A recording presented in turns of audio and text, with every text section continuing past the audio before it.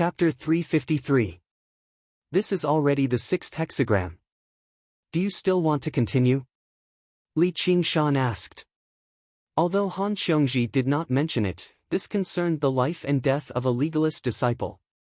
She had most likely asked Ma Bai to divine for her. If he could determine that she was still alive, then it would not be a search mission, but a rescue mission. Searching for the living was also a search, and searching for the dead was also a search. Little and gradually became more familiar with the cloud bookcase of the 7 lots, but the 6 consecutive hexagram were all the worst. She could not find any chance of survival at all. However, she refused to give up because it was very strange. If Qian Rongji was dead, she should be able to divine the approximate location of her corpse. However, the hexagram showed that she seemed to be trapped in hell. This was the most unbelievable thing. Hell was the home of all souls, but even with Ma Bai's divination, it was impossible for him to reach another world. I want to divine one last time. All right. Li Qingshan nodded. Although the spirit turtle had the ability to divine, he was only a 2/9 spirit turtle at most. At most, he could sense the danger of death. When he was in Ancient Wind City, he had not sensed any danger even when he was trapped in Altar Master Black Lotus formation. He had relied on his demon instincts to sense that something was wrong at the last moment, but he did not manage to escape. Of course, he felt that his senses were not sharp enough. In the end, it was more daunting than dangerous. Little and clenched her hands. The 7 types of yin and yang, the 5 elements, and the 7 types of true qi combined and condensed in a wondrous way. It was as if they were evolving the changes of all things in the world, matching with the thread of fate in the unseen world. In the end, it condensed into a cylinder. Thousands of colors mixed and revolved in a special pattern. It was like a kaleidoscope, forming various images, scenes, and words. However, Li Qingshan only took a glance at it, and he felt dizzy. A thin bamboo skewer. It slowly rose up from within. The cylinder disintegrated. Little and suddenly grasped the stick in her hand, as if she had grasped fate in the unseen world. The cloud bookcase of the 7 lots originated from the most ancient divination of the 7 stars. One stick represented one's fate. It could tell good or bad luck, life or death, and know the past and future. Li Qingshan could not see through it. He thought to himself that if he used a tortoise shell for divination, then Little and would be asking for a divination stick. Of course, he didn't know that his dream lover, Gu Yenying, used the 6 lines divination technique, which was guided by copper coins. Of course, this was not a real lot. There was no difference between the best lot and the worst lot. Instead, it was a piece of information that appeared in the ever-changing fate. For fate itself. Fortune and misfortune, life and death, there was no difference. The only thing that mattered was the human heart. Little and closed his eyes. He furrowed his brows and tried his best to free his imagination. To decipher the message in the lot. Fate would never tell you clearly, "Hey, Zhang San, you're out of luck today." Even this simple message contained 10 times more information than an encyclopedia. It was 100 times more difficult to understand than a drunken painting by an impressionist. The main job of the fortune teller was to decipher the message and tell the fortune teller, "Hey, Zhang San, you're out of luck today. You'd better not go out." And this was a question with a time limit. The shiny bamboo stick flickered and twisted constantly. Soon, it dissipated in Little An's hand. Li Qingshan asked, "How is it?" Little An opened his eyes and frowned. The cloud bookcase of the 7 lots was based on the previous 6 lots. The 7th lot was the most accurate one. She finally found a chance of survival in the hellish divination. It was so weak that it was not even a narrow escape. It was like a lonely lamp in a storm that would go out at any time. After listening to Little An's explanation, Li Qingshan thought for a moment and said, "Do you want to find her?" The fly confirmed the source of the smell and cautiously flew around a few times. It was a little uneasy when it didn't find its own kind. But it couldn't resist the temptation of the smell. Driven by instinct, it flew to the round eyes of the corpse. For a moment, something seemed to swim through the eyes of the corpse. The eyes of the corpse suddenly moved. It fell to the ground silently, ending its short life. It lay on the ground with many of its kind. After a short period of sobriety, the eyes moved slightly and observed the surrounding scene. Based on this, she knew how long she had been here. Her thoughts were completely broken. She felt like the biggest liar, making her think that she had been here for hundreds of years. Reason could only play a small role. It was like picking up garbage from the ruins and trying to rebuild a city. It was ridiculous and futile. However, she found the long-lost sense of time. Her memory returned to about 3 months ago. The noon sun barely managed to penetrate the green canopy and shine into the forest, floating on a wide but shallow stream. She stepped into the stream and disturbed the silence. She concentrated on searching for the whereabouts of the man-eating monster. She wanted to forget her original purpose, but she couldn't. Spring was in full swing, but her heart was still stuck in that cold winter. She couldn't forget that upheaval. In the past few months, she had gained nothing. Every day, she would feel relieved, but there was another force that kept pulling her into the quagmire. She almost wanted to give up, go thousands of miles away, find a place where no one knew her and start over again. But there was divination in the world. That person might not be able to do anything to Gu Yenying, but if he wanted to find her and kill her, it couldn't be more easy. She stopped in the middle of the stream. After crossing this stream, she would enter the depths of the forest, which was full of all kinds of dangers. At this point, the task could be declared over. "Are you looking for someone?" Just as she was about to turn around, a gentle voice called out to her. The voice came from a man with a face as gentle as the voice. There was a faint smile at the corner of his mouth. His black Taoist robe was as dark as the night, and the tattered hem of his robe swayed slowly with the stream. She exhaled gently, as if a great burden had been lifted from her shoulders. The true danger she had been waiting for all this time had already arrived. Only afterwards did she turn around slowly and bow. Subordinate Qian Rongji greets Altar Lord Black Lotus. Finally, she saw the greatest person in the White Lotus sect below the Holy Mother again. "Qian Rongji, you're still bold enough to come." Before Altar Lord Black Lotus could even say anything, a little girl in white clothes walked out from behind him. She only seemed to be 5 or 6 years old. She spoke with a childish voice, but the coldness in her eyes seemed to freeze all of her blood. She could not say anything at all. That's right, this was the White Lotus Mother, the source of her fear. "You seem to have been looking for us the entire time?" Altar Lord Black Lotus asked curiously. They did not know about Qian Rongji's appearance. They were just worried it was a trap. He had gone to great lengths to prevent White Lotus from stepping into the possible trap. There was no need for him to expose their whereabouts for the sake of a measly Qian Rongji. Today, he was no longer able to contain her anger, which was why he had appeared. Ma Amgu was not a patient person. She could not even be bothered to hunt them down, which also meant she no longer took her great enemies of the past seriously. Yes, the game had already ended. Qian Rongji immediately dropped to her knees and knocked her head into the water. Yes, Qian Rongji has fallen under Gu Yenying's control and committed a grave mistake. I can die 10,000 times over. I've specially come to apologize to the Holy Mother and Altar Lord. Don't mention that name. The little girl screamed. I'm no longer an Altar Lord. You can call me Black Lotus. I'm still the White Lotus Mother. The little girl screamed again. All right. You're still the White Lotus Mother. Black Lotus bent down and spoke like he was coaxing a child. Afterwards, he straightened up and rubbed his temples in distress. I really want to spare you, but can't you come up with a better reason? The White Lotus Mother really is difficult to coax now that she's angry. Qian Rongji wanted to say something, but Black Lotus raised his hand. I don't want to listen to your lies. Please treat me with sincerity, all right?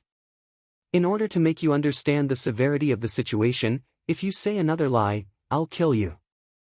I don't want to listen to her. Black Lotus, kill her. Kill her. The White Lotus mother constantly stamped her foot, making the water in the stream splash everywhere. Black Lotus grabbed the White Lotus mother's tiny hand. Just tell me. The White Lotus mother is running out of patience. She stands up and looks into my eyes. Tell me, why have you come? Qian Rongji stood up and gazed into Black Lotus' clear, dark eyes. She could not utter a single word of what she had prepared, as every single word was a lie. I want to beg for a way out. Don't even think about it. The White Lotus mother kicked the water viciously. Black Lotus smiled. Very good. We have something in common now. There's no doubt that killing for the sake of hatred is pointless. Of course, not everyone believes that. For example, the tiny White Lotus mother beside him was tempted to skin the great traitor, Qian Rongji, alive. I'm very curious. Why aren't you affected by the heart-cleansing technique of clear ripple? Qian Rongji said, it's probably because I've practiced arts of charm. The heart-cleansing technique of clear ripple is not an art of charm. Do you know its origins? Qian Rongji shook her head. She did not even feel like the technique had any effect on her at all. Black Lotus said. There had once been an eminent monk who had gone through the vicissitudes of life. He saw how the masses were all people who refused to come to their senses, so he created a technique out of great pity. He channeled his own comprehension into the minds of others, allowing them to attain enlightenment in the blink of an eye. Even a fool could comprehend the supreme truths of the Buddhist Dharma, no longer being troubled by the various troubles of the world. It was known as enlightenment. It was definitely not a method used by demonic cultivators to control people. The heart-cleansing technique of clear ripple came from this. It was impossible to resist, as the technique itself was beneficial. After receiving the technique, it was like awakening their innate wisdom, allowing them to comprehend the past. From then onwards, there would be no bottlenecks in the mind on the path of cultivation, all the way until they reached the limits of the user's cultivation. If Hua Sengzan had received this technique, he would have reached foundation establishment a few years ago. Only now did Qian Rongji understand why all the people of the White Lotus sect who had received this technique would smile so brightly. Even when they suffered heavy setbacks in the White Lotus sect, they would not become dejected, as if they were filled with endless satisfaction. Black Lotus said, "Can you tell me why?" Qian Rongji lowered her head. Actually, I really want to be like them. Since young, had she ever experienced such a peaceful moment? She could not even remember. She furrowed her brows and shook her head helplessly. But I just can't feel happy. Chapter 354. I just can't be happy. I see. Black Lotus sighed gently and looked at her in pity.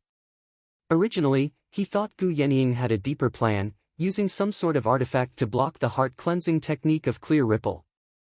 However, the answer was unexpectedly simple. Even the heart-cleansing technique of clear ripple was unable to wash away the pitch-black pain in her heart. A situation like this had actually occurred before. However, those who failed would usually kill themselves very quickly. Even if they survived, they would be tormented to a state of agony, like a walking corpse, muddle-headed. Since there was no escape, death became the best salvation. Then why are you still alive? Why? Why? Qian Rongji lowered her head and murmured. Suddenly, she smiled and tidied her hair. Perhaps I just don't want to accept this. In this situation, everything she did was useless. Her life was in her hands, but she was instead fearless.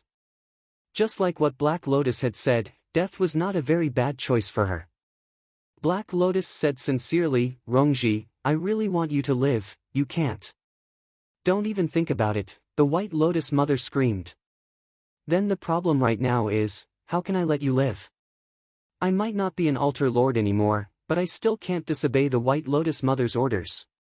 Black Lotus. Where are you standing? The White Lotus mother stressed each word as she kicked Black Lotus's leg. Black Lotus laid out his hands helplessly. Qian Rongji just raised her head. Sunlight flickered like starlight between the cracks of the green leaves.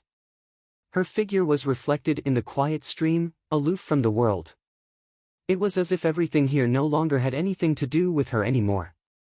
She had already done all that was humanly possible. Black Lotus considered it for a while before suddenly smiling.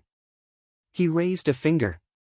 They all say that it's impossible to have everything right, but as long as you look carefully, you'll always find a way. Afterwards, he crouched down. He said to the White Lotus Mother, "Mother, will you be satisfied if you kill her like this?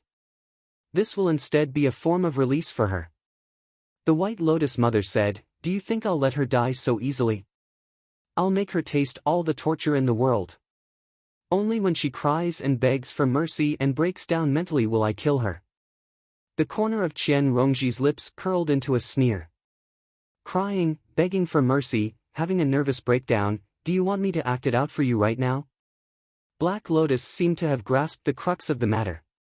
He smiled and said, "Yes, torture. Do you still remember that?" The White Lotus Mother was taken aback. She smiled viciously. "Yeah, that's it. You sure are clever." He took out an item and handed it to Black Lotus. Black Lotus opened his hand towards Qian Rongji. He was holding a sparkling amber. Sealed in the amber was a tiny snake as thin as a strand of hair. However, its gorgeous colors were mesmerizing. Qian Rongji asked, This item comes from the Mist Province." "Snake goo." Qian Rongji frowned. The Mist Province was known as the Myriad Mountains. Although it had been under Great Xia's rule for many years, it was still a land of wilderness. The path of cultivation of the barbarians was very different from that of the Central Plains. It was directly inherited from the ancient times. The art of witchcraft was one of the most mysterious killing methods, and it was famous throughout the world. "That's right. You want to use this to kill me?" A friend of mine once said that true goo is not used to kill, but to make people wish they were dead. Qian Rongji's eyes lit up. Since it was worse than death, that meant she could live. However, this goo is called the pestering goo. In the first 300 years, it was always believed to be a dead goo, as no one has ever survived. They all died from agonizing torture. Even the most cold-blooded, tough man will become as fragile as a child after being afflicted with this goo. The White Lotus Mother's smile widened. She was innocent and cruel. Qian Rongji also shivered. Black Lotus continued, "Only afterwards did people discover that this goo is not fatal. It doesn't even cause any harm. All those who die to this goo commit suicide. If they can endure the pain, it will instead bring them great benefits, which even gave birth to a sect that worships this snake as their sacred snake." Qian Rongji waded through the stream and walked over, reaching towards the snake pestering goo without the slightest hesitation. Was it painful? She had always been very patient. However, Black Lotus brought his hands together, and his face became stern. "Do you really plan on living like this? Once this goo is planted, it won't stop until you die. It's impossible to remove, which is why it's called pestering. It seems like I have no other choice." Qian Rongji's face was filled with mockery. Black Lotus gazed at her deeply. "I suddenly feel a little regretful. If you choose to die, I'll give you a quick death. There won't be any pain at all." The White Lotus Mother was very unhappy. "Black Lotus." Black Lotus bowed and said sternly, "No matter how unhappy you are, I can't just watch you do this. Slaughter and death will always be unavoidable, but humiliating and torturing isn't something we should do. If you insist on doing this, please kill me first." The White Lotus Mother was helpless against him. All she could do was turn her head away viciously. Qian Rongji smiled. "Thank you for your kind intentions, but if I only wanted a quick death, why would I have come here?" Black Lotus fell silent for a while before opening his hand. "Fine then. I respect your choice, but please listen to the last thing I have to say. According to what I know, this snake is not a creature of this world. Instead, it comes from the Hell realm. As a disciple of legalism, you should understand. Qian Rongji's eyes narrowed. She obviously understood. It was said that the Hell realm had a total of 18 major hells and countless smaller hells. They were the place where all souls of the dead returned to in the Great Thousand Worlds. All sins would receive the final judgment of the officials of Hell there. It was the supreme symbol of law. As such, it was very clear why the snake-pestering goo did not cause death. The torture of Hell had never been for the sake of slaughter, but for punishment. It would make even the most brutal criminal feel pain and then repent. This snake comes from the venomous snake Hell. The so-called torture of the human world is like playing house compared to the punishment of Hell. In other words, from today onwards, you'll have to live in Hell every single day. Before he had even finished speaking, Qian Rongji had already picked up the amber and held it up to the sunlight. She raised her pretty face and looked at the beautiful snake inside. She glanced at Black Lotus and curled her lips. "Thank you for your good idea." The amber slipped from her fingers. Under the illumination of the sunlight, the tiny snake inside seemed even more beautiful and enchanting. Suddenly, it opened its eyes and directly entered her mouth. In the darkness, cracks appeared on the amber. It shattered immediately. She was not the one who had freed it. Instead, it had broken free by itself. It was like a wild beast that had caught the scent of blood, a glutton that had seen delicious food. There was no shame in this. Souls filled with hatred were its favorite food and hotbed. It could not help but burrow in deeply. Qian Rongji trembled all over. She instantly knelt in the stream. The tiny snake, more beautiful than the rainbow, swam on her face, like a tattoo, moving on her skin. It seemed to be a little stronger than when it was in the amber. She suddenly opened her eyes wide and fell straight down, splashing the stream water. It was an indescribable pain. Even unimaginable pain, like a snake slithering. She opened her mouth wide. If she could make a sound, she would definitely be screaming right now. But the pain had seized her body and locked her throat. She could only make meaningless gurgling sounds. However, every inch of her body was groaning, and her whole soul was wailing. She had far underestimated the torture of Hell. She was very wrong, far from being as strong as she had imagined. In just a moment, she regretted it and was willing to do anything to relieve this pain. Were the souls of Hell also repenting for the sins they had committed in life every day and night? Although she opened her eyes as wide as she could, her vision was blurry. Everything around her seemed to spin, turning into a blurry color. Vaguely, a black shadow approached her and said, "Since this is the path you've chosen, please allow me to wish you a safe journey." Black Lotus stood up and said to the White Lotus mother, who admired Qian Rongji's horrendous state with great interest, "Let's go." The White Lotus mother said, "Let me watch a little longer." Black Lotus became stern. The White Lotus mother cursed, "Stingy." When the first round of pain passed, the venomous snake from Hell seemed to have had enough of its activity, entering a state of rest.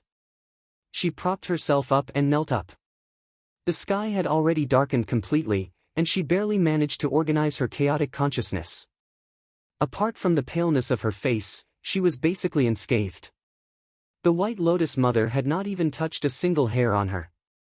It was much better than the best-case scenario she had imagined. However, her mind and willpower seemed to have been completely destroyed. It was very strange. If a person endured unendurable pain, they would fall unconscious or go mad even if they managed to survive. However, she remained conscious the entire time, carefully savoring every single bit of pain.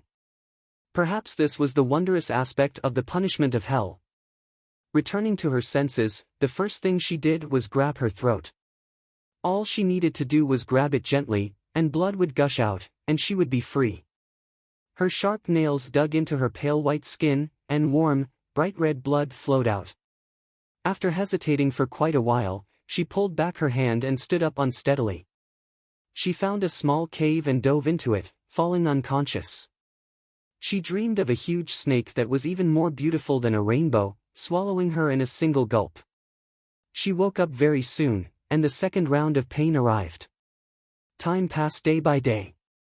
She took advantage of the time when she could move to replenish her food and water before waiting for the next round of pain in great fear. Yes, fear that she had never experienced before. She was so afraid that she trembled all over. Even when she was resting, the snake would use another method to torture her, making her want to free herself with death every single time. However, she refused to give up.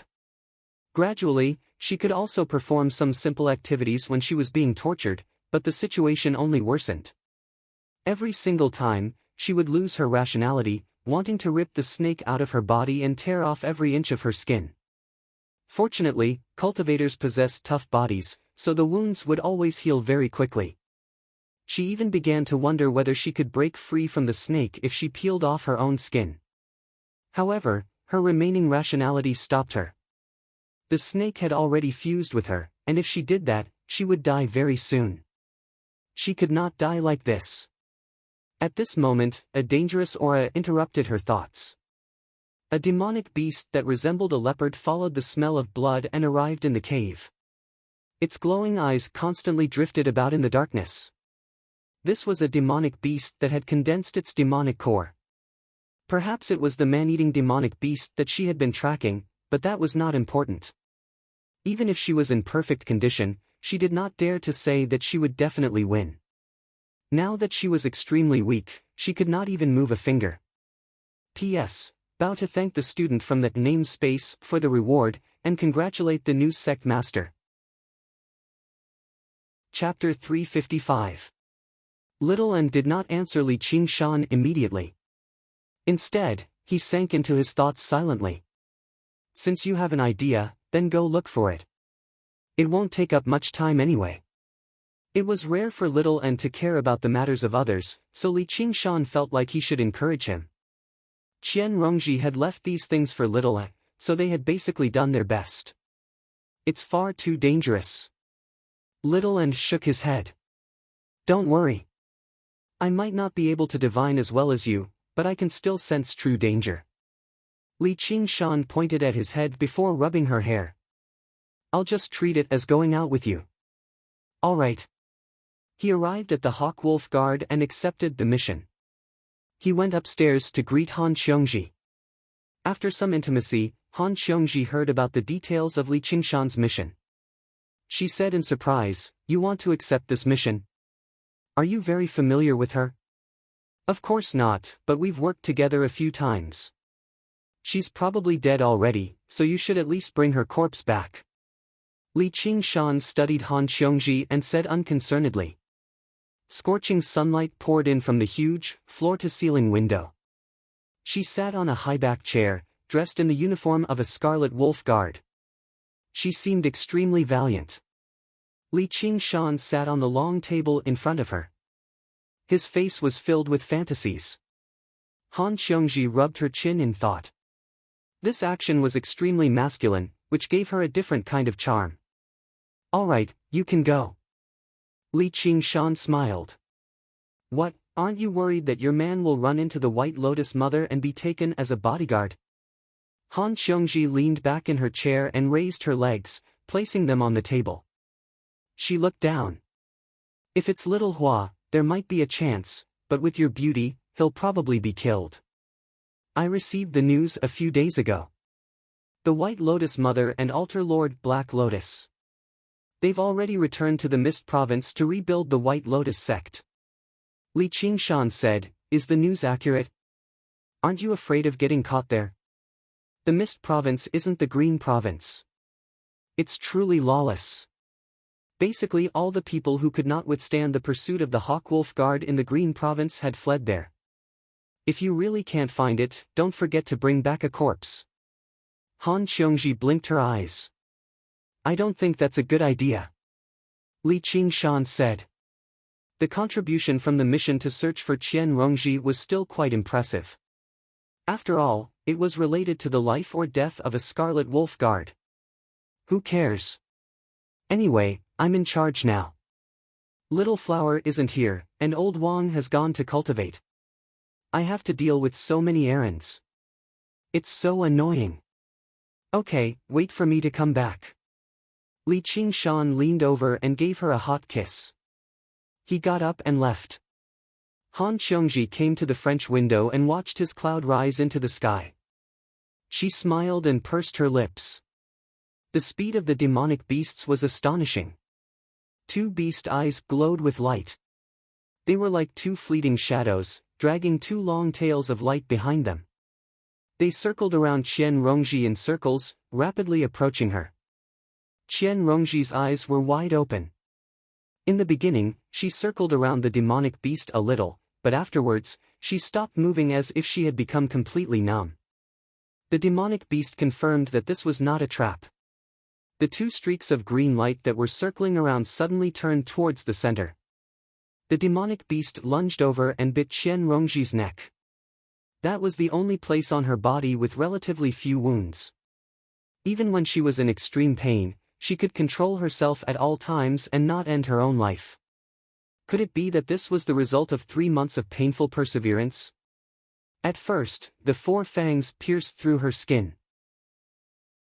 Afterwards, all the fangs only needed to advance a little further, and she would not even have to suffocate before they could bite through her neck.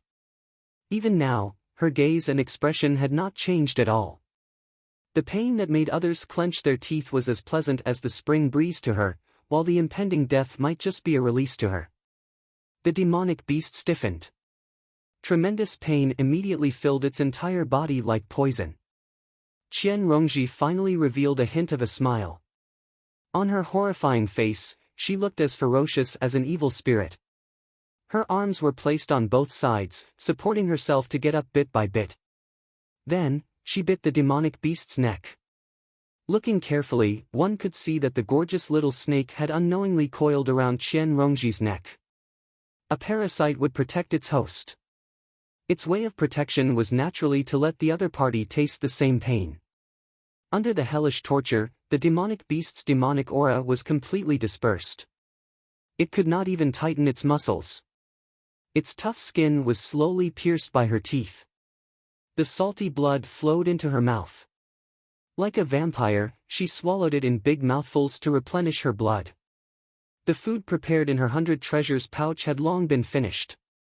Fortunately, the smell of blood on her body had attracted many wild beasts. She used this method to eat all of them to replenish her energy. After drinking her fill of blood, she recovered a lot of strength. She tore open the demonic beast's stomach and took out a crystal-clear demonic core the size of a grain of rice. She immediately swallowed it and tried to meditate. The attribute of the demonic core was coincidentally compatible with her. It could be considered a blessing from the heavens. True Qi, which had been absent for a long time, finally reappeared in her aura sea. Under the urging of the true Qi, the wounds on her body closed bit by bit. Qian Rongji suddenly felt dizzy. She touched her forehead, which was boiling hot. In the forest environment, she had lost her true Qi for a long time. This was the 3rd time she had contracted a disease. She understood that she had to leave this place. She needed a better environment to recuperate, or else she might die here. If she attracted an even stronger demonic beast, it would bite her neck off before it was seized by pain. She saw the demonic beast's corpse with its stomach cut open. Before leaving, she had to eat it first to store enough strength. The sun rose and set, but in this dark cave, there seemed to be no concept of the passage of time at all. It only took Li Qingshan and Little and a few hours to reach the small village at the edge of the forest. As expected, some villagers had seen her tracks. Her footwork extended into this forest. She had exposed her tracks with such great fanfare. Obviously, she had done it on purpose. At this moment, Li Qingshan and Little and were standing in front of this forest. It was as deep and serene as if it was another world. It was indeed not an easy task to find someone in this forest that stretched for thousands of miles. But for Li Qingshan, it was not too difficult. He was very familiar with that woman's breath. When he moved quickly and carried out a dragnet-like search, the strong smell of blood also attracted his attention. He lifted the curtain woven by the vines. He saw a monster lying on the beast's stomach. It was a monster that devoured internal organs. A trace of familiar breath came through the strong smell of blood. He still could not believe his eyes. Qian Rongji. The monster suddenly raised its head. When it saw Li Qingshan, it showed a surprised expression and smiled extremely ferociously. It said in an extremely weak voice, "You're here." It was as if it was sitting peacefully at home, and a long-lost friend came to visit, rather than seeing a savior in despair. Li Qingshan did not say anything. He just took out the elixir and walked forward. The scene in front of him, even he could not bear to look at it. He did not expect the White Lotus sect to be so cruel. When Qian Rongji saw Little N behind him, she suddenly felt ashamed and curled up. The poisonous snake entrenched in her body inexplicably calmed down a little. Li Qingshan wanted to open her mouth and put the elixir in. "Don't touch me." While she was stunned, Li Qingshan's hand had already touched her face. Suddenly, an indescribable pain. It spread all over her body. Where his fingertips touched, a colorful snake tattoo had appeared at some point. The parasite's instinct to protect its host would not change because of the host's will. From now on, no matter who it was, if they wanted to touch her, they would have to taste hellish pain. Spirit turtle suppresses the seas. Li Qingshan suddenly pulled his hand back and looked at it in shock. He saw that it was unscathed, and there was nothing wrong with his body. Just now, the pain was like a dream. At this moment, two tender little hands grabbed her hand. "Little Anne." Li Qingshan and Qian Rongji said at the same time. Little Anne's face did not show any painful expression. The hell snake could be extradited to this world to punish the living. It could also punish the dead in the hell of the poisonous snake. But Little Anne was neither alive nor dead. A warmth came from her hand. Qian Rongji saw a golden Buddhist light appear on Little Anne's body, then spread along her hands and spread to her entire body, enveloping her in the golden Buddhist light. The wounds on her body gradually healed. Soon afterwards, the uneven, hideous scars were wiped away bit by bit. This was no longer the effect of Buddhism, but the power of the path of white bone and great beauty. Her face seemed to be even more beautiful than before. Little Anne released her hand and returned to Li Qingshan's side. Qian Rongji said softly, "Thank you." She asked Li Qingshan, "Do you have water?" Li Qingshan snapped his fingers, and a tornado-like stream of water swirled around her body, washing away the filth and ragged clothes on her body. She turned into smoke and dissipated, revealing her fair skin and supple figure. She was completely naked. Li Qingshan had always been a very intense person, but when he stood before this woman, he always felt like his heart was as still as water. Even at a time like this, he could not be bothered to look away. Qian Rongji was the same. She picked up her 100 treasures pouch and took out a set of clothes, changing into them. She stretched out her arms and legs in a natural manner. She did not seduce him, nor did she avoid him. It was as if he did not treat her as a woman, and she did not treat him as a man. Li Qingshan said, "Looks like you've suffered quite a bit. Do you want to know?" Qian Rongji had already put on her clothes and was tidying her long hair in front of a mirror. "Tell me." Li Qingshan was indeed rather curious. Qian Rongji casually recounted her experiences, as if she was telling someone else's story.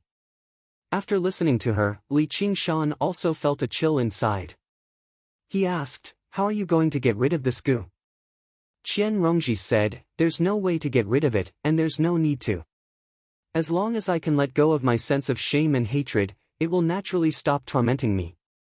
The venomous snake hell was originally used to punish those who committed atrocities because of their shamelessness, and those who committed boundless sins because of hatred. But punishment was not the goal. It was to let the sinners realize their sins in hell, and finally obtain self-redemption and liberation.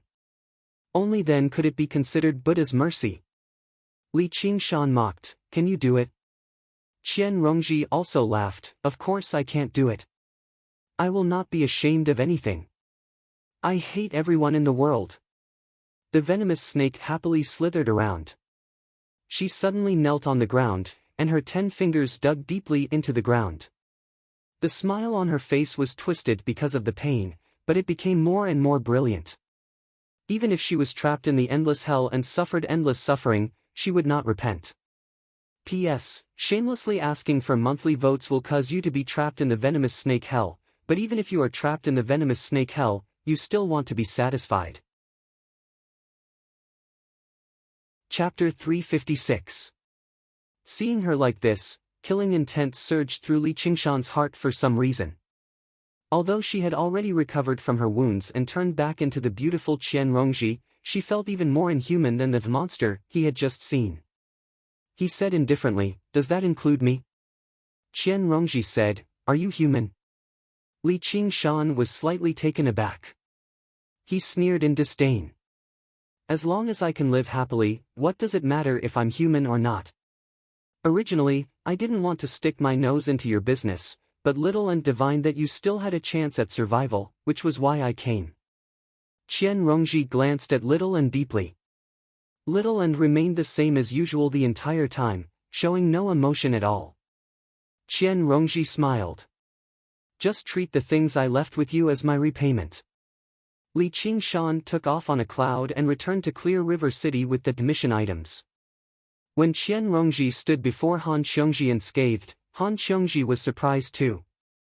She knew that Qian Rongji had encountered the White Lotus Mother and had been heavily injured the entire time, resting in the forest the entire time. She smiled. "You sure have a good life, little girl. So much for worrying for you." Even Han Xiongji had no idea about Qian Rongji's role in the mission against the White Lotus sect last time. "Thank you for your concern, second senior sister," Qian Rongji said obediently. As for whether she had a good life or not, you could say that was the case. After receiving Little Anne's treatment, the benefits of the hell snake gradually manifested. After the pain, her mind would always be especially clear. Her body and soul seemed to have changed slightly. Qian Rongji's return caused a disturbance in the Hawkwolf Guard. She changed her usual way of doing business and declined Han Xiongji's welcoming banquet. In the past 3 months, although she had developed a subtle connection with the snake that was entangling her and was able to control the torture time a little, she had to spend more time in harmony with it. The path of the future was once again in her hands. He returned to his residence alone. A familiar figure stood in front of the door.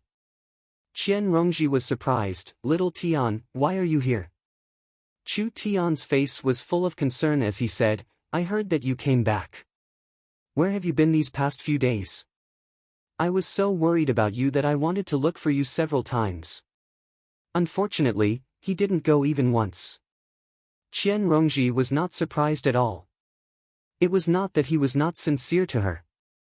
She was very confident in her own means. It was just that for some people, nothing was more precious than their own lives. Facing Chu Tian's outstretched hand, her eyes lit up. If she held this hand now, any genius would have to kneel and beg for mercy. No matter what kind of trump card they had, she could force them to reveal it. However, she hesitated. It was better for her to pull her hand back. Chu Tian was a genius that everyone paid attention to right now. If he died mysteriously, it would definitely shake up the academy. At a time like this, it was best if she did not cause any trouble. He was already hers anyway. She suddenly felt a sense of joy. Although she was still a 6th-layer Qi practitioner, she now possessed fatal fangs that could harm these so-called geniuses. Chu Tian was disappointed, but he felt guilty inside, so he dared not say anything. When he heard that it was Li Qingshan who had brought her back, he felt even more gloomy inside. Why was this guy everywhere? When Qian Rongji accidentally mentioned that she had lost her 100 treasures pouch during a mission and was worried about her future cultivation, Chu Tian immediately took out many pills and spiritual stones generously. Qian Rongji turned him down before accepting it. "Thank you, little Tian. I'll return them to you." Chu Tian gazed at her face in fascination. He felt that she was even more charming and enchanting than before. With a gentle cough, Wu Zhen emerged from the darkness. He had thought about looking for her in the past, but as a descendant of a clan, he obviously could not treat his life as a joke and go to the forest where the White Lotus Mother might appear. Afterwards, he felt like she was dead for sure, so he stopped thinking about it. When he heard that he had returned, he hurried over to see him and greeted him with an unnatural expression. Qian Rongji glanced at Chu Tian and smiled. "Brother Wu, you've come." Seeing how she did not blame him at all, Wu Zhen felt even more ashamed. When he heard that she had lost her 100 treasures pouch, he also gave her some spiritual stones and pills in a hurry. As a descendant of a clan, he was still very well off in this aspect. He was even wealthier than Han Xiongji. Chu Tian said a few words of jealousy to her, and the two of them parted on bad terms. Qian Rongji let out a heavy sigh. She could not swallow the food that was right by her mouth, which was quite a pity. If only the world could be a little more chaotic, so chaotic that no one would care even if someone died. Qian Rongji was not a prominent figure, but she was extremely popular in the 100 schools of thought. In the next few days, people would come to visit her, not just from the school of legalism. There were quite a few disciples from other schools too, and none of them came empty-handed. Her 100 treasures pouch began to swell again. Everyone said that ever since junior sister Qian had returned, her bearing had changed drastically. She had become even more beautiful and enchanting. However, no one knew that every night, when it was quiet, she would lock herself up completely and begin her routine journey to hell. Under the nourishment of pain, the colorful, venomous snake was growing bit by bit. Summer passed and autumn came. Li Qingshan woke up in the bamboo loft. His true qi had already gradually reached the peak of the 7th layer. Before long, he would be able to break through again. All he saw was little and staring at him with wide eyes. Li Qingshan smiled. "Stop staring. Go conduct the morning classes, or your master will start nagging me again." Ever since the Buddhist Dharma assembly, she had been in charge of the morning classes in the Ansrava temple. Afterwards, she would allocate the tasks for the Buddhist disciples for the day. This was obviously the one thought master's arrangement, and it was the job of the primary disciple in the first place, so she could not shirk it. However, there were many benefits as well. She had already earned quite a lot of pills for Li Qingshan from the one thought master. Li Qingshan did not just treat her as a child laborer. Practicing a high-level ability like the Path of White Bone and Great Beauty placed the most emphasis on the cultivation of the mind. This was not something that could be resolved by reading a few Buddhist scriptures or conducting a Dharma assembly. It required her to accumulate it bit by bit in her daily life. A flower was a world, a leaf was a Bodhi tree. Li Qingshan had grown accustomed to her, so he was rather reluctant to part with her. However, upon further thought, he treated it as sending a child to school. With her identity as the primary disciple, coming into contact with a few more people and matters would definitely bring great benefits to her future cultivation. After little and left, Li Qingshan sat there for a while longer.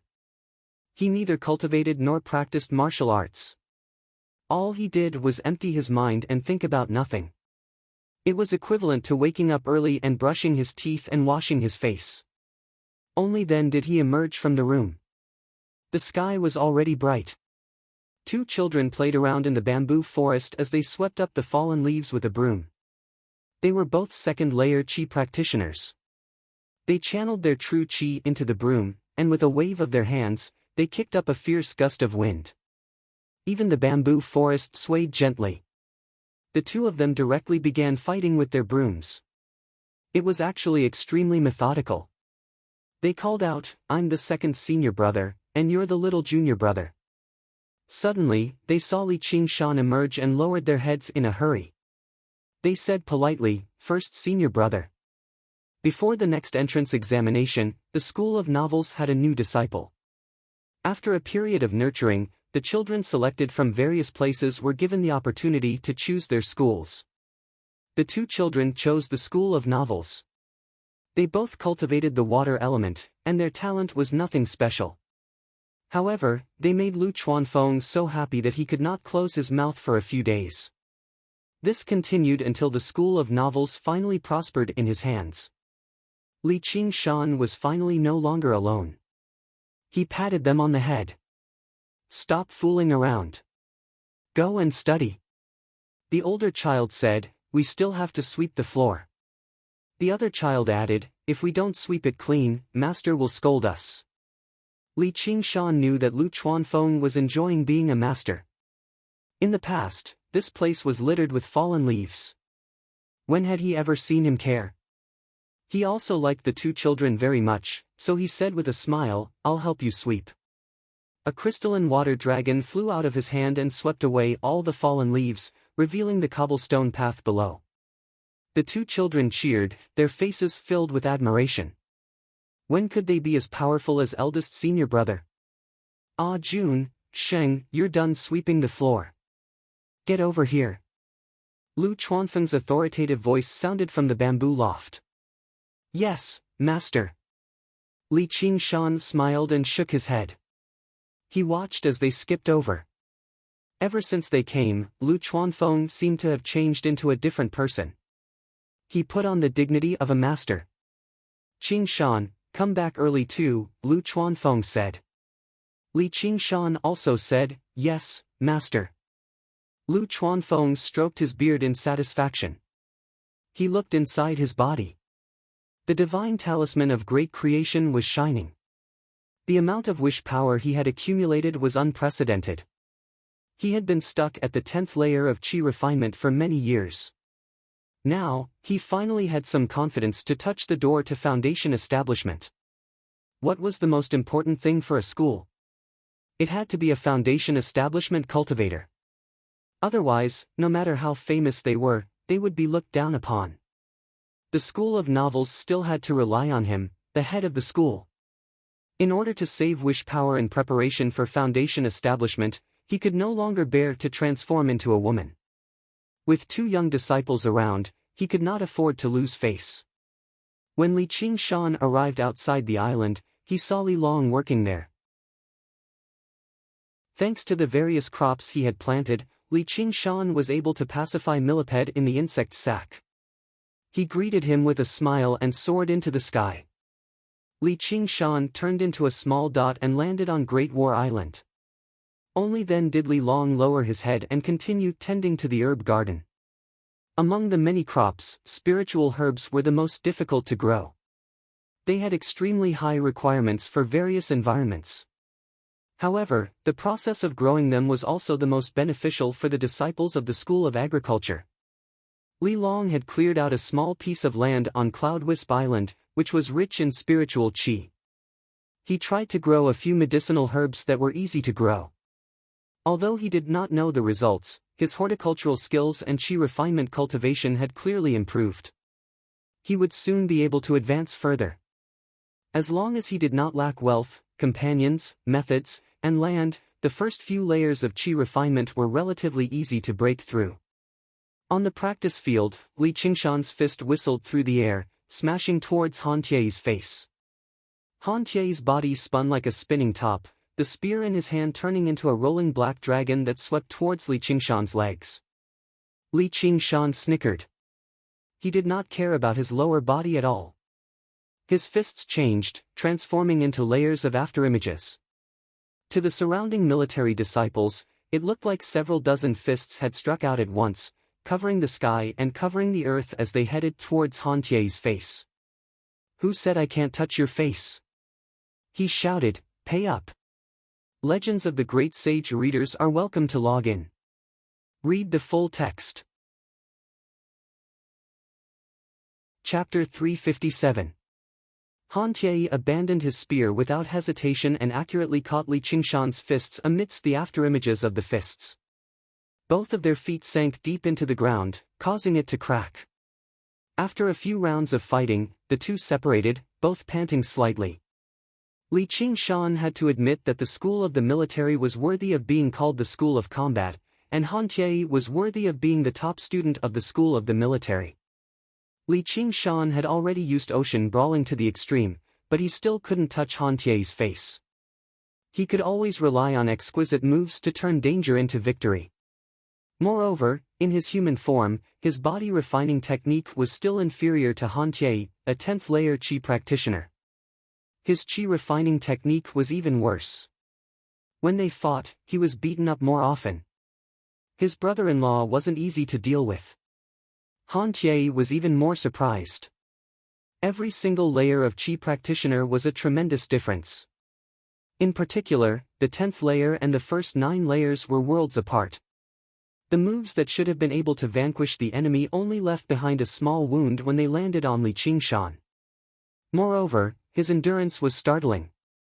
Although he had never been defeated, he would drag Han Tie into a bitter battle every single time. Li Qingshan rested for a while and caught his breath. Seeing the sun in the sky, he said, "Hey, it's time to eat." The military disciples all responded, "Eat. Eat." After freeloading lunch at the school of the military, Li Qingshan and Han Tie chatted at the side of the training field. Now, Li Qingshan would come to the school of the military every morning to train and familiarize himself with the use of battle techniques. The two of them admired each other, and with their relationship with Han Xiongji, they had become good friends. "It's getting late. I'm going to Benevolence Island." Li Qingshan looked at the sky and stood up. The afternoon was the time to learn how to refine pills. When he arrived at Benevolence Island, Ru Xian said that he had to focus on cultivation for the next few days and wanted him to refine a furnace of pills. With the jade coiling dragon carving furnace given to him by Han Xiongji, Li Qingshan's success rate in concocting pills had greatly increased. His skills in concocting pills were growing day by day. After all, it wasn't something that could be accomplished in a day. Li Qingshan wasn't in a hurry. He went to Contention Island to accept a few alchemy missions and began to concoct pills. At dusk. After a busy day of work and cultivation, Han Xiongji declined the invitation of several colleagues to go out and have fun and came to accompany Li Qingshan to refine pills for a while. She brought some food for him and flirted with him. Alchemy was very time-consuming, but it was not like smithing, where one had to be focused at all times without the slightest bit of relaxation. Most of the time, they would play the role of a boiler worker, so powerful alchemists would often hire a few alchemy boys to help them look after their pill furnaces. Although Li Qingshan did not have such conditions, he had the company of a beautiful woman. He didn't feel bored. At night, Han Xiongji left, and returned. She mentioned that Qian Rongji had broken through to the 7th layer of Qi refinement. He came to find her today. He talked with her for a while. Cold stars filled the night sky, but they were quickly chased away by the red sun rising from the east. The cycle repeated itself. In the blink of an eye, another winter snow fell. Li Qingshan's skill in concocting pills continued to rise, but he began to feel anxious instead. The deeper his understanding of alchemy, the more he felt its profoundness. It was not as simple as he had imagined at the start, where he could casually learn for a year or so, then refine large amounts of true spirit pills and exchange them for cultivation pills. In reality, this process was filled with difficulties. The first step was to gather spirit herbs. Even though the spirit herbs used to refine true spirit pills were far inferior to blue butterfly flowers, they were still extremely rare. He had to first use a large number of spirit stones. To refine all of the blue butterfly flowers into true spirit pills, he would need to spend at least tens of thousands of spirit stones. Among them, there were 1 or 2 that were practically priceless. They were in the hands of alchemists, who wanted to use them to refine other high-grade pills. If he wanted to buy them, he would have to spend at least 1 or 2 times the price. After causing such a huge commotion, everyone would know what he wanted to do. Never underestimate the intelligence of other cultivators. Then came the second step, refinement. Alchemy was not that simple. Although he had a powerful tool like the jade-coiled dragon sculpted furnace in his hands, to refine true spirit pills, he would have to spend at least a few months to learn. After learning, he would just barely be able to refine them, but the success rate would definitely be pitifully low. In other words, a large number of precious medicinal herbs would be wasted. If he wanted to increase the success rate, it was very simple. He just had to spend another 2 or 3 years learning. However, whether or not he could succeed was still a different matter. If he could casually refine high-grade pills like true spirit pills after learning for 2 or 3 years, refining one furnace after another, then the streets would be filled with alchemists. The last step was to sell them. Even if he ignored all the previous problems and refined a large number of true spirit pills, how would he sell them and exchange them for cultivation pills? This was not a game. He just had to find a store, pull it up, and click the mouse. First of all, he had to conceal his identity. However, that meant that the price would inevitably be lowered, and he might even be blackmailed. A man's wealth was his own ruin. A batch of true spirit pills that could cultivate foundation establishment cultivators meant that many foundation establishment cultivators who usually looked very kind and amiable might change their appearance. "Can I trust you?" Li Qingshan casually asked. In Ru Xian's alchemy room, Ru Xian was teaching Li Qingshan how to refine a furnace of fragrance-containing pills. It could be considered a relatively high-grade pill, but it was not used for cultivation. Taking fragrance-containing pills could cause one's body to have a strange fragrance. Recently, it was very popular among female cultivators. This time, it was not a mission from the 100 schools of thought, but Ru Xian's work. During a boring interval, the two of them were too lazy to joke around. Li Qingshan quietly listened to the sound of snowflakes falling on the roof. He didn't look at Ru Xian, but stared at the wall as if he were thinking about something. "Why are you suddenly asking this?" Ru Xian turned her head. Li Qingshan looked into Ru Xian's eyes. "Answer me." Ru Xian's clear black and white eyes swiveled around, as if thinking about why Li Qingshan was asking this.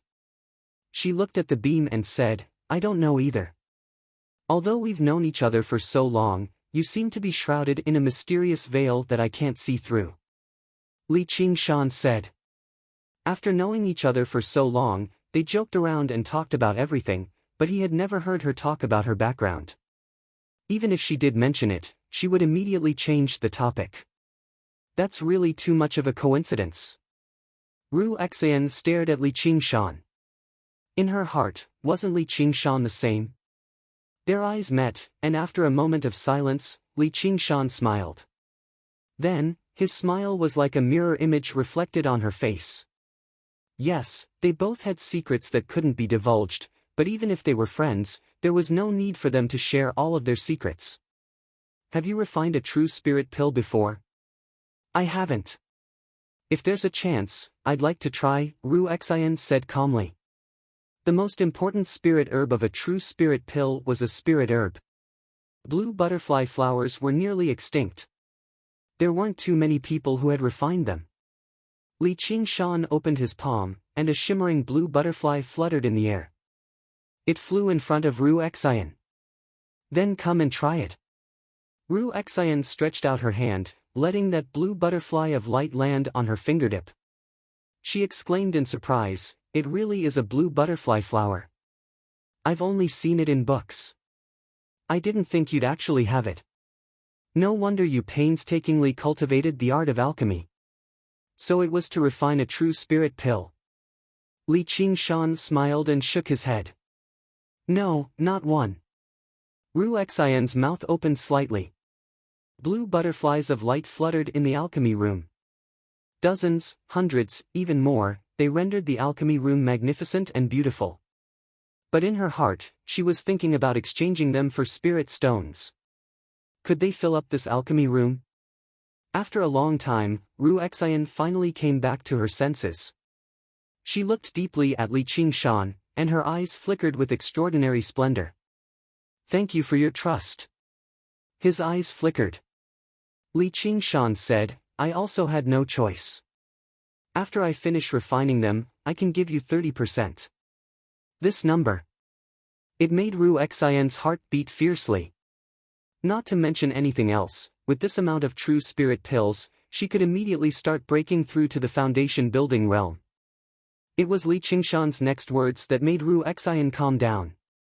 "You're in charge of collecting the other spiritual herbs. You're in charge of refining them. Finally, you're in charge of helping me exchange them for medicinal pills for cultivation. It'd be best if they're Dao accumulation pills. Most importantly, you're in charge of keeping it a secret. I believe you understand this even without me telling you." Of course I understand. Ru Xian smiled slightly. Once the news is leaked, I might even lose my life. Is that so? Li Qingshan's situation wasn't as serious as she imagined. After all, this was still an orderly and prosperous age of peace. He just didn't want people to think of the underground. Ru Xian said, "The 100 schools of thought isn't as safe as you think. The patriarchs might not do anything to us, but what if there's pressure from above? Isn't the reason why you're afraid of working with the Han family because they're too powerful, while I'm all by myself?" Li Qingshan could not help but admit this. He could trust Han Xiongji, but he could not trust the entire Han family. Ru Xian did not come from an aristocratic family. Her past was a blank slate. It was said that she was not even a part of the Clear River Prefecture.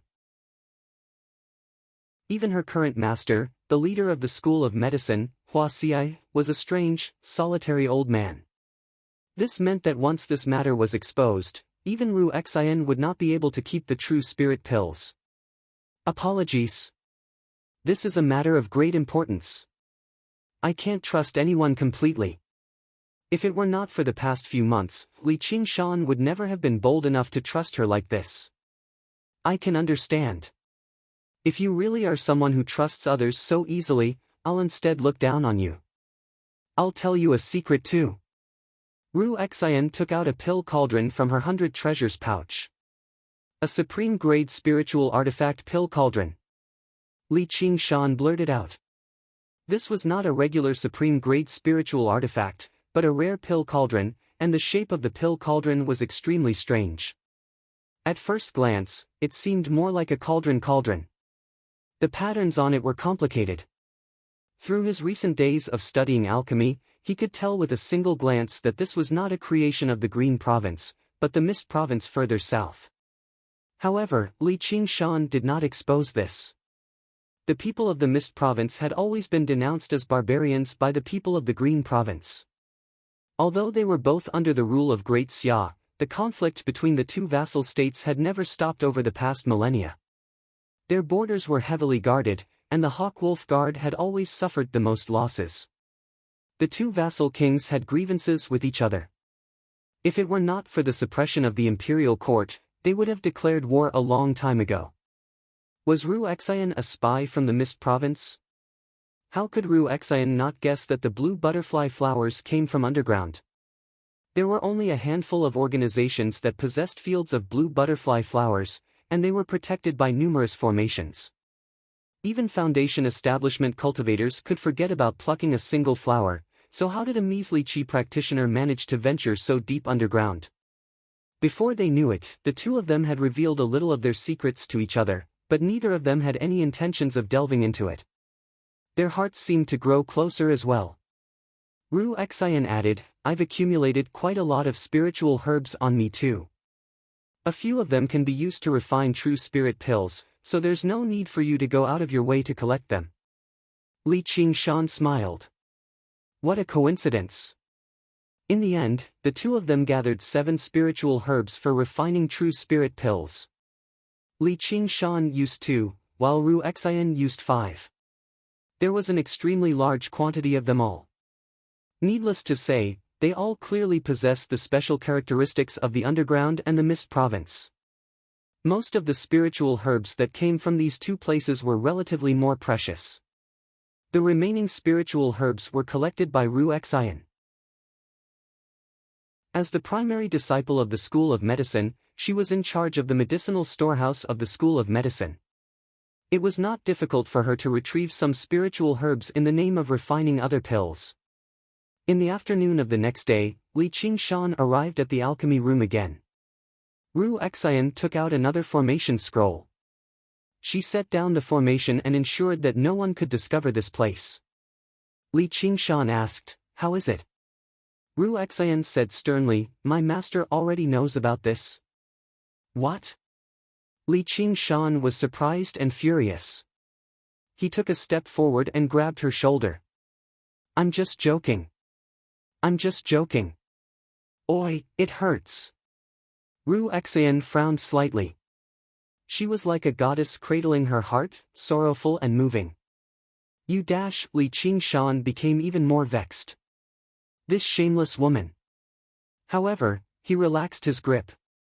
Their faces were inches away from each other. After separating yesterday, they had both guessed each other's identities for a very long time. In the past few months, they had not had any physical contact at all. Now, they suddenly felt rather awkward. Li Qingshan let go of her shoulder. This isn't the time to joke around. Ru Xian said, I'm just telling you to relax a little. Don't act like you're a thief. Li Qingshan said, I'm not a thief. I'm committing adultery. Ru Xian put her arm around Li Qingshan's shoulder with a smile. That's not impossible. I like rich men the most. Why don't you kick the first young Miss Han? Don't forget to take back the heavenly maiden scatters the blossoms. Give it to me, and I'll give you the pill cauldron I normally use as compensation. She normally used a high-grade spiritual artifact pill cauldron too. Li Qingshan said, don't even think about it.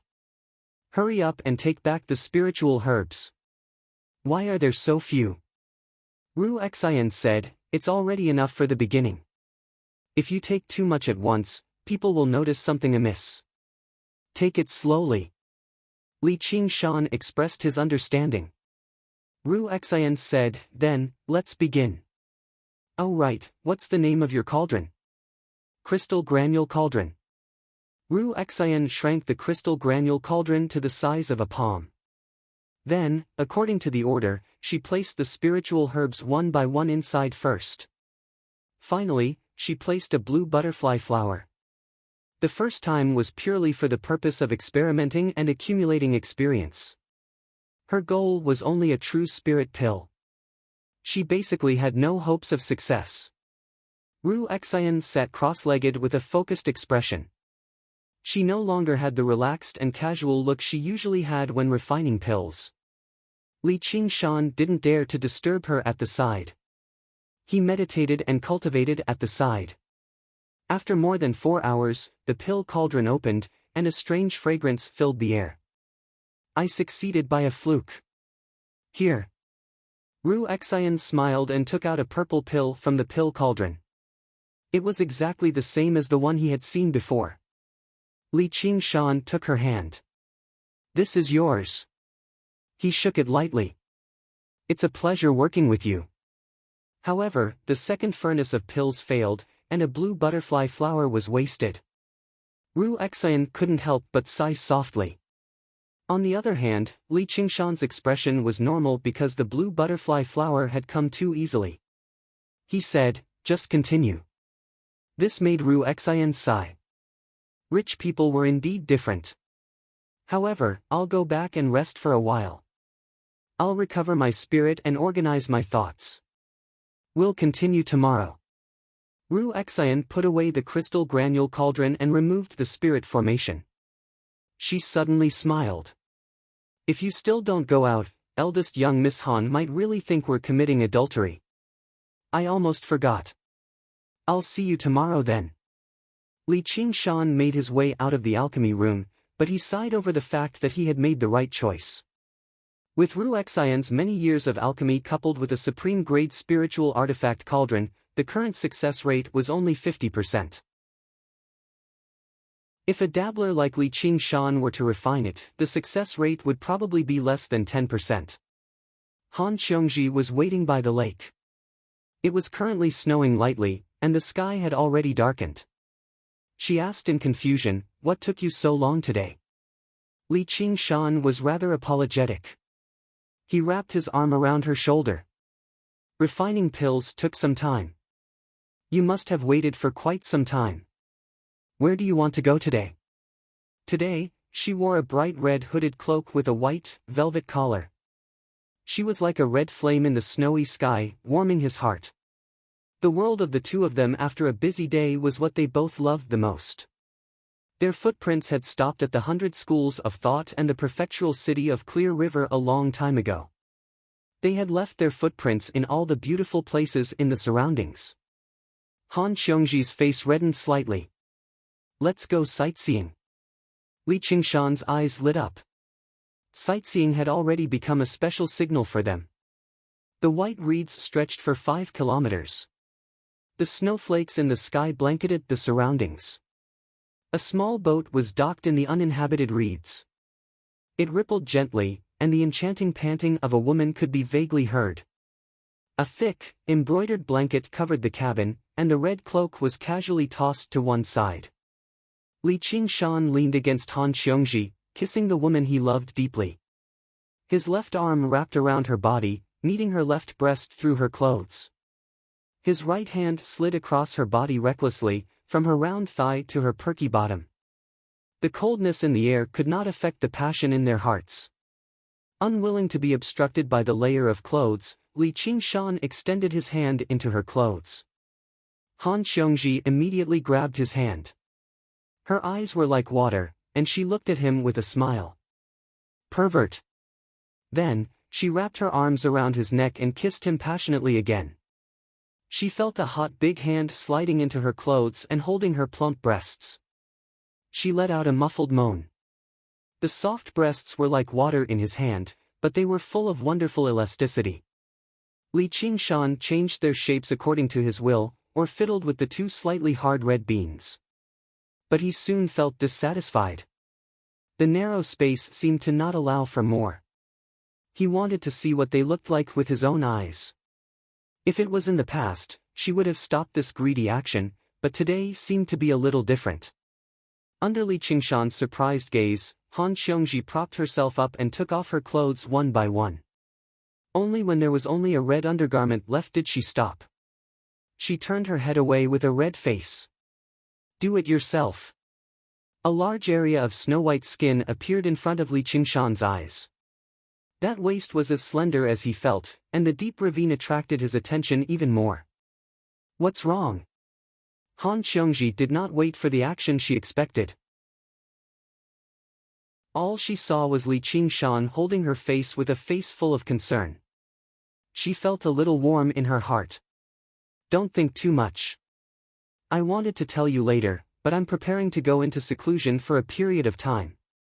Legend of the Great Sage welcome readers to log in.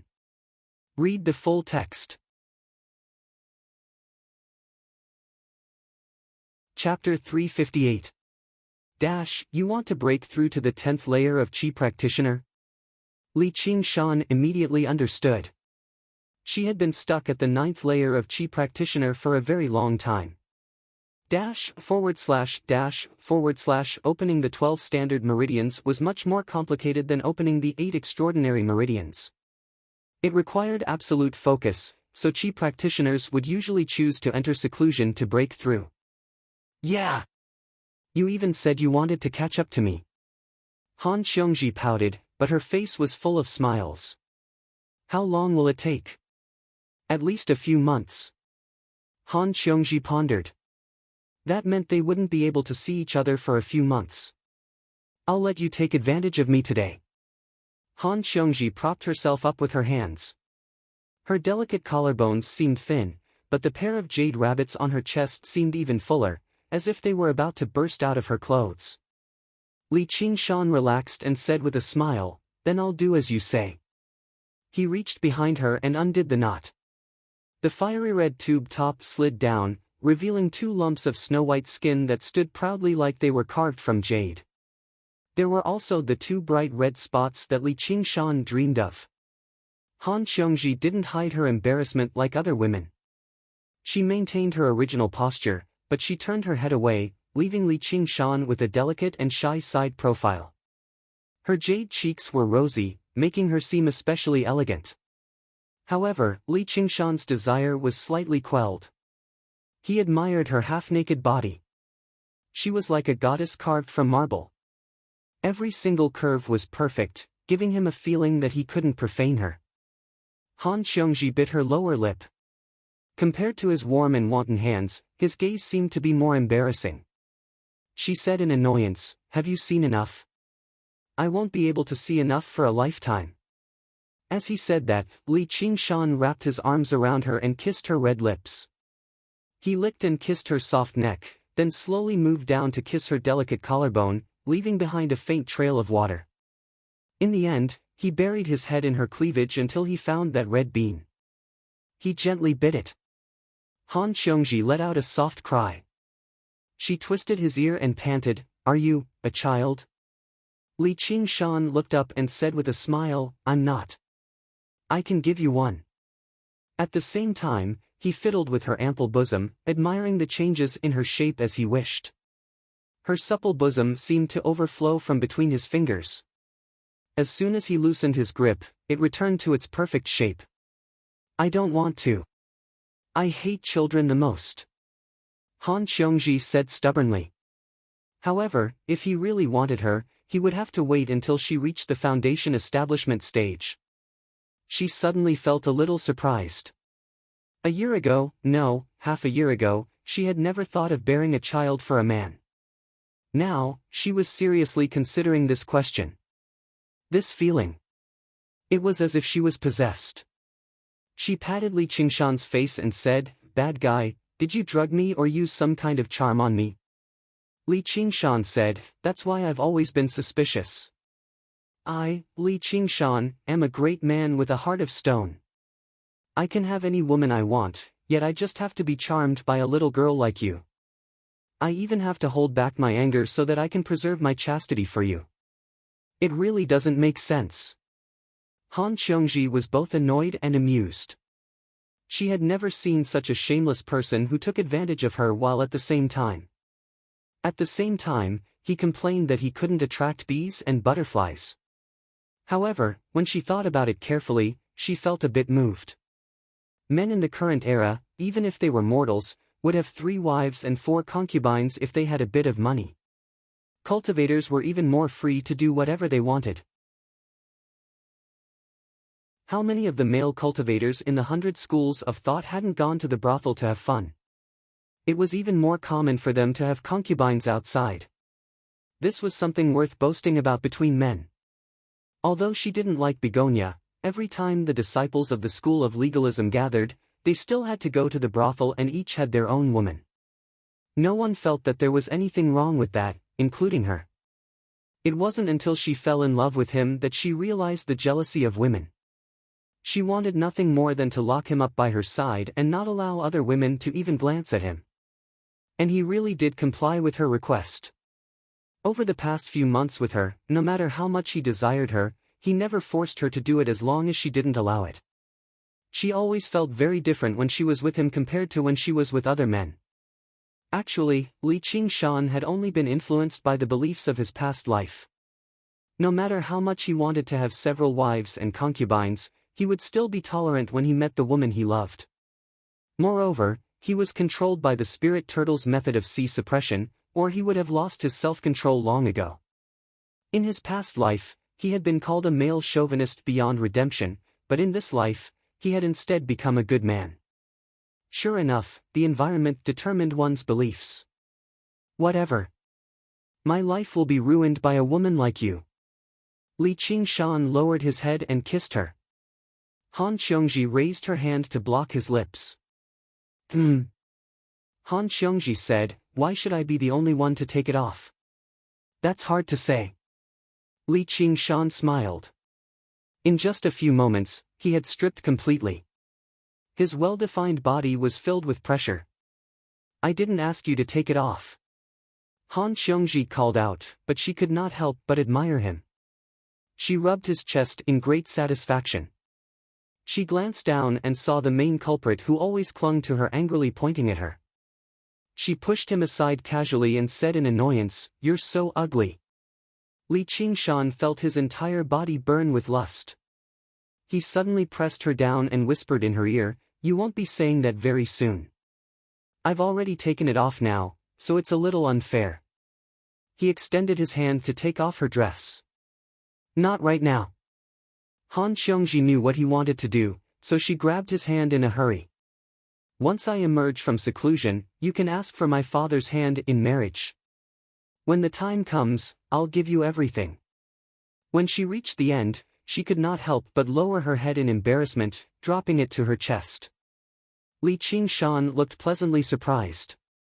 He cupped her cheek and said, "Xiongji." Han Xiongji said, "Don't be happy too early. My father might not agree yet." Li Qingshan said, with a good son-in-law like me, he can't wait to be happy. How could he not agree? Even if he doesn't agree, can you not agree? That's hard to say. I might not have. You're still doing it. Han Qiongji said. Suddenly, she felt Li Qingshan taking off her panties again. Li Qingshan said, I'm just appreciating it in advance. You can't be that you won't even satisfy your fiancé's request, right? Don't worry, I'll definitely wait until our wedding night, then I'll turn you into a woman. How could Han Qiongji refuse this man who was about to become her husband? She could only tap the tip of his nose and said in a weak voice, We've already agreed. You're not allowed to go back on your word. Li Qingshan smiled faintly and lifted her up. He grabbed the edge of her skirt and pulled it down, revealing her soft, snow-white buttocks. Han Qiongji did not even have time to leave behind her last line of defense. In the blink of an eye, he had stripped her like a white sheep. Both of their hearts trembled. Although they had already hugged countless times, this time was completely different from the past. The bronze and Snow White were tightly pressed against each other. One was as hard as iron and the other was as soft as cotton, as if they were about to merge into one. Han Qiongji hugged him tightly, her chest pressed tightly against his chest. She listened to his powerful heartbeat and felt his firm buttocks firmly pressed against hers. His large, rough hand gently slid across her satin-like back. A burning heat suddenly rose. At this moment, if he really wanted her, she could not refuse and could only be at his mercy. Li Qingshan took a deep breath and slowly let go of his hand. With great difficulty, as if he was cutting off a piece of flesh from his body, he placed her on the brocade couch and said, Let me take a good look at you. Han Qiongji felt a wave of disappointment and loss. She was almost reluctant to part. She wanted him to continue hugging her like this, no matter what he did. Li Qingshan was admiring her body in admiration. Her entire body was slender and well-proportioned, especially the places that should be plump. They were extremely plump, sexy and enchanting to the extreme. No matter how generous Han Qiongji was, at this moment, she could not help but feel shy. Her straight and slender legs were curled up. There was not even half a bit of manliness left. It was as if she was waiting for her husband to come. That night, their date lasted for a long time. Once they thought about how they would soon be separated and not seeing each other again for several months, neither of them was willing to pay attention to the passage of time. It was not until early morning the next day that they reluctantly helped each other put on their clothes. Li Qingshan personally sent her to the cave where she would be in closed-door meditation. Looking at the cave's door closed, he almost could not resist the urge to go into closed-door meditation with her. But he shook his head and dispelled this thought. He was afraid that by the time they came out of closed-door meditation, they would already have a child. How could they still cultivate in peace? Last night, at the end of their passionate entanglement, she saw that he was holding back pitifully. She did not have time to be bashful and boldly used her hand to help him. And then she sternly warned him that while she was in closed-door meditation, he was not allowed to have an affair, otherwise, this plaything would belong to her. It was only then did Li Qingshan realize her conspiracy. He laughed and said, If you want me not to have an affair, just relying on these methods is not enough. His eyes fixed on her tender, bright red lips. Han Qiongji immediately understood what he meant. How could she agree? She bluntly said that only brothel girls would do that. She scolded him for being insatiable, for being ungrateful and violating justice. In the end, Li Qingshan settled for the next best thing. He took pleasure in her soft breasts, and in the end, he even dirted her face, so she complained for a long time. Li Qingshan could see that after confirming their relationship, she was actually very bold in this aspect. He thought that she used to often go to the brothel to play, so under the influence of what she saw and heard, she might know more things than he did. When the time came, he would coax her to try it out properly, so that his transmigration would not be in vain. He was already looking forward to married life. As for Han Qiongji's warning, he did not take it to heart at all. At this very moment, how could there be room for other people in his heart? Even Gu Yenying had to step aside. After returning to Cloudwisp Island to inform Little N, Li Qingshan went straight to Rinxin Island. In Ru Xian's pill room, Han Xiongji was not there, so he could concentrate on concocting medicinal pills. He thought that when she broke through to the 10th layer of the aura refining realm, she would also need Jinling Dan when she entered the foundation building realm.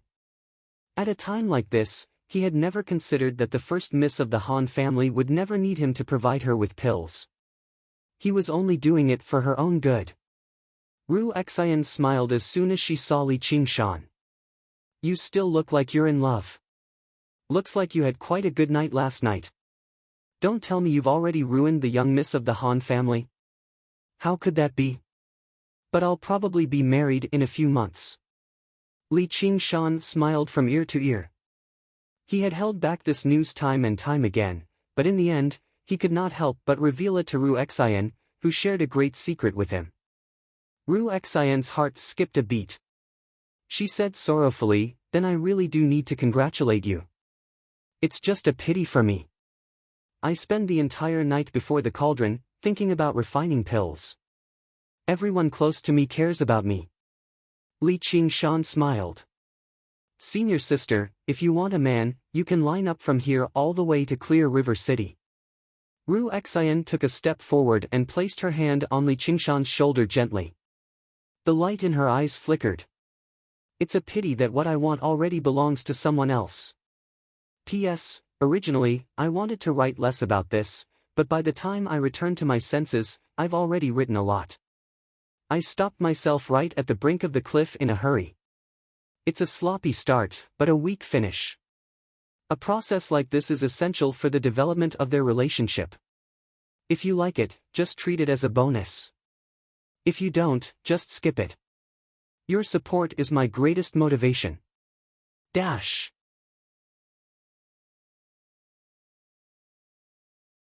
Chapter 359.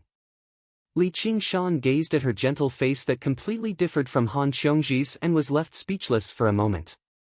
He felt rather complacent, but also rather awkward.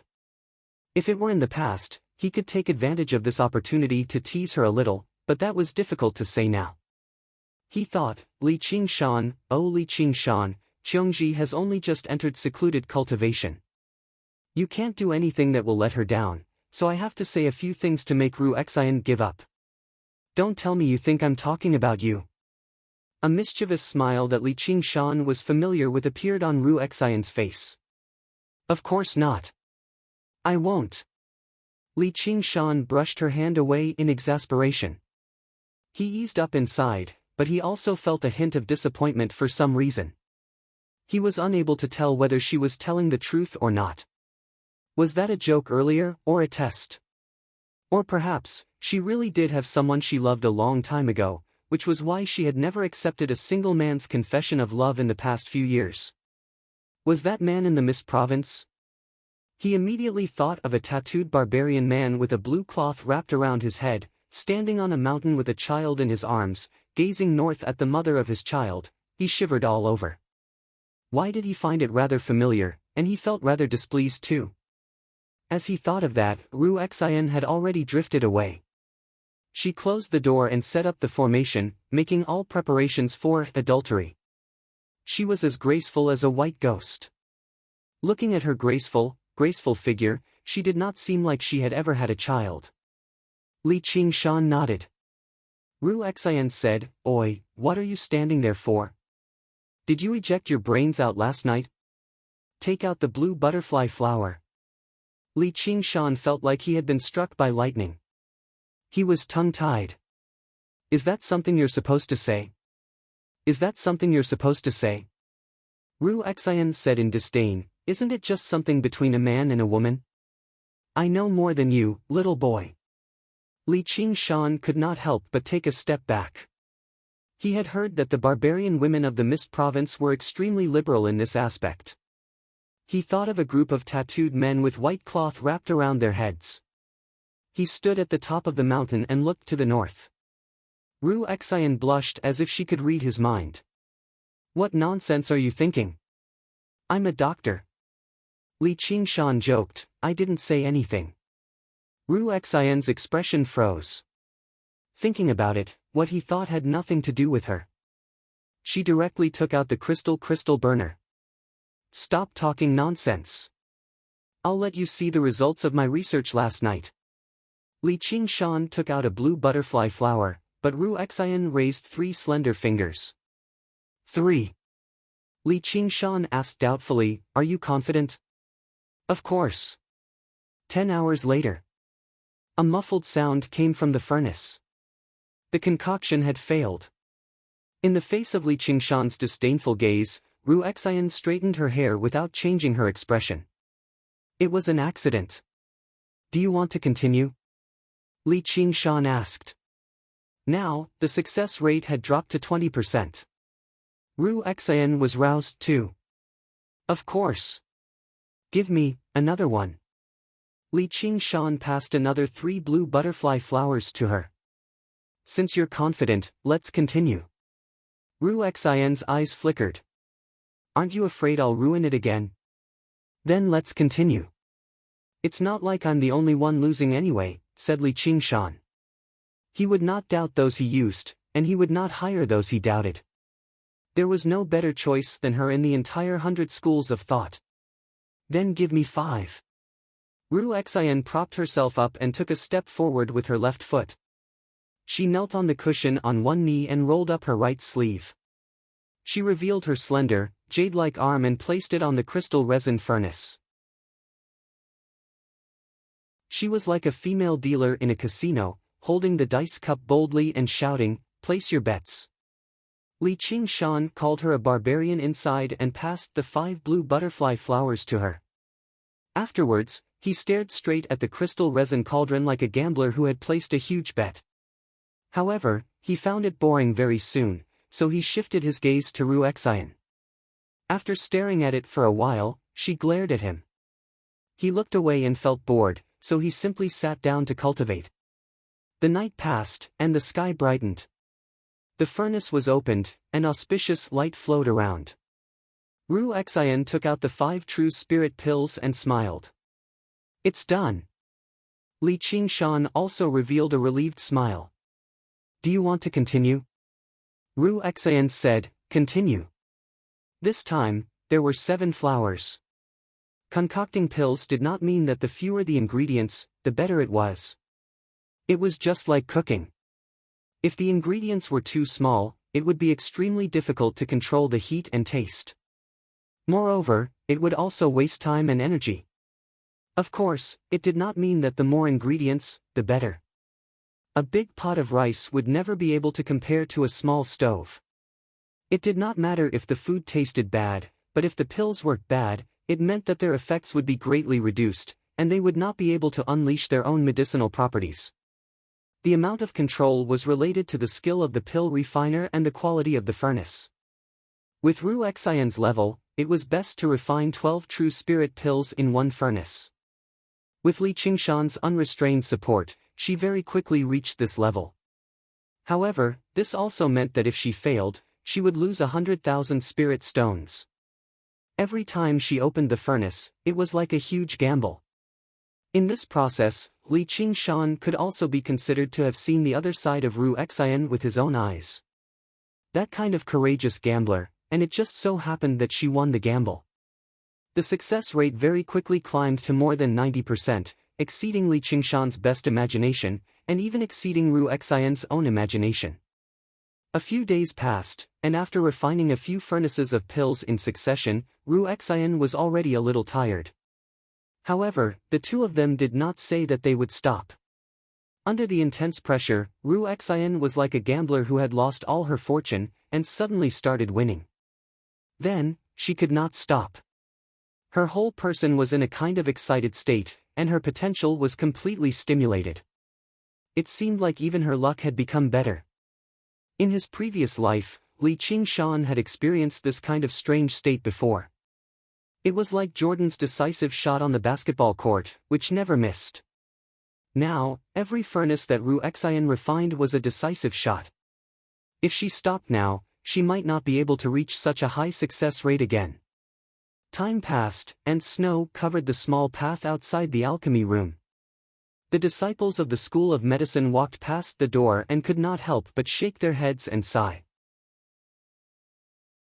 In the past, she had only stayed with him for an afternoon, but now, it had already been half a month. When had the first senior sister ever spent so much time with a man? There was a lot of discussion among the academy. Li Qingshan had just sent the second senior sister of the School of Legalism into secluded cultivation, and then he had entered the first senior sister's alchemy room without coming out. Who knew what he was doing? What, refining pills? I don't care if you believe it or not. I just don't believe it. What kind of pill would take so long to refine without even resting? Some said that Ru Xian wanted to use this opportunity to steal him away. This was mostly what the female cultivators said. Li Qingshan had made quite a name for himself recently, so he still had some charm among the female cultivators. Some said that Li Qingshan knew a special technique, or how could he have bewitched the two renowned beauties of the academy? It had to be mentioned that the two of them had never been involved in such matters in the past. They had turned down countless admirers, so they had to ferret him out as soon as possible and bring him to justice. It went without saying that this was a rumor among the male cultivators. It was accompanied by gazes of envy, jealousy, and hatred, as well as expressions of grinding their teeth. It was not like Li Qingshan and Ru Xian had not considered a situation like this, but at a time like this, every successful cauldron of pills would be an income of over 100,000 spiritual stones. How could they care about anything else? It was not like they had done anything wrong, so they just let them talk. On this day, in the Grand Martial Arts Stadium, two military disciples discussed quietly, she still hasn't come out. It's already been 23 days. Poor senior sister Han. I really feel sorry for her. This Li Qingshan really is a bastard. Within their grief and indignation, there was also indescribable envy. Before they had even finished speaking, a black shadow arrived before them. A black dragon whistled through the air and lifted the two of them into the air, throwing them to the side of the stadium in the distance. Han Tie stowed his spear behind him and said coldly, "Didn't I tell you? When you're training, you're not allowed to whisper to each other. Swim 50 laps around the island." The two military disciples groaned inside. They had swum 50 laps, and they had lost half their lives. They knew that their first senior brother had been in a bad mood recently, so how could they dare to object? They clasped their fists and said, "As you wish." Han Tie's face was as cold as ice. After a moment of silence, he suddenly strode away from the stadium. "Tie, where are you going?" Han Anjuan looked down from the platform and frowned slightly. "I'm going to find Li Qingshan." Han Tie clasped his fist with his head lowered. Before Han Xiongji entered secluded cultivation, she had told him to keep an eye on Li Qingshan. He did not take it to heart originally, but he was forced to take action now. The military disciples who were training all slowed down and turned their heads. Li Qingshan was probably in trouble this time. Do you think he's that kind of person? Is Ru Xian that kind of person? Han Anjuan said. No, Han Tie said. He understood the temperaments of these two people very well. Even if they wanted to have an affair, there was no reason for it to be so blatant. However, he could not bear to hear others talking about Han Xiongji like that, as if they were treating her like a fool, even though her brain was sometimes not sharp enough.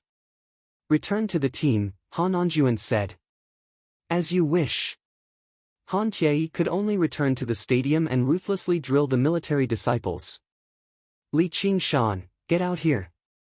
On Benevolence Island, outside the alchemy room, Chu Tian was like an enraged bull, shouting loudly. Seeing that there was no response from inside, he went forward to push open the alchemy room's door. Immediately, a group of medical disciples rushed out to stop him. The alchemy room is a restricted area, do not trespass. Senior Ru Xian is refining pills, fellow Chu, please go back. You don't have to stop me. Chu Tian stepped forward, five-colored true qi appeared on his body, and forcefully barged in, slamming his palm on the alchemy room's door. The medical disciples did not really want to stop him, they were extremely curious about what Ru Xian and Li Qingshan were doing inside, but at this moment, they were afraid to see a terrible scene. The door flashed, but it did not open. This time, it was not only Chu Tian, everyone's suspicions exploded. Refining pills in the 100 schools of thought still required a formation. At this moment, in the alchemy room, Ru Xian had her eyes closed, concentrating on refining pills. Her brows were slightly furrowed. Li Qingshan cursed in his heart, and without saying another word, he immediately stood up and walked towards the door. Now was a critical moment. If he was not careful, he would waste 12 true pill, and that was not even counting. If someone barged in and found out that they were refining true pill, and saw Ru Xian's auspicious beast furnace, then it would be even worse. Chu Tian pushed the door open, and became even more furious. 5-colored true qi gathered in his palm, and fiercely slammed down. The alchemy room's door suddenly opened, and a waterspout rushed out, fiercely crashing into Chu Tian's body, directly blasting him away. P.S. I just realized that there was a new alliance master. I was really slow to realize it. It's not that I don't understand, but the world changes quickly. Congratulations to the alliance master of the space of names. I bow and express my thanks.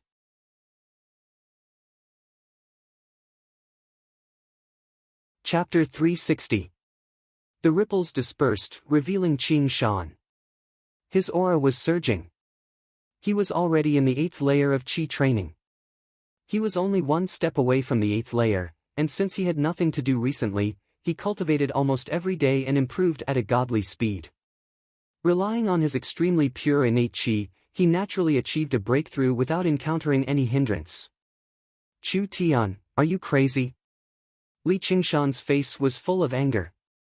The door to the alchemy room behind him was closed again, and no one could see what was going on inside. With the protection of the 5 elements, Chu Tian was unharmed. He steadied himself in midair and shouted, "You finally dare to come out.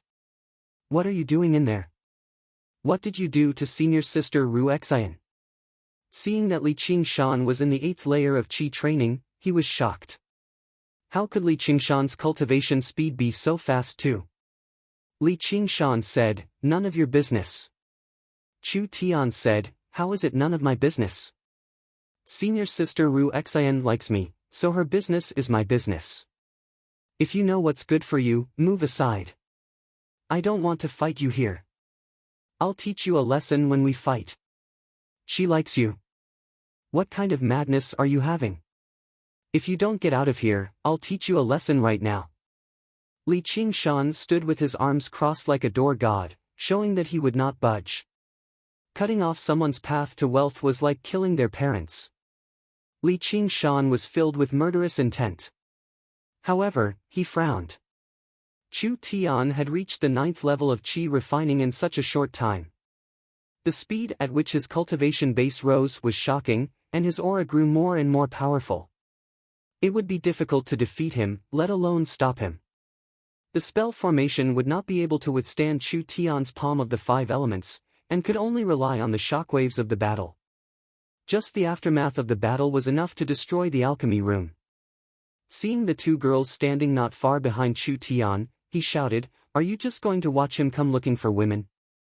The 2 girls said in unison, "As long as brother Tian has us in his heart, we will support him no matter what he does." The onlookers gasped in admiration. Chu Tian's face was full of pride. "Did you hear that? I'm not like you, being tied up by a woman." He suddenly thought that Li Qingshan might not have been tied up and had already touched his woman. His expression became even more unsightly. Li Qingshan was surprised. He cursed, "No wonder you're crazy enough to come out and look for women. You're such a heartless rotten woman. I don't want it even if you give it to me." The faces of the 2 girls changed. Chu Tian's face immediately darkened. "You can insult me, but you can't insult my women. Those who touch my reverse scale shall die." The 5 elemental Zhenqi in his body burst forth, and the 5 elemental palm imprint radiated a brilliant light as it soared into the sky. Li Qingshan spread his arms, and the waves behind him surged up like the raging tides of the sea. With just a few words, the 2 of them had pulled each other's hatred to the highest level. Chu Tian descended from the sky, his palm bearing the weight of Mount Tai.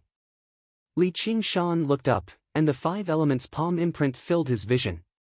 It was almost overwhelming, as if it was the wrath of heaven that could not be avoided or blocked. He took a step forward, and he soared into the sky. His chi was like a torrential ocean, but he had lost the geographical advantage first. He was about to collide with the five elements' palm imprint. He suddenly used the wave-treading stance, and moved away in the air to avoid the sharp edge. I knew you wouldn't dare to block it. Chu Tian laughed wildly, ignoring Li Qingshan, and rushed towards the pill room. Li Qingshan did not let him see. He felt that there was something fishy going on. The door of the pill room was very close, and Chu Tian suddenly felt something tighten around his waist. He looked down, and saw a water belt, like a snake, tightly wrapped around his waist. He suddenly looked back, and saw that the other end of the water belt was in Li Qingshan's hand, and a huge wave had formed under his feet. The people below suddenly heard 3 explosions in the air. Li Qingshan pulled Chu Tian, and used the wave-treading stance 3 times in a row. Like a fired arrow, they left Benevolence Island, and plowed a gully on the still water surface. In the blink of an eye, the 2 of them became 2 small dots. They exclaimed in their hearts, "These 2 people have become stronger." The 5-colored true chi on Chu Tian's body shuddered, dispersing the ribbons of water. He lunged towards Li Qingshan. It was still a simple palm strike, but it was far more dangerous than any technique with 1,000 variations. Li Qingshan did not dodge, and only sneered with his arms crossed. Chu Tian suddenly felt a great danger coming from behind. He suddenly turned around, and a giant Vajra sword slashed down from above. Clang! Chu Tian raised his palm and used the sky-supporting stance to block the giant Vajra sword, but he could not block the sword chi and sword intent contained within. Boom! The lake water below was split into 2 by the sword, and the surging waves left a sword mark that was dozens of feet long. It turned out that Li Qingshan had brought Chu Tian to the vicinity of Ensrava Island. Little End was now in the 10th layer of chi refining. If there was anyone in the 100 schools of thought who could beat Chu Tian in terms of true chi, it would be her. A trickle of blood flowed from the corner of Chu Tian's mouth. He did not even have time to scold her for being despicable. Li Qingshan's fist came whistling from behind him. The fist was not a fist, but a drill. Layers of water spun at high speed, blurring the appearance of the water and turning it into the most terrifying killing weapon. Vortex stance. The blood that flowed from the corner of Chu Tian's mouth turned into a spurt, and he was immediately sent flying. He wanted to stabilize his body, but his eyes were filled with a golden light. The Vajra warrior was waiting for him on the path he was flying over. Holding the sword with both hands, it raised it high again, and slashed down fiercely. This time, it was even more powerful and ferocious than before. The 2's tacit understanding was perfect, and Chu Tian had no chance to catch his breath. He could only watch helplessly as he was forced into a desperate situation step by step. Finally, he felt the threat of death, and his hand hurriedly reached for his 100 treasures pouch. He wanted to use that, but how could he make it in time? The blade turned in midair, changing from slash to slap. The Vajra warrior's angry eyes returned to normal. With a bang, Chu Tian fell into the lake of dragons and snakes like a kite with its string cut, and he gave rise to an enormous splash with a bang. Li Qingshan nodded at Little End, and Little End expressed, "I'll be here, so you can go about your business." Li Qingshan glanced down. An injured Chu Tian posed no threat at all, so he swung his sleeve. "You don't know what's good for you." He left on the waves. If he faced any difficulties, he could find Little An. If he faced Chu Tian alone, it would be rather troublesome, so he would work with Little An. This had always been his trump card, and it had never disappointed him. The palm of the 5 elements was a very powerful cultivation method, but it was not more powerful than the Guardian King's scripture of demon subdual. You practice 5 types of true chi, but Little End practices 7. At this moment, figures flew up from the nearby islands. The various school leaders all returned to their senses. The One Thought Master and Lu Chongqing were obviously among them. Li Qingshan rushed back to the alchemy room and said to everyone, "You can all disperse." Then he entered the alchemy room again. Everyone had yet to return to their senses. In just a few moves, a supreme genius like Chu Tian had been taught a lesson just like that. Sigh, all Chu Tian can do is harass people like us. Of the 3 people who took action earlier, which one of them isn't a genius? A genius was taught a lesson by 2 geniuses working together, so of course this is the outcome. Originally, I thought Chu Tian would be able to get his revenge once he reached the 9th layer, but I didn't think Li Qingshan would cultivate so quickly as well. He's reached the 8th layer in such a short amount of time. Looks like Chu Tian has no hope of getting his revenge anymore. As they discussed, someone whispered, "He's reached the 8th layer so quickly. Don't tell me he dual cultivates." If Li Qingshan were outside, he would be tempted to choke him to death. As a result, the suspicions and rumors spread even more. The One Thought Master scolded little and a little, but what could he do to his junior sister? Chu Tian was taken away by Lu Chongqing and placed in confinement. After all, he was the one who had interfered first. He had broken the rules that forbade fighting in the academy. And, if he had interfered first, then so be it, but he had even lost in such a horrible manner. It was utterly humiliating for him as the leader of the school. Chu Tian ground his teeth furiously, almost fainting from anger. He was tempted to take out that item immediately for revenge. However, while he was arrogant, he was not an idiot at the end of the day. If he were bold enough to take out that item, it would be taken away immediately. His caution was exactly the same as Li Qingshan's thoughts. Li Qingshan returned to the alchemy room and sat down beside Ru Xian silently. He waited for another hour, and the cauldron was opened. 12 crystalline, perfectly round true spirit pills were placed firmly in the cauldron. The 2 of them smiled in relief. Just when Li Qingshan wanted to hand over some more blue butterfly flowers, Ru Xian waved her hand. "Let's stop here this time.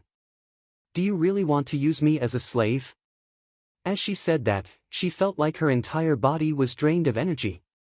Over all these days, she had used pills to replace food, cultivating to maintain her mind, and refining pills day and night had left her utterly exhausted. "Then we'll talk about it in the future." Li Qingshan glanced at his 100 treasures pouch. He still had a lot of blue butterfly flowers left. He had basically gained a clear understanding of their value. This was a startling sum of wealth, enough for him to use for a very long time. "Let's split the spoils now." Ru Xian smiled. She was exhausted, but she was unable to hide the joy on her face. Her harvest this time was startling, and her alchemy had progressed by quite a lot. Checking the numbers, Ru Xian had refined a total of true spirit pills in these 23 days. She had refined close to 100 true spirit pills, which were then divided into 2 portions. Li Qingshan had obtained 60 or so, while Ru Xian had obtained 20 or so. Ru Xian was like a miser. She carefully examined the true spirit pills countless times before putting them away into her 100 treasures pouch, explaining why she had chosen to stop at this time. "With these true spirit pills, I believe that I'll be able to successfully build my foundation before long. At that time, I'll use my identity as a foundation-building cultivator to activate this crystal resin cauldron, and the success rate will definitely not be lower than now. Now it's my turn to congratulate you." Li Qingshan extended his right hand. Ru Xian reached out to grasp it, shook it lightly, and said first, "It's been a pleasure working with you." Li Qingshan smiled, and directly took out 20 true spirit pills for her. "Help me exchange them for pills for cultivation, the more the better. Aren't you afraid that I'll scam you?" Ru Xian said with a smile.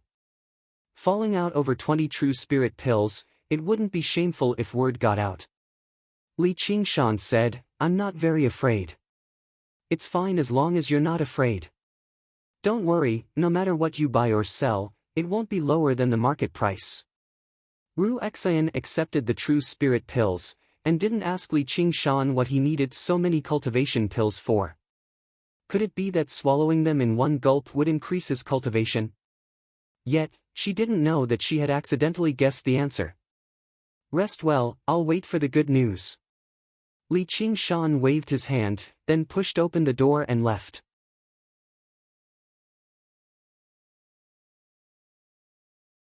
Chapter 361. Ru Exayan exhaled deeply. What a nice man.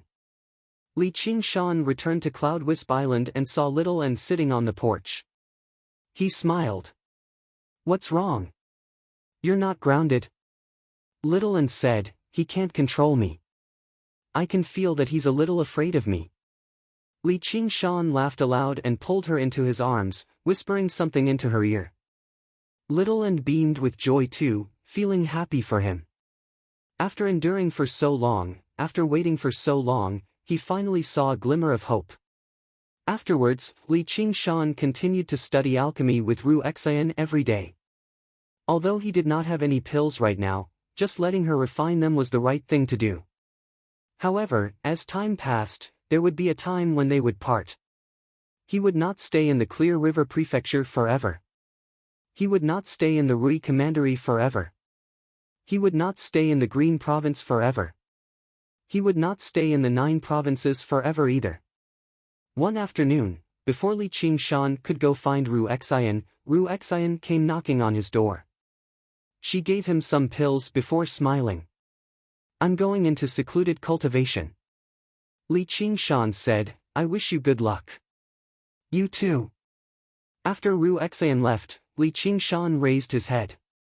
Faint clouds drifted through the blue sky. His heart brimmed with faint joy. It was also time for him to set off. Li Qingshan went to Ensrava Island to call Little and Qian Rongji was actually there too.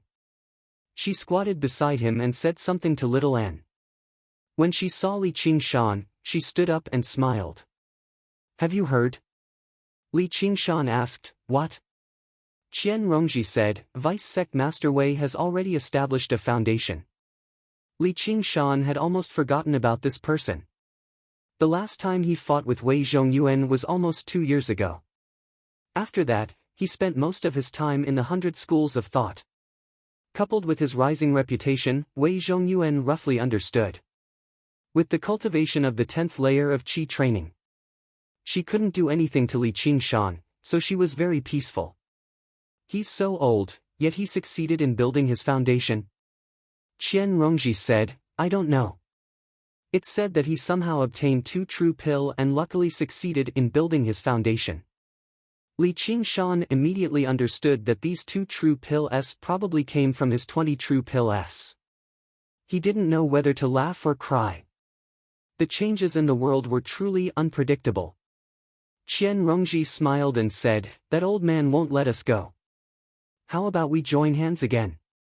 I can give you a chance to attack. Li Qingshan said, you? Qian Rongji looked left and right. Seeing that there was no one around, she stretched out her hand. The beautiful little snake slithered out of her sleeve and crawled on her palm. Suddenly, she raised her head. Half of her body turned from a tattoo to a physical body. Li Qingshan understood.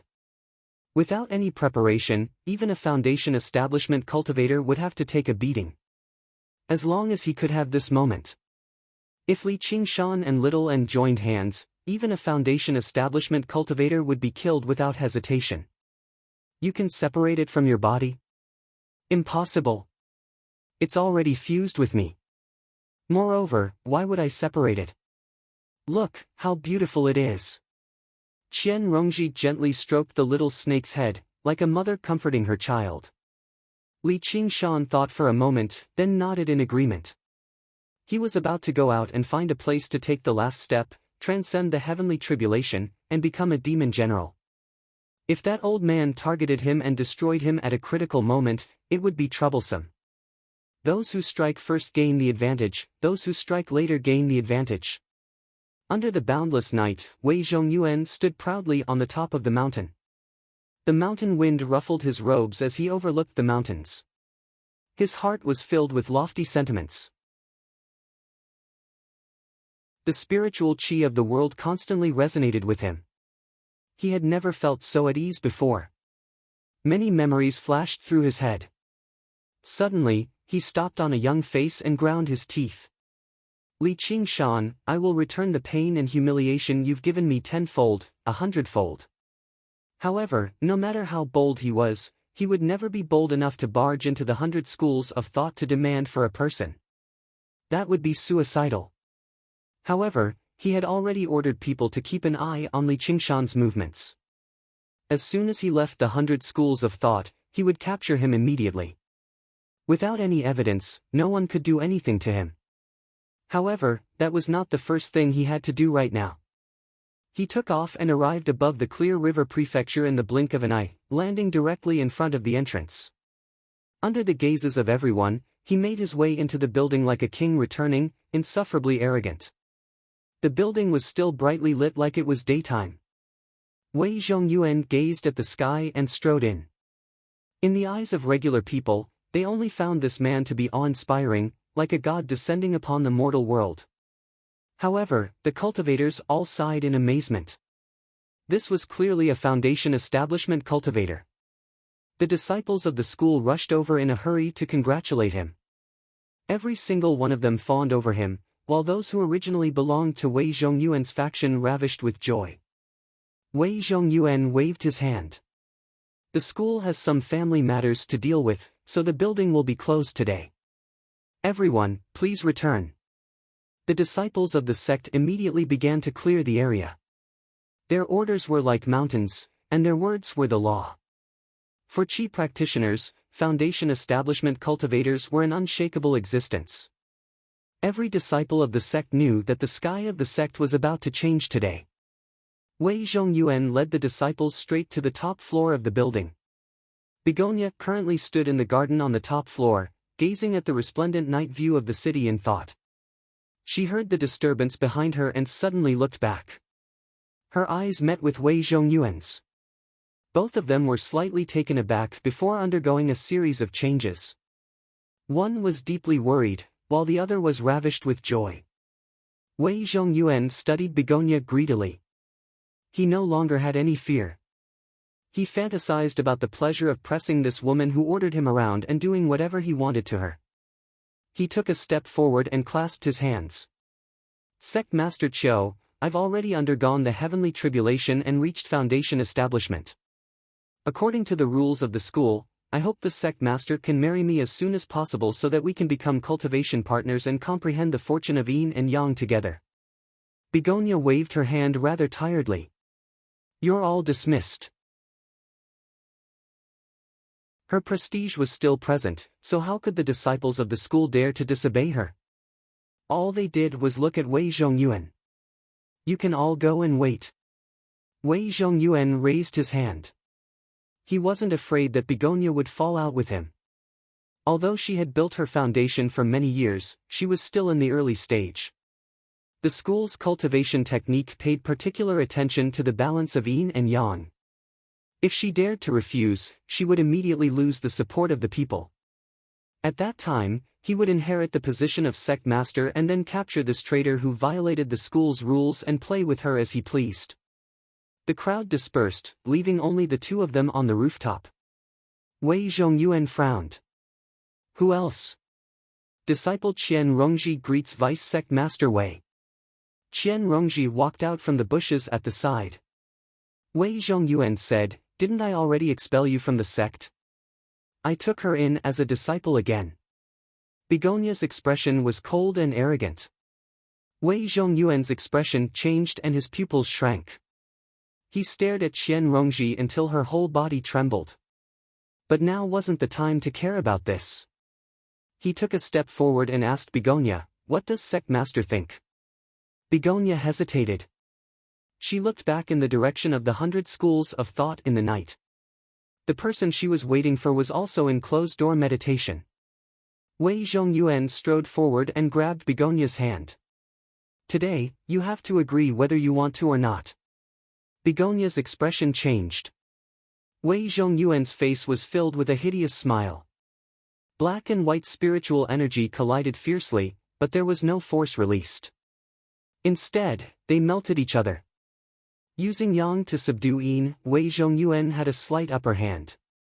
Just as he was about to grab Begonia's wrist, Qian Rongji, who was loyal to her master, stood in front of Begonia and shouted, "Vice Sect Master Wei, please don't do this."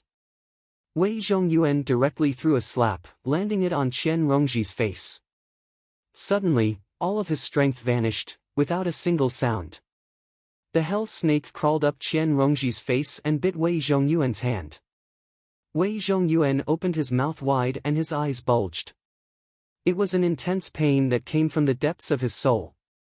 In an instant, Li Qingshan's figure appeared behind Wei Zhongyuan. He pressed his hand on Wei Zhongyuan's back and hundreds of sword chi surged in. Little and wielded a Vajra longsword and slashed down on Wei Zhongyuan's head. Begonia's hand stretched out 2 fingers and pierced towards Wei Zhongyuan's eyes. Wei Zhongyuan forcefully suppressed the pain and circulated his spiritual energy. He wanted to launch a desperate counterattack, but it was already too late. The sword chi collided horizontally. Without the protection of spiritual energy, Wei Zhongyuan's internal organs were torn into pieces. The Vajra sword slashed open the top of his skull.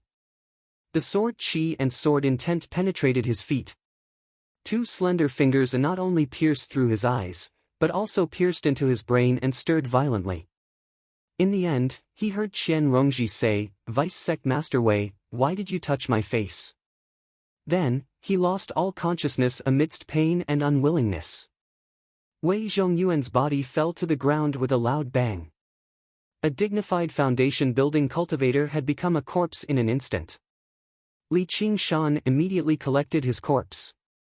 To Little And, the corpse of a foundation-building cultivator was equivalent to an extra-large medicinal pill.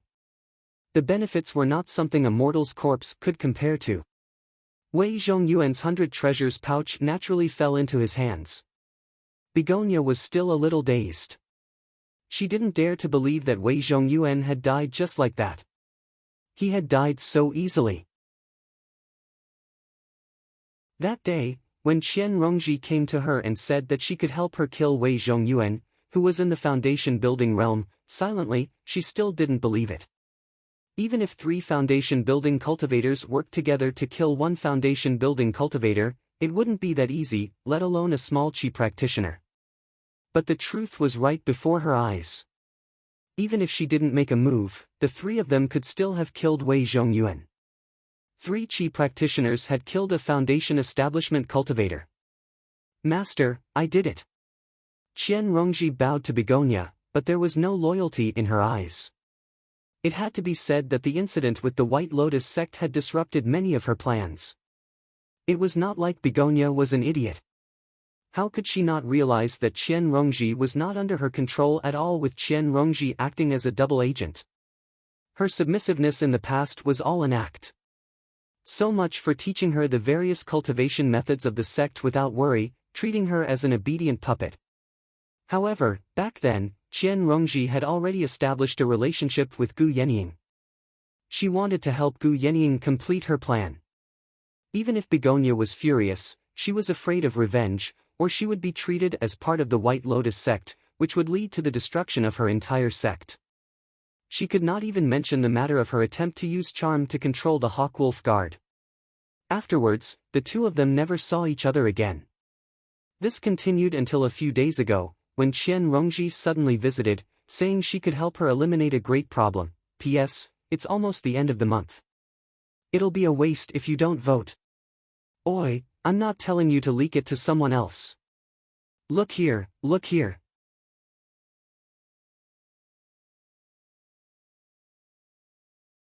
Chapter 362. Qiu Haitang took out 2 true spirit pills and placed them in Qian Rongji's hands. This was the reward she had agreed on in the beginning. He shot a glance at Li Qingshan and suppressed the urge to silence him. Li Qingshan handed all the useless items related to the door in his 100 treasures pouch to Qian Rongji. He didn't expect that Begonia would be a part of this plan. Qian Rongji, however, said that this was a foolproof plan. After all, they were dealing with a foundation-building cultivator, and no one could guarantee how effective her Hell Viper would be. If her attack missed, the backlash she would suffer would be extremely terrifying. If she didn't have at least an 80% chance of winning, she definitely wouldn't risk her life. As for Begonia, she absolutely did not dare to reveal the secret of them killing Wei Zhongyuan. Otherwise, she would not be able to continue being the sect leader. Killing one's own fellow sect members, no matter what era it was not allowed. Although she was the sect leader, there was still the existence of the Great Elder in the sect. Qian Rongji put away the items from both sides. Seeing that they were all looking at her, she said, "You don't have to look at me like that. Wei Zhongyuan is your mortal enemy, not mine. He doesn't know that I killed his son. I risked my life to help both sides, so it's only natural that I get some benefits." Li Qingshan said, "You're worried that if any of us can't withstand Wei Zhongyuan's pressure, your secret will be exposed." Qian Rongji said, "Fortunately, this kind of future will not happen again. I hope this is our mutual secret." She suddenly frowned and held her wrist. "It's about time, let's part ways here." She smiled at little Anne and took the lead to leave. Li Qingshan was about to leave when Begonia said, "Wait." Without turning his head, Li Qingshan said, "I remember you once said that. You don't want to see me again. Give me Wei Zhongyuan's body." Li Qingshan said, "Don't worry, this thing won't appear in this world again." Begonia's gloomy gaze slid from Li Qingshan to little Anne, then back to Li Qingshan. One was in the 8th layer of the aura refining realm while the other was in the 10th layer of the aura refining realm. Their future prospects were indeed limitless. Wei Zhongyuan, who once caused their hostility, was already dead. However, little N had already been accepted as a disciple by the head monk of the Bodhi courtyard, the Annihilum Light Chan Master. There was basically no one in the entire Rui Commandery who was bold enough to touch her anymore. All the contradictions disappeared. Begonia put on a smile and said, "Come here often in the future. Maybe you'll have to call me sister-in-law in the future." Li Qingshan laughed involuntarily. "You sure are confident." Begonia smiled. She was so confident that she could topple a nation. With a graceful figure and a top-notch cultivation, which man wouldn't be moved by her? "Let's hope that day comes," Li Qingshan said. In his opinion, Hua Sengzan definitely had not given up on Gu Yenying. Instead, he had been deeply agitated. This sect master Qiu's wish would probably come to nothing. Watching Li Qingshan leave on a cloud, Begonia swayed her hips and made her way downstairs. She told the disciples that Vice Sect Master Wei had been convinced by her and had left to travel and cultivate. Without any evidence, no one could doubt it. No one dared to doubt it. Many of the guests had just been chased out. As soon as she turned around, she saw the door open once more. She sighed inside. Vice Sect Master Wei sure came in a hurry and left in a hurry. Where was he cultivating? Was he preparing for the tribulation? Li Qingshan considered this question very carefully. In the end, he chose to revisit this place. On a cliff that was several dozen meters tall, a jade dragon rushed down, plunging into the deep pool. Although it was winter and the water was dry, its roar was thunderous, and water splashed everywhere. That's right. This was where Oxen had brought Li Qingshan to cultivate. It was where Little N had first learned the path of white bone and great beauty. It was also where he had met Xianyue by chance. The various memories floated through his mind like smoke. Li Qingshan laughed aloud and dove headfirst into the pool. Because this place was part of the boundless mountains, it was uninhabited. Also, because it was close to the human world, there were no demonic beasts. At the same time, it was very secluded, making it the best place to cultivate.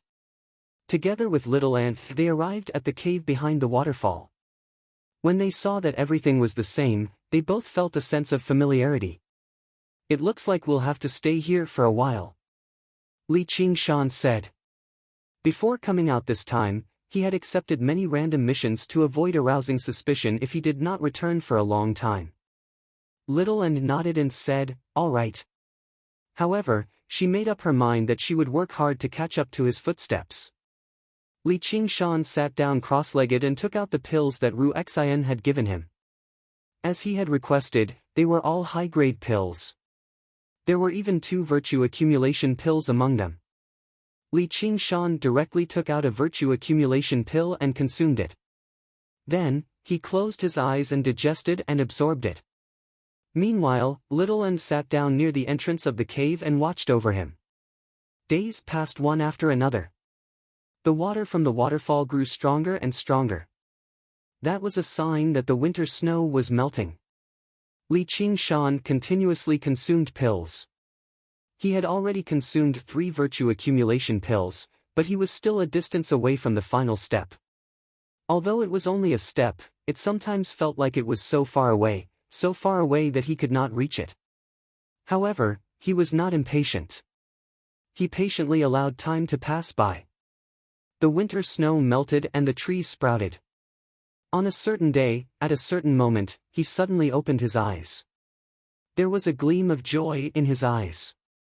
The ray of light that he had been looking forward to for a long time had finally descended from the sky. He felt as if he had crossed a certain boundary and stepped into another world. At the same time, he felt a great danger approaching.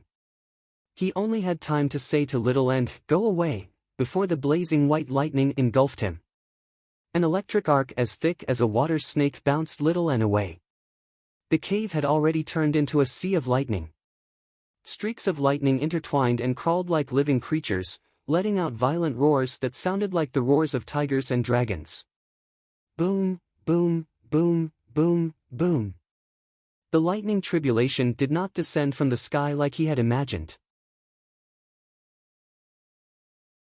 Instead, it surged over from all directions, passing through the thick rock and underground and completely surrounding Li Qingshan in a single moment. It was so fast that he had no time to react at all.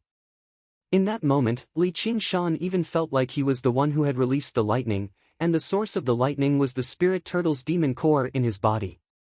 The lightning pierced the spirit turtle's profound shell, the ox demon forges its hide, his flesh, blood, and bones. It even pierced his soul.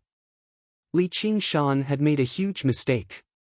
Regular demons would spit out their demon core and keep it away from their bodies when they underwent their tribulations. It was exactly because the cultivation of the demon core had crossed the invisible boundary of the world that it would summon the lightning. Why would anyone undergo their tribulation while holding their demon core in their body?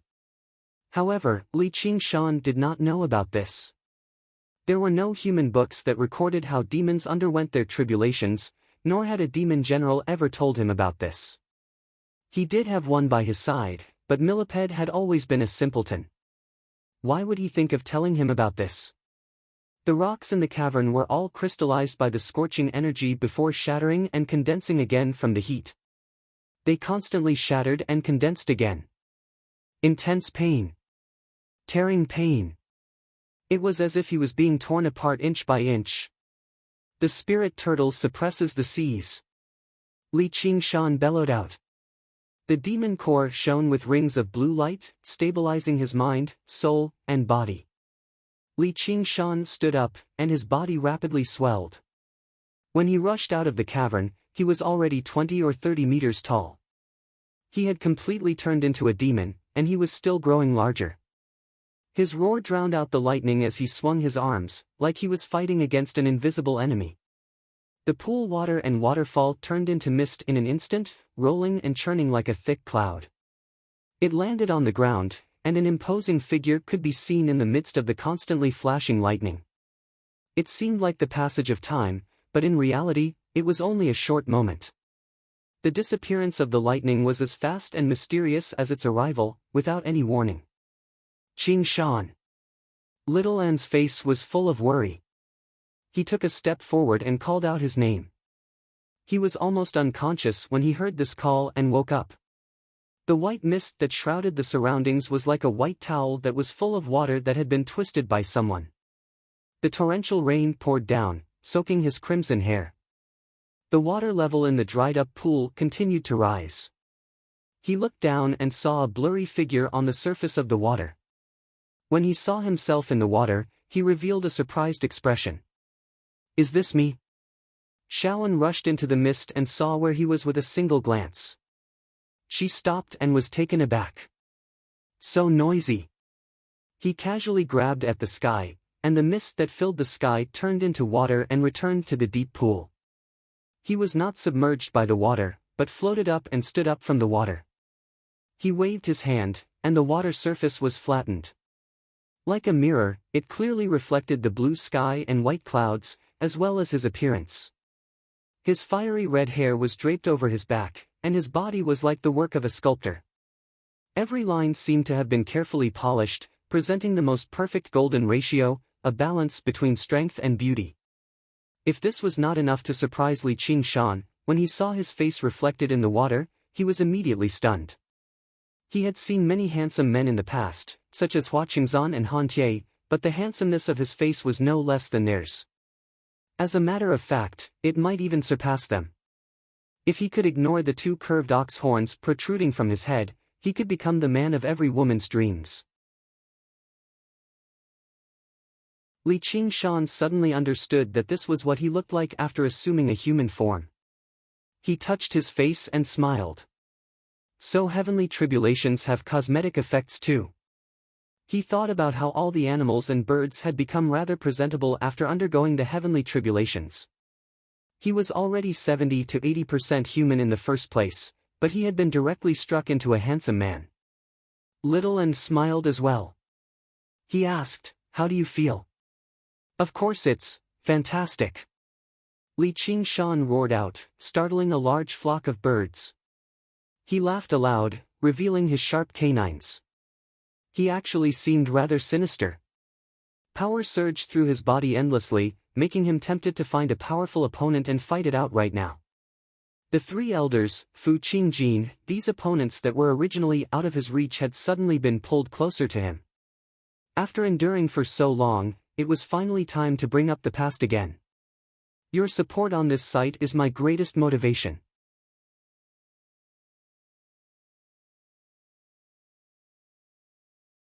Chapter 363. The surface of the water was as calm as a mirror. Even the raging waterfall was unable to create a single ripple. Li Qingshan lowered his head, and his reflection in the water suddenly smiled at him. It was even more unrestrained than the smile on his face. He bent down and extended his hand. When the tip of his finger touched the surface of the water, ripples spread out in all directions endlessly. From the very center to the edge of the pool, they did not disperse at all. The spirit turtle's demon core constantly flickered. The surging demon chi constantly rose up, constantly being depleted. It was almost completely depleted. This attracted Little An's attention as well. In the center of the ripples, two hands, one real and one fake, actually clasped together. A hand extended out of the water, followed by a wrist, an arm, and a similarly handsome face. Pearl-like droplets of water dripped down. Li Qingshan dragged his other self out of the mirror in the water bit by bit. Their appearances were exactly the same, without the slightest difference. Little An was slightly surprised. Her eyes could see through the real and the fake, but she was unable to see anything fake at all. It was like she was Li Qingshan's twin brother. Innate ability, Water Mirror's Image. This was the name that Li Qingshan had given it. It was like taking a flower from a mirror and scooping up the moon from the water. It was also known as a clone technique. There were so-called water clones among water techniques, but they were actually just condensed from water. Coupled with some illusions of water, they seemed like real people. However, when it came to actual battle, apart from attracting the enemy's attention, they also served as a punching bag. They did not have much battle prowess to speak of. As for this water mirror's image, it seemed fake yet real, and it was completely under Li Qingshan's control. Li Qingshan felt like his mind had split into two. He was currently looking at the world from two different perspectives. The feeling of seeing his own appearance was rather strange. Moreover, he was rather unaccustomed to controlling it. In Little An's eyes, it was even stranger. The two Li Qingshan stood face to face and reached out to touch their own faces at the same time, as if they were looking at a mirror. Li Qingshan raised his hand. Every single line was so real that he could even feel the beating of his heart and the flow of his blood. This was not a dummy made from water or clay, but a real clone. It was said that one could not attend to two things at once. Now, it could be said that he had the doppelganger technique, but he preferred to call it a mirror image. However, it was not an easy task to separate the mirror image from the main body. He could not help but control it as if it was his own body, advancing or retreating together. Little End covered her mouth and snickered. She didn't look like a demon general at all. When Li Qingshan glared at her, she raised her head and glared back at him. Li Qingshan had no choice but to close his eyes. He tried to experience the feeling of drawing a circle with his left hand and a square with his right. After a moment, Li Qingshan used his demonic qi and bent his knees to step on the water. Only his clone shot up into the sky. He arrived above the clouds. He looked down at the thousands of mountains and the clouds in the distance. On the earth, the mountain peaks gathered and the waves raged. It was a vast expanse. Suddenly, at the end of this vast expanse, he saw an insignificant little undulating, like a crouching bull. Beside the crouching bull was a quiet little village. Many people were working near the village. It was so peaceful and quiet that it was like a small painting. It suddenly awakened all of Li Qingshan's memories. So his hometown was not far away. For a moment, he forgot the hardships of living under someone else's roof, forgot the pain of hunger and cold. Perhaps his memories had beautified everything, or perhaps he had already let go of these things. In his heart, there was only a child playing a shepherd's flute, riding on a big oxen, walking slowly on the mountain road. That's right, that was his only wealth. He suddenly had a strong thought. He wanted to go back and see his old neighbors. However, he immediately dispelled this thought. There was no need to bury one's bones in mulberry fields. This was the promise he had made to himself. There was nothing he was reluctant to part with there. If there was something he could not give up, one was on the ground, one was in the Bai clan, one was in the sky. He looked up at the sky and smiled. A feeling of incomparable freedom was deeply reflected in the heart on the ground. On the ground, Li Qingshan walked out of the deep pool and came before little Anne.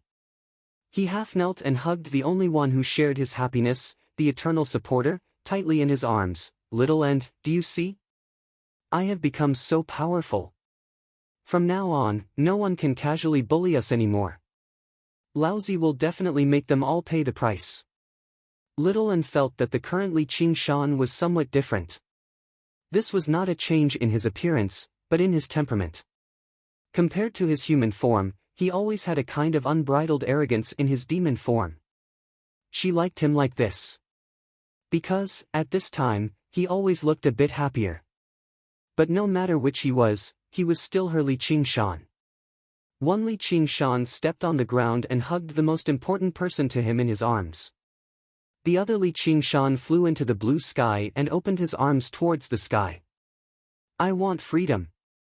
I want freedom to do whatever I want. I want unlimited freedom. 9 provinces, I am coming. 9 heavens, wait for me. Can you wait for me for a moment?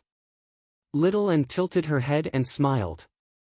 Li Qingshan fiercely kissed her on the cheek, as long as it takes. From that day onwards, Little Anne entered a meditative state. Li Qingshan left behind a mirror image to protect him in the deep pool. His original body wandered around. He even recovered his identity as Li Qingshan and went to complete a few missions. His face was exposed so that no one would suspect that he had disappeared. After his experiments, he had a more concrete understanding of the various abilities of his doppelgangers. The existence of the doppelgangers would not be affected by his original body returning to human form. However, the demonic aura of his original body was constantly dissipating. It could be maintained by meditating and communicating with the spiritual aura of heaven and earth. But if there was an intense battle, it would probably not be maintained for too long. And to create a doppelganger, he needed to consume all his demonic power in one go and have 30% of his original body's battle power. Don't underestimate this 30% battle power. Because of the three great supernatural powers left behind by Brother Ox, his strength, speed, and demonic aura far surpassed that of ordinary demon generals. The overall battle power was even more shocking.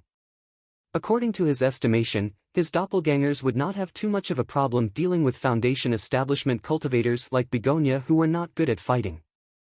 And, according to his past experiences, the effects of this innate ability should increase as his cultivation increased. If he could pull out even more doppelgangers from the water, just what would the effects be? After completing another mission and obtaining a few corpses, Li Qingshan used the glazed mirror of invisibility to hide himself and returned to the edge of the boundless mountains. Little and Still had not emerged from seclusion.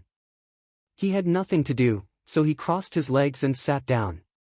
He took out the high-grade spiritual artifact he had bought below the Green Vine Mountain. The whale's ingestion of water. He still did not have a suitable weapon right now. After becoming a demon general, he could refine human spiritual artifacts and turn them into so-called demon armaments. A powerful wave of demonic chi was injected into it. Perhaps it was because he had already refined this spiritual weapon, but the process was unexpectedly simple. Gradually, the shape of the whale's ingestion of water changed as well. It became a more regular hilt, but the price was that it lost many of its original functions. It could no longer shoot out Gui water lightning or ice spikes. However, these two functions that were originally very practical were completely useless to Li Qingshan in his demon general form. There was no need for him to keep them.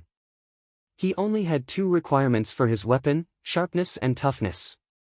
Although Li Qingshan was only a beginner in the art of artifact forging, he used his powerful control over water to force large quantities of water spiritual energy into the whale's ingestion of water.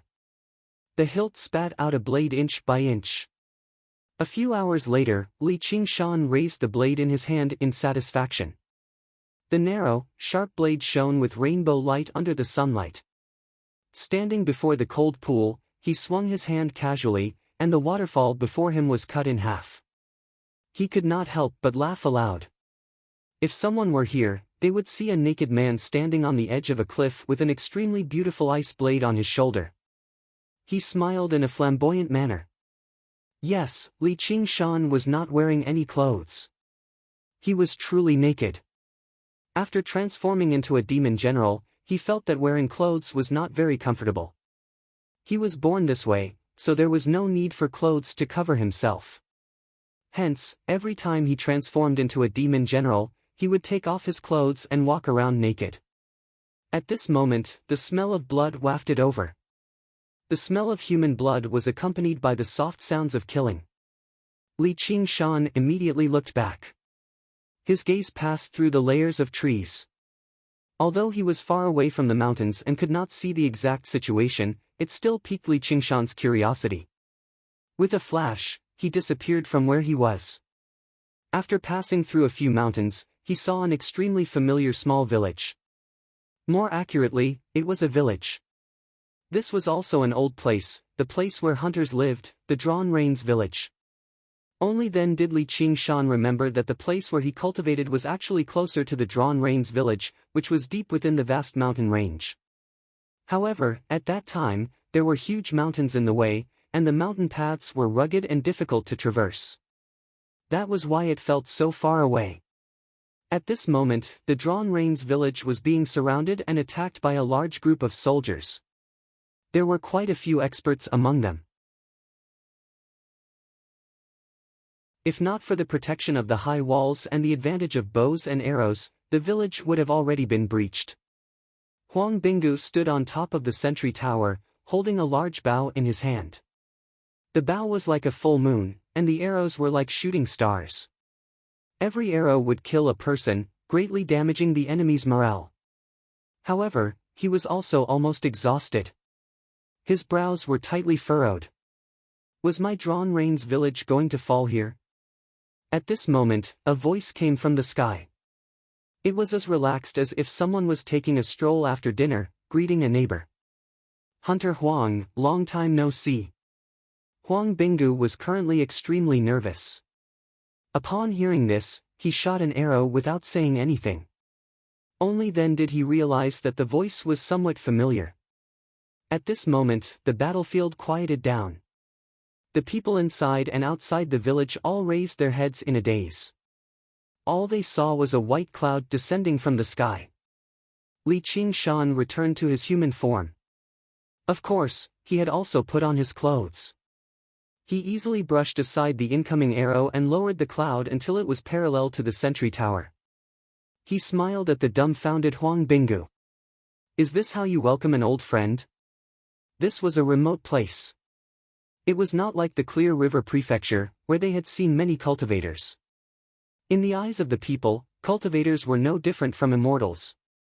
Li Qingshan's current behavior only confirmed their suspicions. "Why, you're Qingshan. Your support on this site is my greatest motivation."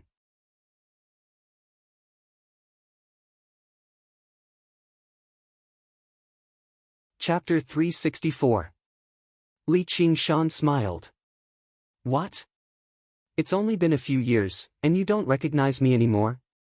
Huang Binggu really did find it very difficult to connect this immortal who rode on clouds with that farmer's boy. He was more knowledgeable than regular people, but he had never seen someone who could fly like this. It had only been 2 or 3 years since they last met, but his originally tall frame had already completely unfolded. His shoulders were broad and his arms long, and his body was imposing. Just sitting on the cloud gave off an invisible pressure. Although the outline of his face had not changed much, his entire bearing was like a completely different person. Outside the village, many soldiers threw down their weapons and bowed to him. Although most of the hunters in the village could recognize Li Qingshan, they still struggled to believe their eyes. Li Qingshan glanced at the stunned masters outside the village and asked, "What's going on?" Huang Binggu smiled bitterly and put down his bow. He told him the whole story.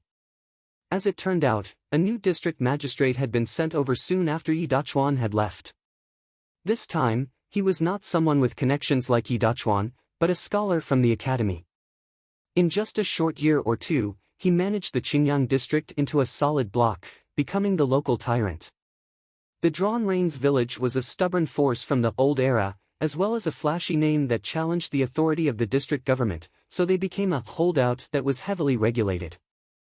Huang Binggu saw how Li Qingshan did not put on the airs of a cultivator and knew that his intentions had not changed, so he pleaded, "Qingshan, you have to help me this time. You're half a member of the Drawn Reins village." Only then did Li Qingshan remember this. He smiled. "Back then, when I entered the Drawn Reins village, it was like entering a tiger's den. You can be considered a first-rate master now, so why are you still in this village? I remember when you said you wanted to wander around again." Although Huang Binggu was still called Sickly Tiger right now, his face was rosy. He was in high spirits. Clearly, the ginseng alcohol had played a significant role. He cultivated his inner force diligently and had already reached the level of a first-rate master. Huang Binggu glanced back at the village. The new district magistrate is overbearing. How can I just leave like that? Li Qingshan patted him on the shoulder. "Do you have any wine?" Huang Binggu's face lit up, and he turned to the manor and shouted, "Bring the wine." Jars of wine were served, and the two of them drank on the watchtower. Sure enough, it didn't take long before the new county magistrate received the news and rushed over. He didn't ride a horse or sit in a sedan chair, but used his lightness skill to float over. In this day and age, being a scholar was not synonymous with being weak. Inner force and swordsmanship were compulsory subjects. The new county magistrate was also young.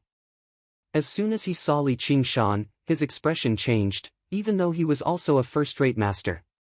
But his knowledge was a level higher than Huang Binggu's. His heart shuddered, high-level Qi practitioner. His attitude immediately became extremely polite. After hearing about his identity as a hawk-wolf guard, he became even more careful. Li Qingshan also did not side with Huang Binggu. He invited the county magistrate over and mediated between the two of them. He got the county magistrate to stop using weapons and got Huang Binggu to change the name of Drawn Reins village, a tall tree that attracted the wind, so as to avoid senseless killings. How could the two of them refuse the mediation? They immediately shook hands and made up. After drinking, Li Qingshan patted Huang Bingu's shoulder. How can I allow someone to sleep by my bedside? Old brother Huang, you better find another way to survive. He shoved a pill into his hand. Huang Bingu glanced at it and blurted out, an innate pill. Before he could even thank him, the cloud had already passed over the mountain and vanished. When spring arrived, Little An stood up in the cave and made her way towards the sunlight. She allowed the whistling lightning to tear at her clothes and strip away her flesh. Her blood immediately boiled. Most of her beautiful body had already been charred, before turning into ash. In the end, only a set of white bones remained. She walked very slowly, but she did not stop at all. Even the terrifying heavenly tribulation was unable to make her waver. That was because he was waiting for her outside. She could not be left behind by him. She wanted to be with him forever. With this stubbornness, she finally made her way out of the cave. Li Qingshan currently stood on the surface of the water, raising his head to observe the shape of a cloud. He turned around and smiled.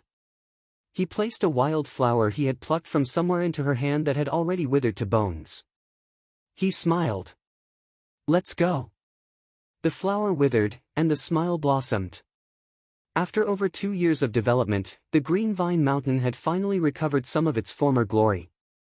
In the particularly gloomy hall at the top of the Green Vine Mountain, the 3 elders sat before one another. The Green Vine elder's eyebrows and beard became even more disheveled, tangled together like a mess. His wise eyes were filled with worry. The Lone Grave elder's pale white face was slightly green. The Golden Pheasant elder was still dressed in luxurious robes, but he no longer possessed the high-spirited bearing of a rooster. It was rare for the 3 of them to gather together, as they had all felt uneasy recently. Although they did not know divination, all Foundation establishment cultivators could communicate with the spiritual chi of the world. And, with their age, who knew how many storms they had experienced? They believed this uneasiness was definitely not a coincidence. After quite a while of silence, the Green Vine elder said, I'm just afraid it's revenge from underground. I've already contacted the Demon Slayer. The Golden Pheasant elder said, what? The 3 of us are already so old, yet we have to ask the Demon Slayer for reinforcements just because we don't feel right. If this gets out, we'll probably become a laughing stock. For once, the Lone Grave elder said, fair enough. With that, even the Golden Pheasant elder shut up. A while later, he asked, did you really sense something? The Lone Grave elder said, death. The hall became even more terrifyingly quiet. The Green Vine elder said, don't worry. I've already cast down numerous formations throughout the Green Vine Mountain. Even a fly can't fly in. His expression suddenly changed. What's wrong? Someone touched the formations and was stopped. After a moment of silence, the Green Vine elder let out a sigh of relief. They seemed to have retreated.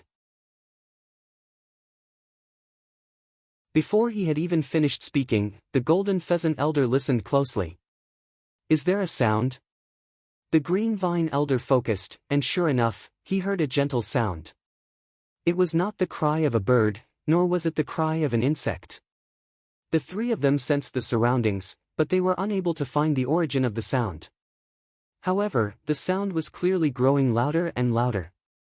The dust on the ground leapt up in joy, and the dark green tea in the teacups rippled gently. It's below. The 3 of them leapt up and looked down. The Green Vine elder said, that's impossible. There are formations below as well, and the rock is as tough as metal. It's impossible for someone to pass through.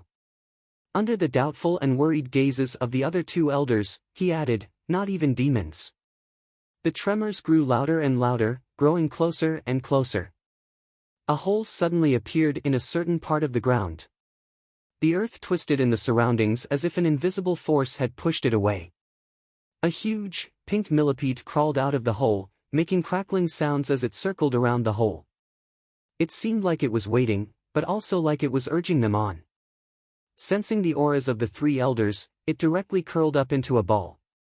The nightmare of the past seemed to come back to life all of a sudden. The golden pheasant elder cried out, "It's still alive." The green vine elder's expression was ugly as well. That's right. It was much smaller, but it was definitely the demon general they had set up a trap against in the past.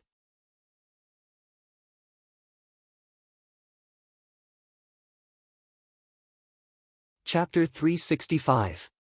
What's there to be afraid of? It's just a measly demonic beast right now, said the golden pheasant elder, but his voice was rather unsteady. The lone grave elder did not relax his vigilance. Instead, it grew heavier. It was impossible for a demonic beast to make its way here. Powerful demon chi surged out of the cave. The golden pheasant elder's face changed. Demon General. Why are you running so quickly? A clear voice rang out from the black cave. It was clear and resonant, echoing through the spacious hall. Millipede unfurled his body, shaking his head and wagging his tail. The lone grave elder shut his mouth, and corpse chi surged from him. The green vine elder said, "They've come with ill intentions. Be prepared." A handsome man emerged from the cave. His red hair draped over his shoulders, and his eyes shone brightly, like charcoal burning in the darkness. He shifted his gaze and looked at the three elders. "Your land is so tough."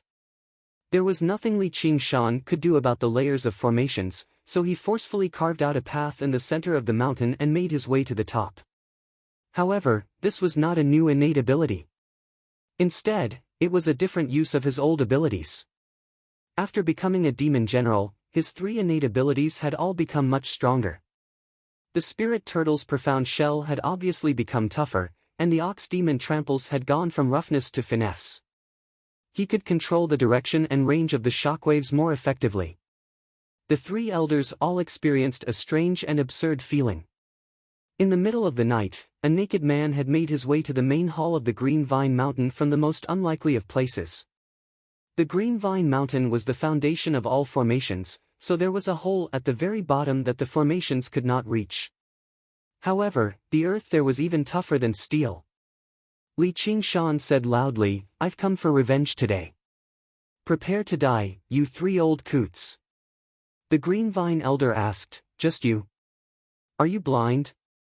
Doesn't this count? Do you still remember this guy?" Li Qingshan kicked Millipede under his feet.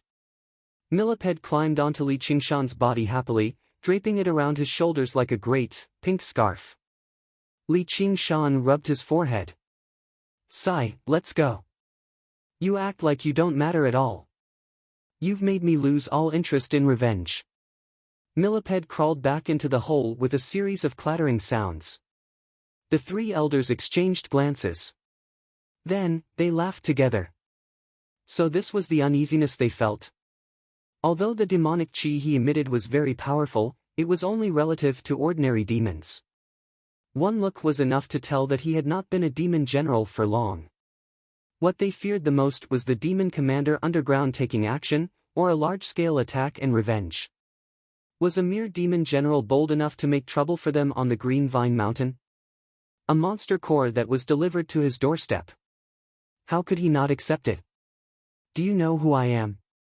Li Qingshan asked boldly. He was not a person who liked to talk nonsense. Villains who talked nonsense did not have a good ending. But when it came to revenge, he had to clearly tell the other party who he was. "Why did I come here? Otherwise, even if I killed my enemy, it would be as tasteless as wearing silk clothes at night." What answered him was the green vines that rapidly extended beneath his feet, bursting out eagerly from the ground one by one. Li Qingshan leapt up, but he heard the cry of a golden pheasant from above. The golden pheasant elder flapped his wings and slapped him to the ground. The vines immediately wrapped around him. "What a wretched name. It'll only stain my ears." Li Qingshan used the spirit turtle's profound shell to block the vines. In the blink of an eye, he was wrapped up into a ball of vines, immobilized. The three elders immediately recalled what had happened during the herb-gathering ceremony. The humanoid, black demon had left an extremely deep impression on them. Today was basically a repeat of what had happened back then. "So it's you. The Green Vine Elder smiled. Originally, he was still rather worried. He felt like he had won a little too easily, but now, the final sliver of doubt had vanished. This demon had become arrogant right after undergoing the heavenly tribulation. He felt like he was omnipotent and wanted revenge, but he did not understand the difference between them. Even the weakest among the three of them was mid-foundation establishment. It was impossible for them to lose in a one-on-one battle. At this moment, the lone grave elder had not even done anything. He just watched on coldly from one side. Li Qingshan cried out, "That's impossible.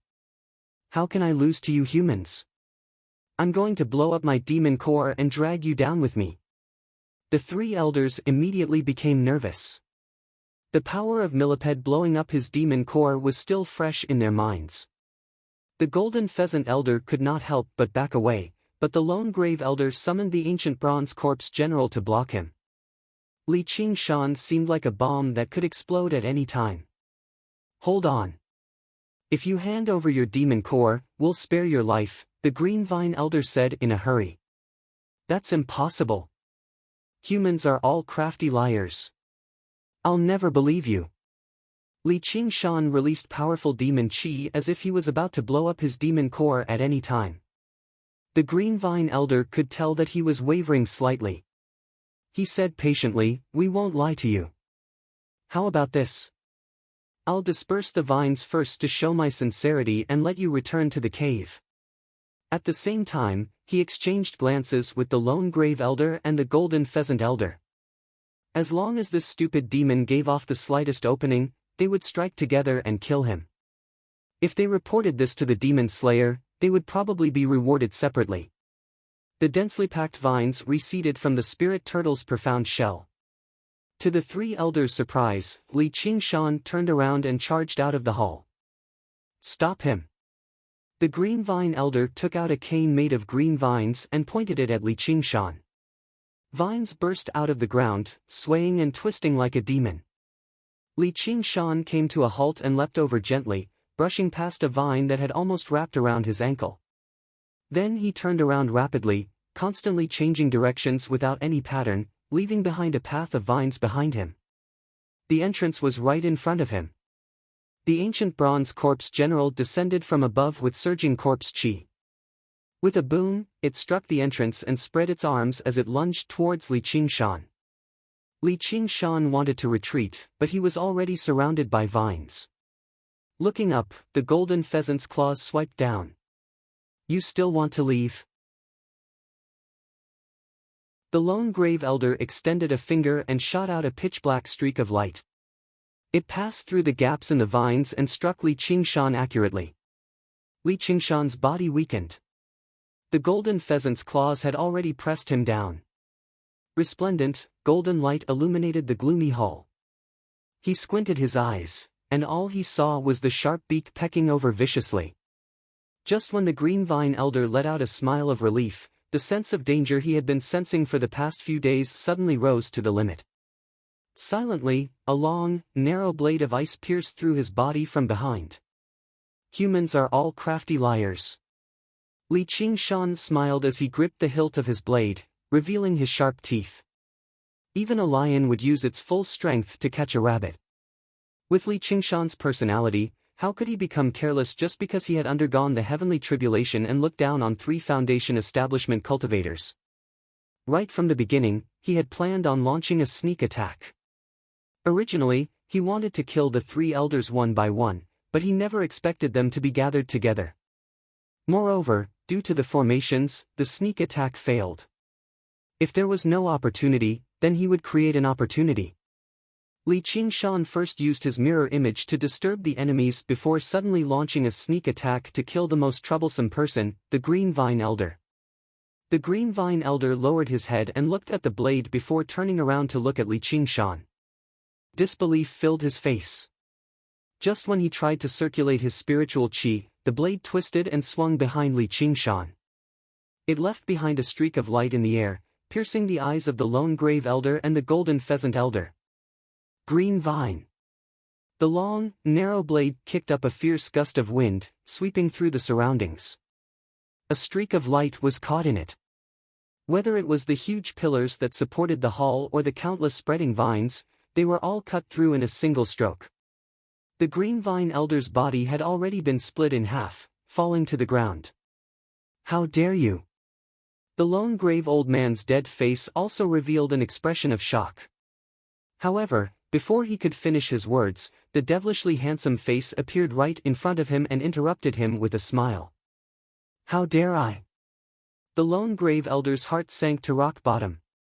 The smile was filled with a familiar smell of death. Although their appearances were exactly the same, their strength was worlds apart. The person before him was startlingly powerful. He did not possess the strength that a demon general who had just undergone the heavenly tribulation should possess. The blade of ice did not stop at all. With Li Qingshan's right hand as the center, it formed a beautiful semicircle. Corpse chi erupted. The lone grave elder roared out madly. Black corpse chi gushed out from his sleeves as he retreated to the edge of the hall. He lowered his head in shock and looked at the wound on his chest. The blade had sliced through his protective corpse chi easily. If it were not for the force from the eruption of corpse chi, he would have followed in the green vine elder's footsteps already. A clump of corpse chi that was as black as swamp did not disperse. When it came in contact with one of the pillars, it was like an invisible beast had taken a bite out of it. A gap immediately appeared. With a great rumble, the upper half of the pillar fell down with a piece of the roof. Before it had even reached the ground, it had been melted away by the corpse chi. Even inanimate objects were like that. If living beings came in contact with it, they would probably be reduced to a puddle in the blink of an eye. With a cry, the golden pheasant unfurled its wings and shot out several hundred feathers, which turned into several hundred streaks of golden light that stabbed into the corpse chi. There was a flash of snow-white light, and the corpse chi was split into two. Li Qingshan emerged with his ice blade and smiled at the lone grave elder. "Nice reaction." A streak of moonlight poured down on him, gilding him with a silvery blue sheen. His handsome face and perfect body seemed even less like a living being, more like the statue of a legendary god. From beginning to end, he did not give off any demon chi at all. Lanterns lit up the green vine mountain. Many disciples emerged from their residences and gazed at the hall at the top of the mountain. "What's happened? Let's go take a look." Yu Shuquang yawned. "It's already so late. What's the matter now?" Several hundred streaks of golden light shot out from the ground, stabbing towards Li Qingshan. The golden pheasant swooped down. "Lone grave, why don't you work with me and kill this demon?" With a series of rapid, sharp sounds, Li Qingshan swung his ice blade, creating a wheel of blades that landed on every single feather with great precision. The feathers flew out even faster than when they had come. The accompanying wind was like countless huge blades and axes, swinging through the hall viciously, destroying everything in the way. Li Qingshan raised his head and looked at the claws of the chicken. He did not dodge, nor did he block. He only threw a punch. The disciples of the Green Vine Mountain saw several hundred streaks of golden light shoot out of the hall in a straight line. A golden pheasant smashed through the roof and was sent flying. Its golden light had dimmed, and it was in a horrible shape. The Legends of the Great Sage. Welcome all readers. Read the full text.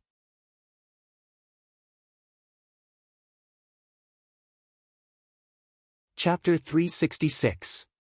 It's the Golden Pheasant Elder. Just what has happened in the hall? The golden light illuminated the shocked and terrified faces of every single disciple of the Green Vine Mountain. Yu Shuquang felt his sleepiness vanish. He could not help but stagger backwards.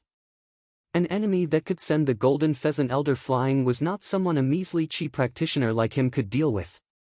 Looking around, the other disciples of the Green Vine Mountain reacted the same way. The Green Vine Mountain was not as important as their lives. A while ago, moonlight seeped through every crevice of the damaged hall like water. Silver blue light crisscrossed, turning the dignified hall into a strange world. However, it was immediately purged by the golden light. The golden pheasant that descended from above was like a golden sun, dazzling and resplendent. Compared to it, Li Qingshan's tall figure seemed so insignificant. Within the scorching light, he seemed like a silhouette, let alone the fact that his swinging arm was like a slender piece of firewood that could be set alight at any time. In that moment, the fist collided with the sun. The two powers collided. Streaks of light and waves of air flickered and surged. Not a single intact pillar remained in the majestic hall. It tottered about in the intense wind, but in that moment, it was forcefully propped up by the air currents, which suddenly swelled outwards. Li Qingshan's feet sank into the ground, but an endless power surged out from the lofty green vine mountain, from the vast earth. It surged into his body, into his fist, and was released endlessly towards the golden pheasant. The confident smile on the golden pheasant elder's face vanished. In the next moment, the fist sent the sun flying. Li Qingshan pulled back his fist and smiled. When I'm standing on the ground, it's best if you don't compete with me in strength. The strength of the earth. This was a brand new innate ability that originated from the ox demon. As long as he stood on the ground, he would receive the assistance of an endless supply of divine strength. Originally, Li Qingshan found it to be rather useless. Looking at it now, the effects were quite impressive.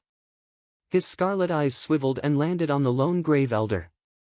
A clear expression of shock appeared on his pale white, dead face, but it was not just because Li Qingshan had sent the golden pheasant elder flying.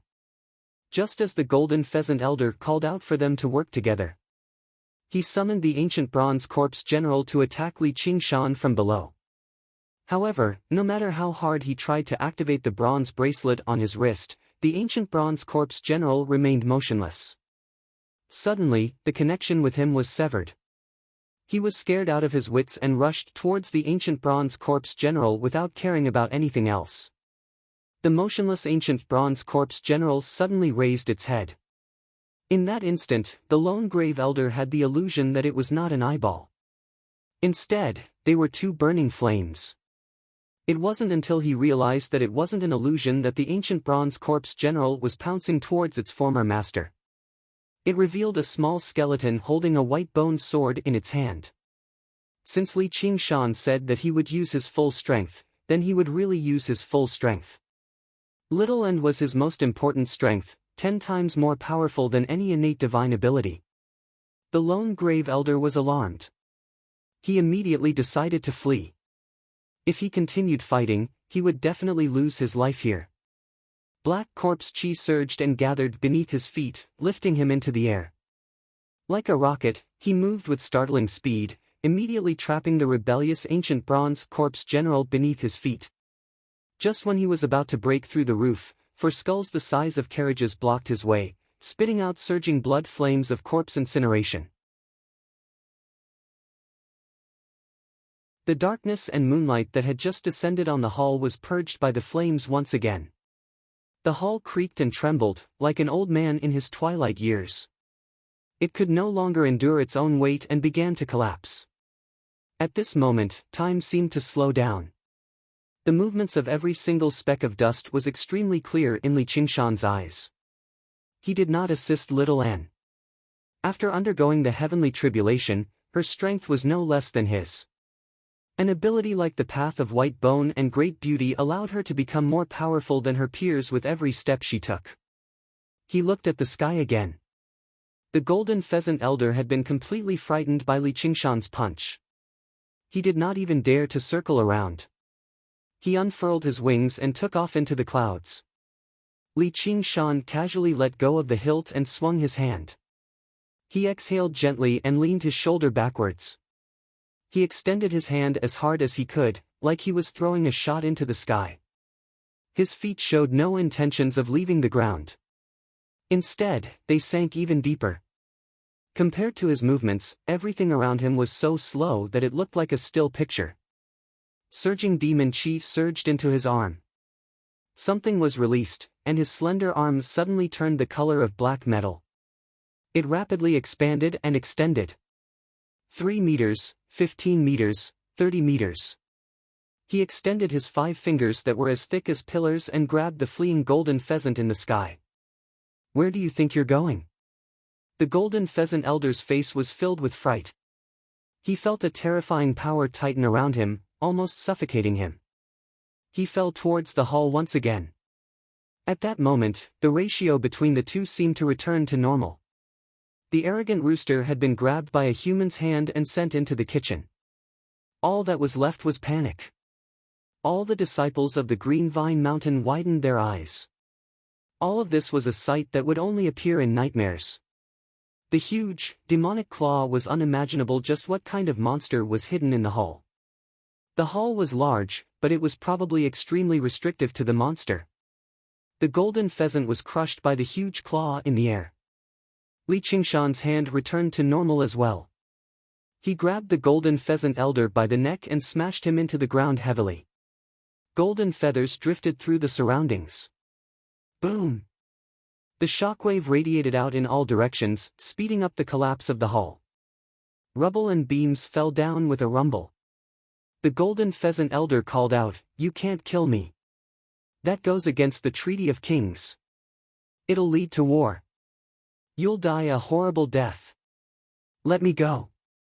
We don't have any grievances of life or death." Li Qingshan leaned over and whispered into his ear with a smile, "I have another name. I'm Niu Juxia." The golden pheasant elder's eyes suddenly widened. He opened his mouth in an attempt to say something, but he would forever lose the ability to do so. Li Qingshan had snapped his neck. Not only had his neck bone been broken, but his head had also been separated from his body. Blood flowed out. At the same time, Little N's bone sword had already pierced through the lone grave elder's forehead. The pale white face of a corpse was filled with fear, exactly the same as the faces of many corpses he had seen in the past. Having lost the ancient bronze corpse general, the lone grave elder was instead the weakest among the three of them. He could not even block a single strike from Little N. Flames surged out, burning him to a crisp in a single moment. Rumble. The hall completely collapsed. The disciples of the Green Vine Mountain raised their heads. A blade-wielding man stood in the ruins, standing at the very top. His scarlet hair ruffled wildly in the mountain wind. The full moon hung behind him, blurring his appearance and casting a black silhouette. However, he seemed even more lofty and aloof than the Green Vine Mountain beneath him. The only thing clear was a pair of scorching, cold, scarlet eyes. He raised the ice blade high into the air. Moonlight flowed through the blade as his murderousness surged into the air, dyeing the moon bright red. P.S. Bow and thank the new alliance leader of A Cripple. Congratulations to the new alliance leader. He only felt power surge out from the computer, spreading through his entire body. I've received your encouragement and support. Legends of the Great Sage welcome readers to log in. Read the full text.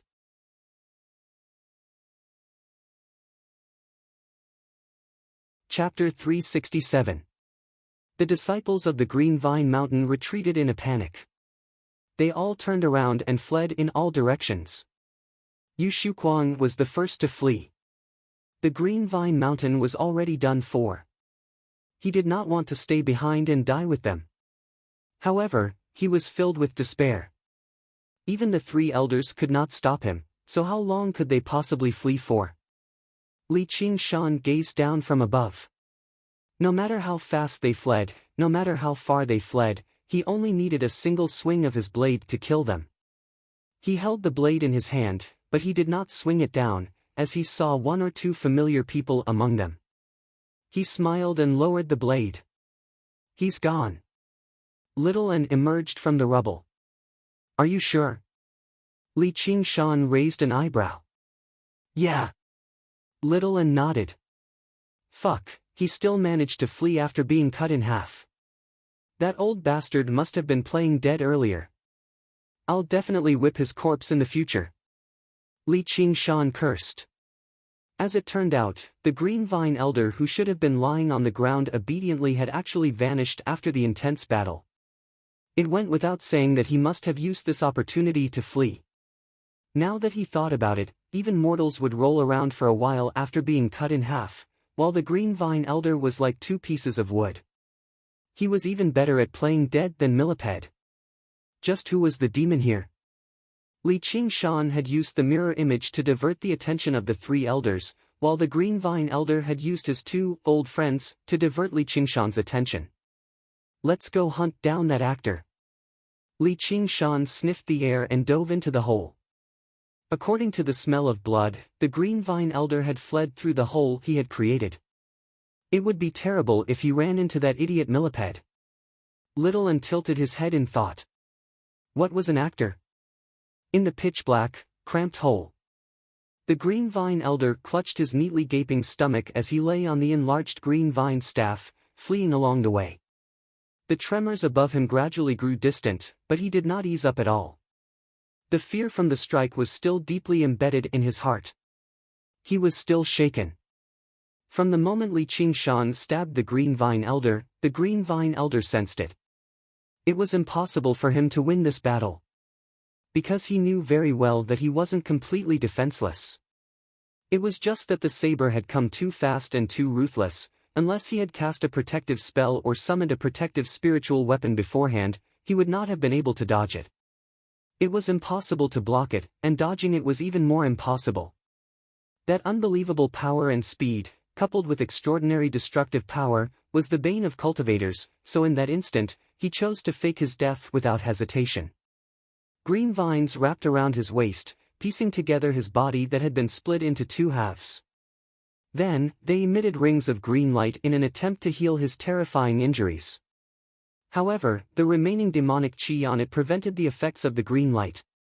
It took a long time for it to recover, but at least its life wasn't in danger. As the strongest among the three elders, the Green Vine Elder was not particularly skilled in battle. However, its ability to heal and recover was unparalleled. It grew and multiplied endlessly like a green vine. Millipede just happened to be strolling around in the cave. When he saw the Green Vine Elder, he immediately lunged over with his claws and fangs. It spat out a pink poisonous mist. The Green Vine Elder's eyes turned cold. He swung his cane. "I can't deal with demon generals, and I can't kill a measly demonic beast like you." At this moment, his heart shuddered. The Golden Pheasant Elder and the Lone Grave Elder's presences had vanished. How could they be so fast? He believed that even if he could not defeat two mid-foundation establishment cultivators, they could still flee. At the very least, they could last for a while.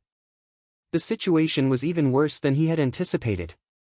The red-haired demon general gave off no demon chi at all, and his movements were unpredictable. He was like an assassin hidden in the darkness, as if he could appear at any time and cut him down. The Green Vine Elder was overcome with fear. He raised his hand and sent Millipede flying before rushing past. Actually, Li Qingshan had yet to discover that he had vanished. Li Qingshan followed the scent and followed it all the way. He saw the curled-up Millipede and smiled. "You sure are lucky." Arriving at the entrance to the cave at the foot of the mountain, he saw the beautiful scenery of the mountains and the moon. The intoxicating fragrance of flowers filled the air. Spring was the time when the flowers bloomed. Li Qingshan wrinkled his nose. The scent had become very faint. It was not just because of the fragrance of the flowers. The Green Vine Elder must have kept his wounds under control and used some other method to hide his scent. However, Li Qingshan still managed to find a special scent, the scent of humans. It was like a thin, clear trail that extended into the depths of the boundless mountains. Li Qingshan leapt up and arrived on a small mountain on the other side, but the scent stopped there. He could not help but frown. If he could see through things, he would be able to see a nervous old man hiding in an ancient cypress 100 paces away. The Green Vine Elder had used a technique of wood evasion and melded into the tree trunk. Although he had temporarily evaded Li Qingshan's detection, his nervousness and fear did not decrease at all. Instead, it spread even more. There was also an indescribable sense of pity. He was the mighty sect master of the Green Vine Mountain, yet he had actually been hunted down by a demon to such a state. Li Qingshan circled around in the gloomy forest a few times. Suddenly, he snorted coldly, "I can see you." He had learned this from Han Xiongji, and sure enough, it scared the Green Vine Elder witless. He resisted the urge to run away.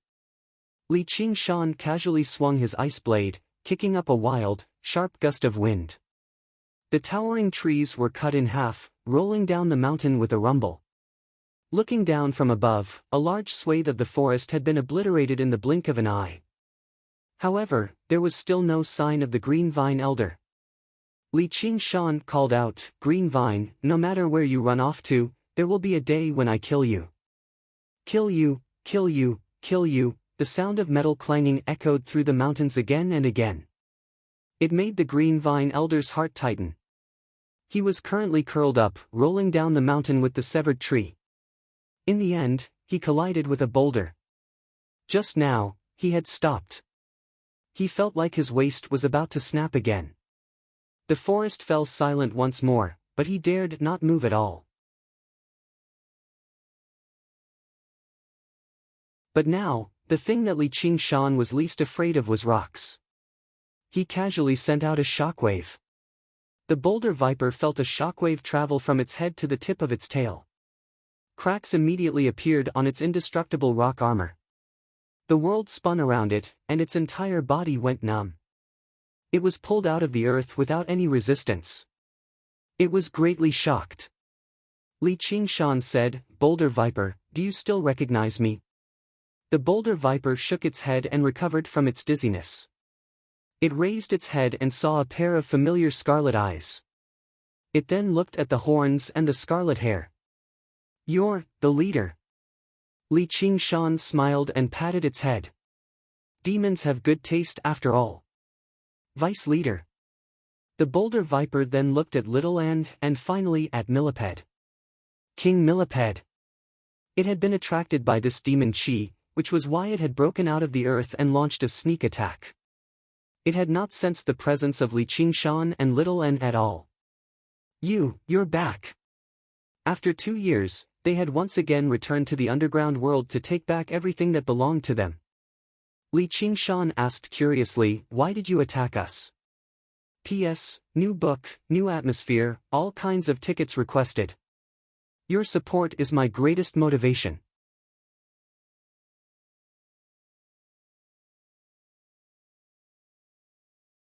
Chapter 368.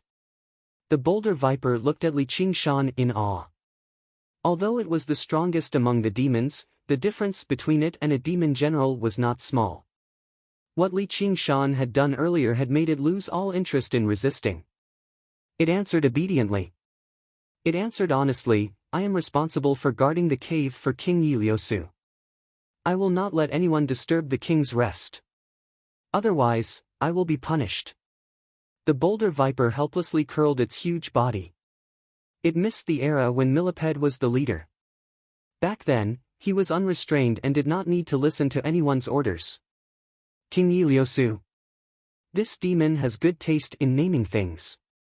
Li Qingshan muttered to himself, "Then do you know what kind of demon he is? What magical powers does he have? Know yourself and know your enemy, and you will never be defeated." Li Qingshan would never underestimate his enemies. "This. I don't know either. Also, King Yiliosu is not a demon." "Not demons?" Li Qingshan raised his voice. "Don't tell me humans can carve out territory underground too." No, he's not a human either." "If he's not a human or a demon, then what is he?" The boulder viper described it, but unfortunately, as a powerful demon that lived underground, it was very lacking when it came to adjectives, which confused Li Qingshan even more. All he knew was that King Yiliosu did not come from the other demon generals in the surroundings. Instead, she came from underground. If he couldn't figure it out, then he would go and see for himself. Although Li Qingshan was cautious, he was not afraid. He had the boulder viper move to the side and strode into the depths of the cave. "Leader, King Yiliosu comes and goes without a trace. He's very powerful." The boulder viper reminded Li Qingshan from behind. Li Qingshan had clearly become a demon general not long ago. He might not be a match for King Yiliosu. He hurriedly burrowed into the soil. If King Yiliosu discovered him, he would be the one who let them in. That would be terrible. In the darkness, there was suddenly a bit of light. Suddenly, a spot of light appeared. A blue butterfly flower was emitting a faint blue light in the darkness. Its two butterfly wings were fluttering lightly. However, it was clear that it had not yet matured and was unable to break free from the restraints of the branches and fly into the sky.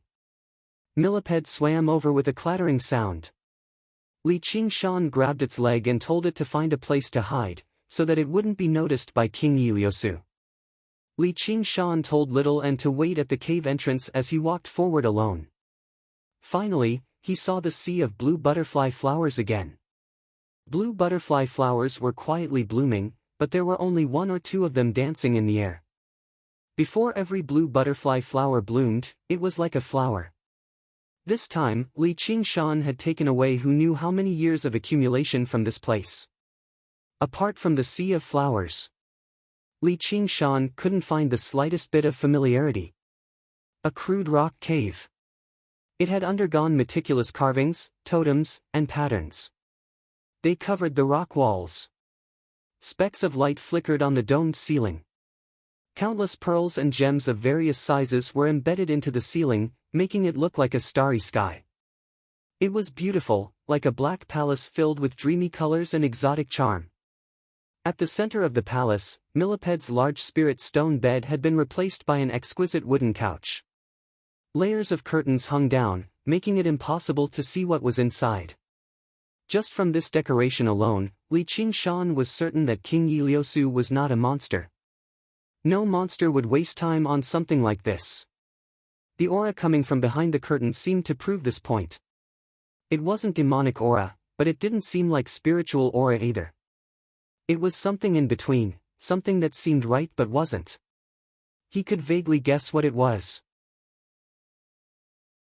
But when he walked forward and lifted the heavy curtains, he couldn't help but reveal an expression of shock. The two pointy ears indicated that it wasn't human. Its smooth skin seemed to be shrouded in a layer of night. It was the color of the midsummer sky. The mixture of black and blue further proved this point. It was not human, nor was it a demon, but other folk. Li Qingshan could even tell its race with a single glance: night roamers. This was all thanks to the countless dates he had with Han Xiongji. When the two of them chatted about everything, Li Qingshan was the one listening most of the time. Han Xiongji had mentioned the existence of this race in the past. Their ink-blue skin was their most prominent characteristic. They were the complete opposite of humans who moved around during the day and rested at night. They were nocturnal. They could see through the deepest darkness, but they were blind during the day. After the human race prospered, they were exiled to remote, savage lands just like other folk, becoming a legend. He never thought he would actually meet them underground. If this was not enough to leave Li Qingshan so surprised, then the fact that King Yiliosu, who sat with her legs crossed in the heavy curtains, was actually a woman was enough. Strands of her ink-blue hair draped over her perfect oval face. Her eyes were tightly shut, and her eyelashes were long. Her nose was tall, and her facial features were exquisite. She only wore simple, black armor, which only wrapped around the most important parts. Beautiful patterns that resembled flowering branches extended across her exposed skin. They were of the same style as the surrounding murals, but they seemed more like natural tattoos than tattoos. They were also the only adornment on her body. If he could ignore the color of her skin, she was without a doubt a supreme beauty. Or in other words, it was her skin that was like the night sky that filled her with a mysterious, exotic charm. Li Qingshan saw her frown slightly. Clearly, she had sensed his existence, but she remained motionless. She had probably reached a critical juncture in her cultivation. Li Qingshan was rather disappointed. He just climbed onto the stone bed and sat down in front of her, admiring her hot figure as he waited for her to wake up. It was not that he did not want to take advantage of her, nor was it because his legs had softened at the sight of a woman. On the contrary, certain parts of his body had silently hardened. He began to reminisce about the good times he had spent with Han Xiongji. He wondered if she had emerged from seclusion yet. When the time came, all he needed to do was to successfully kiss her. Li Qingshan's goal in coming here had never been to kill. Demons could not kill each other.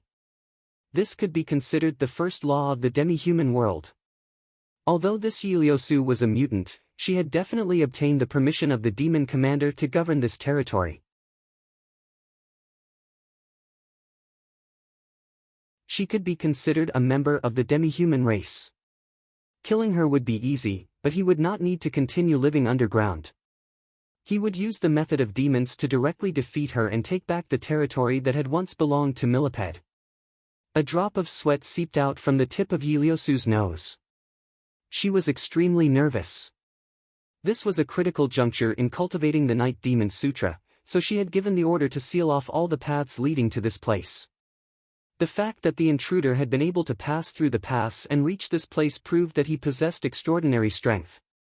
Right now, she was unable to move. Otherwise, not only would she fail at the last step, she would also suffer a backlash and be heavily injured. At this moment, she suddenly felt his hand reach out towards her. Her body immediately tensed up, but that hand only waved in front of her. Li Qingshan was bored from waiting. He yawned and changed to lying on his side. Suddenly, he saw a sheathed dagger hanging behind her waist. It was curved like a crescent moon, so he reached out to take it. Ieyasu suddenly opened her eyes, which were as brilliant as the stars in the night sky. P.S. Please guarantee your monthly ticket, my dears. Legends of the Great Sage welcome readers to log in. Read the full text.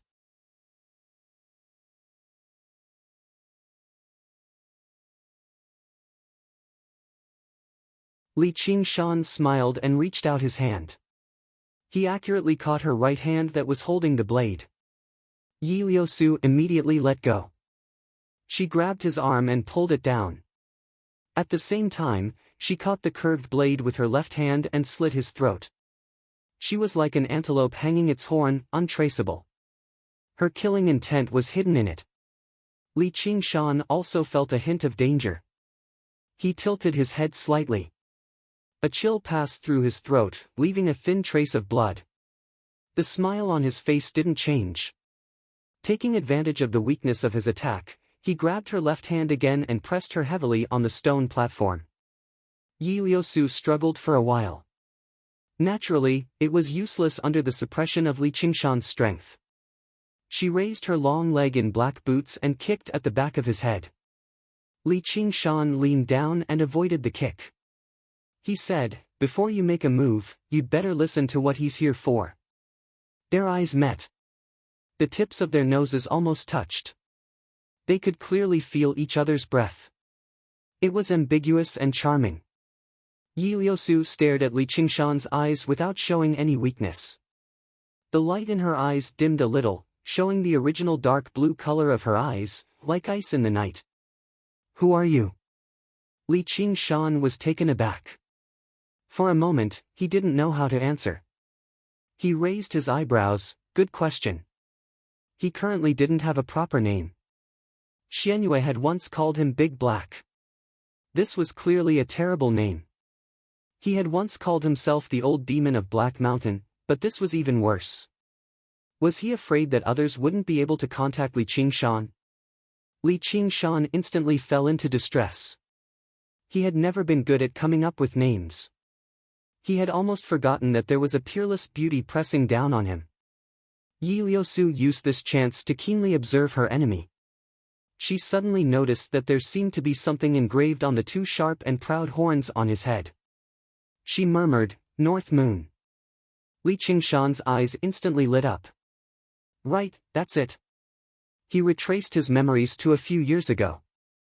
In the depths of the boundless mountains, the naughty and adorable cat demon had forcefully engraved this promise on his horns, leaving it in the depths of his memory.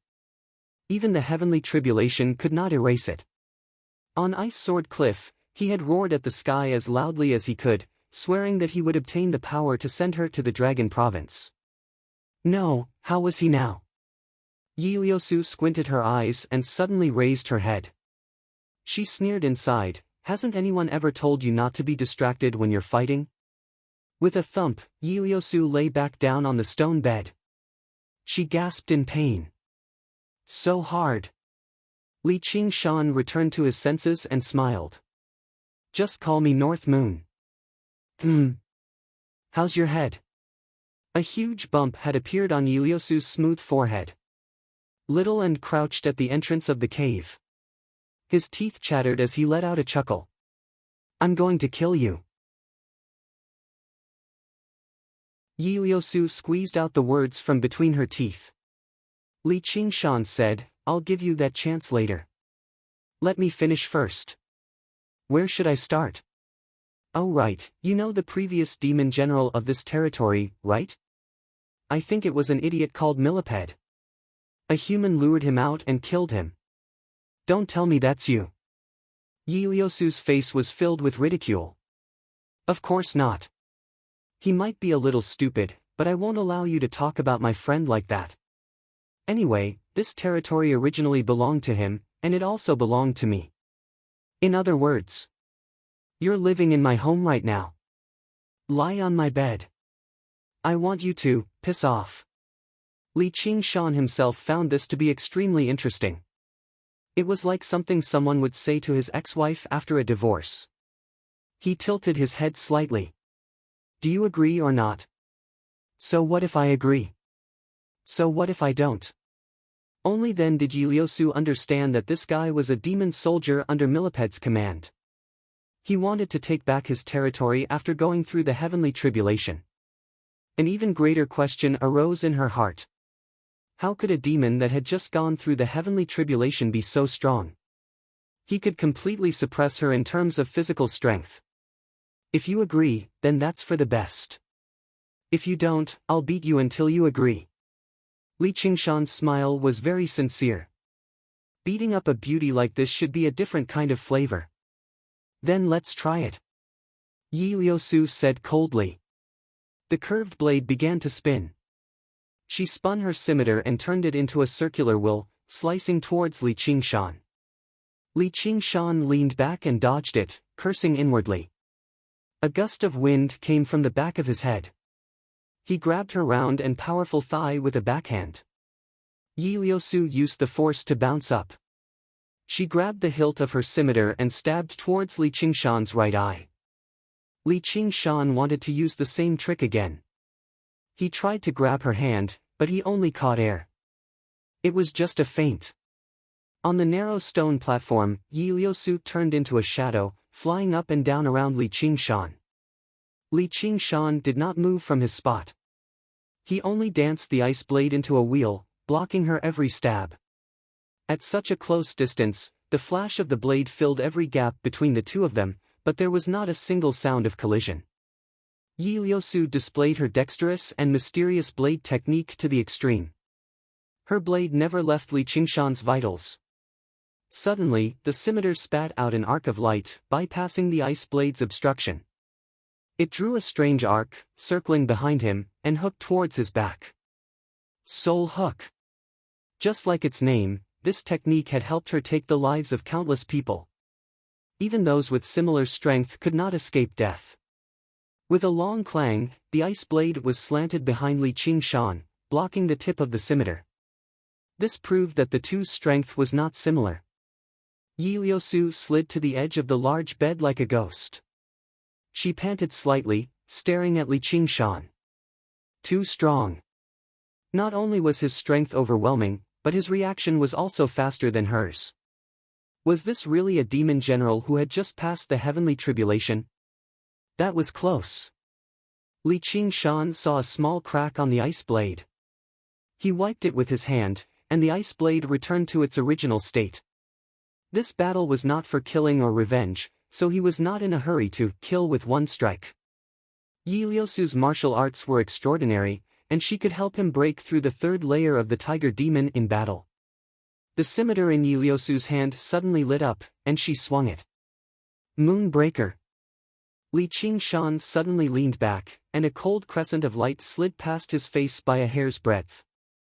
He saw a blue butterfly flower fluttering in the path of the crescent of light. It was easy to imagine its fate when it was cut in half. He immediately soared into the sky and caught up to the crescent arc of light, destroying it with his saber.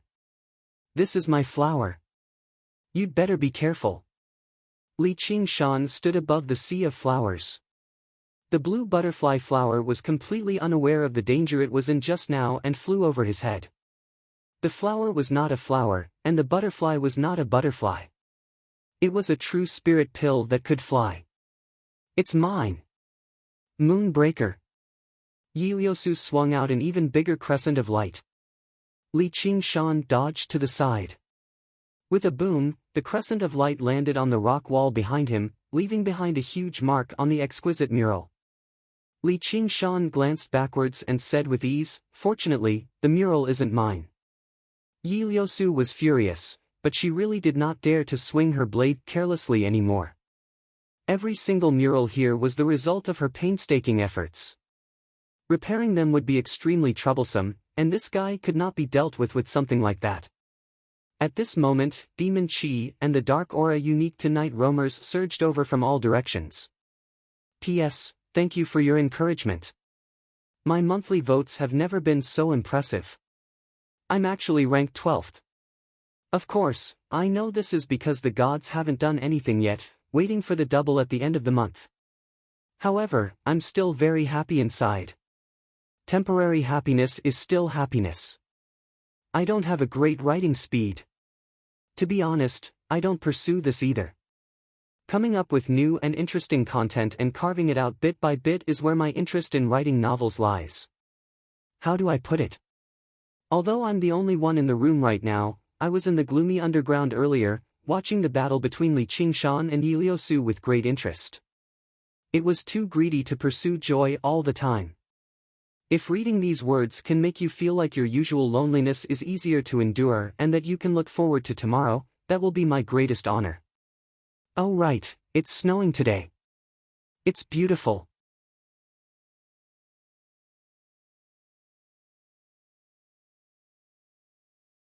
Chapter 371.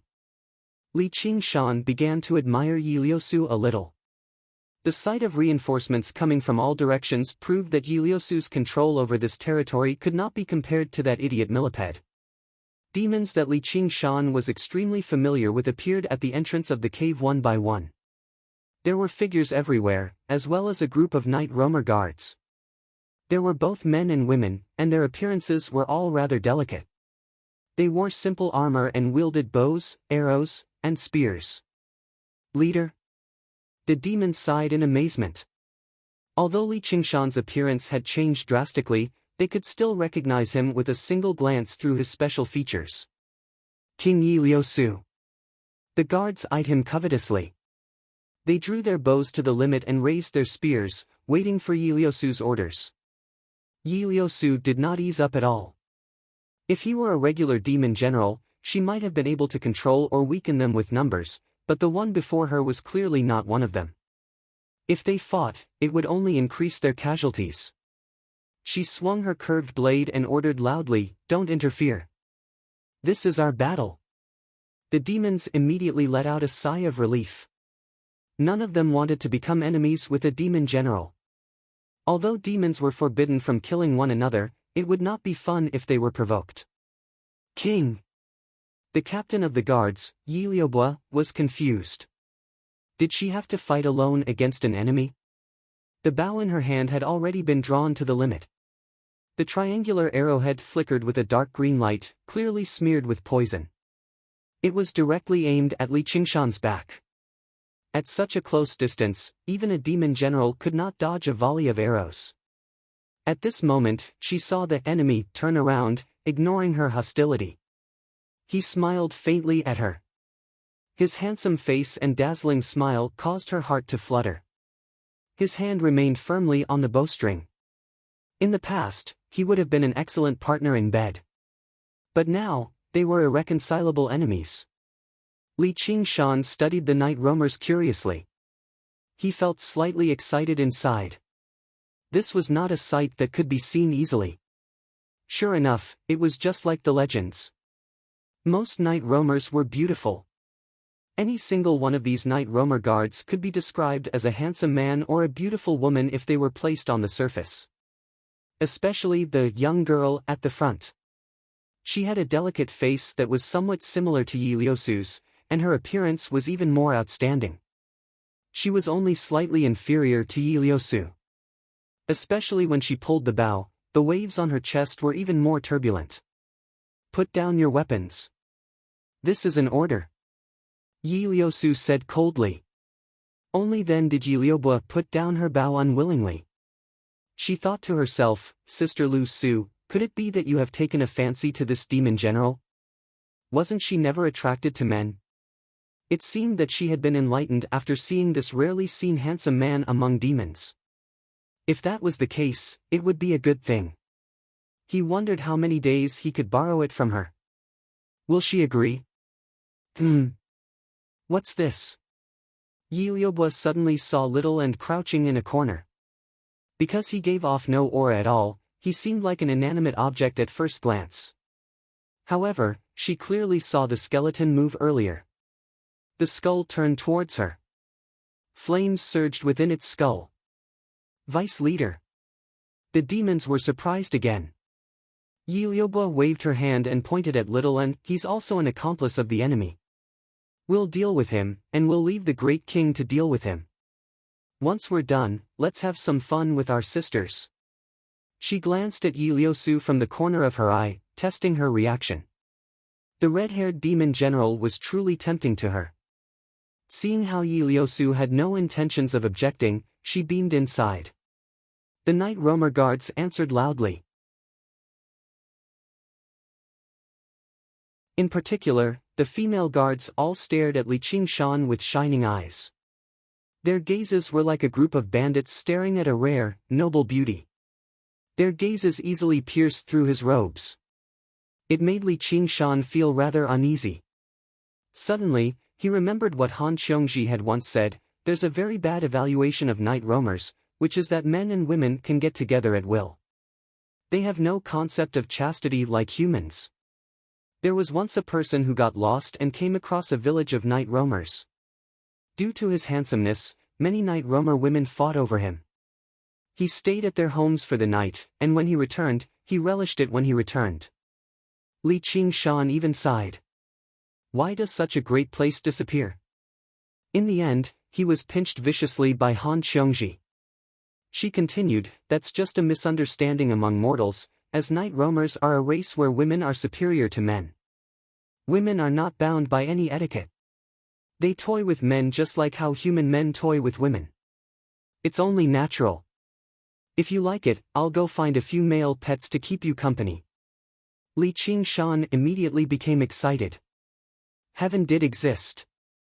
He said loudly, even if it doesn't work out, I'll still let the sisters have some fun. Iliyobu burst into laughter. You sure are interesting. I just wonder how you're like in bed.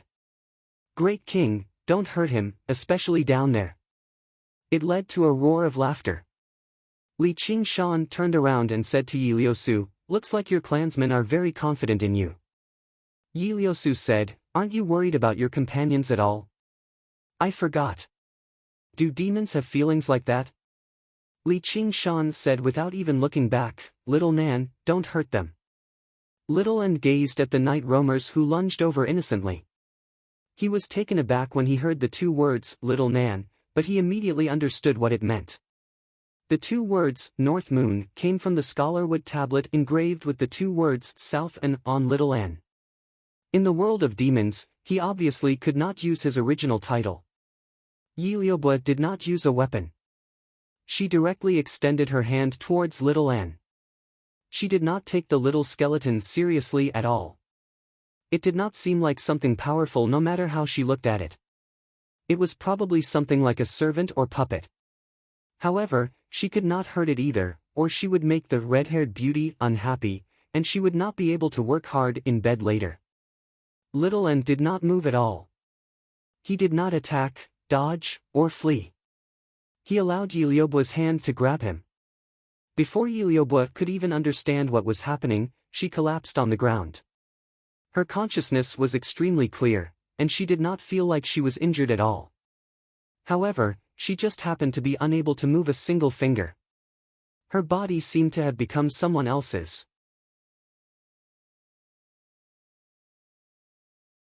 When Little An first practiced the path of white bone and great beauty, she already possessed the ability to control flesh and blood.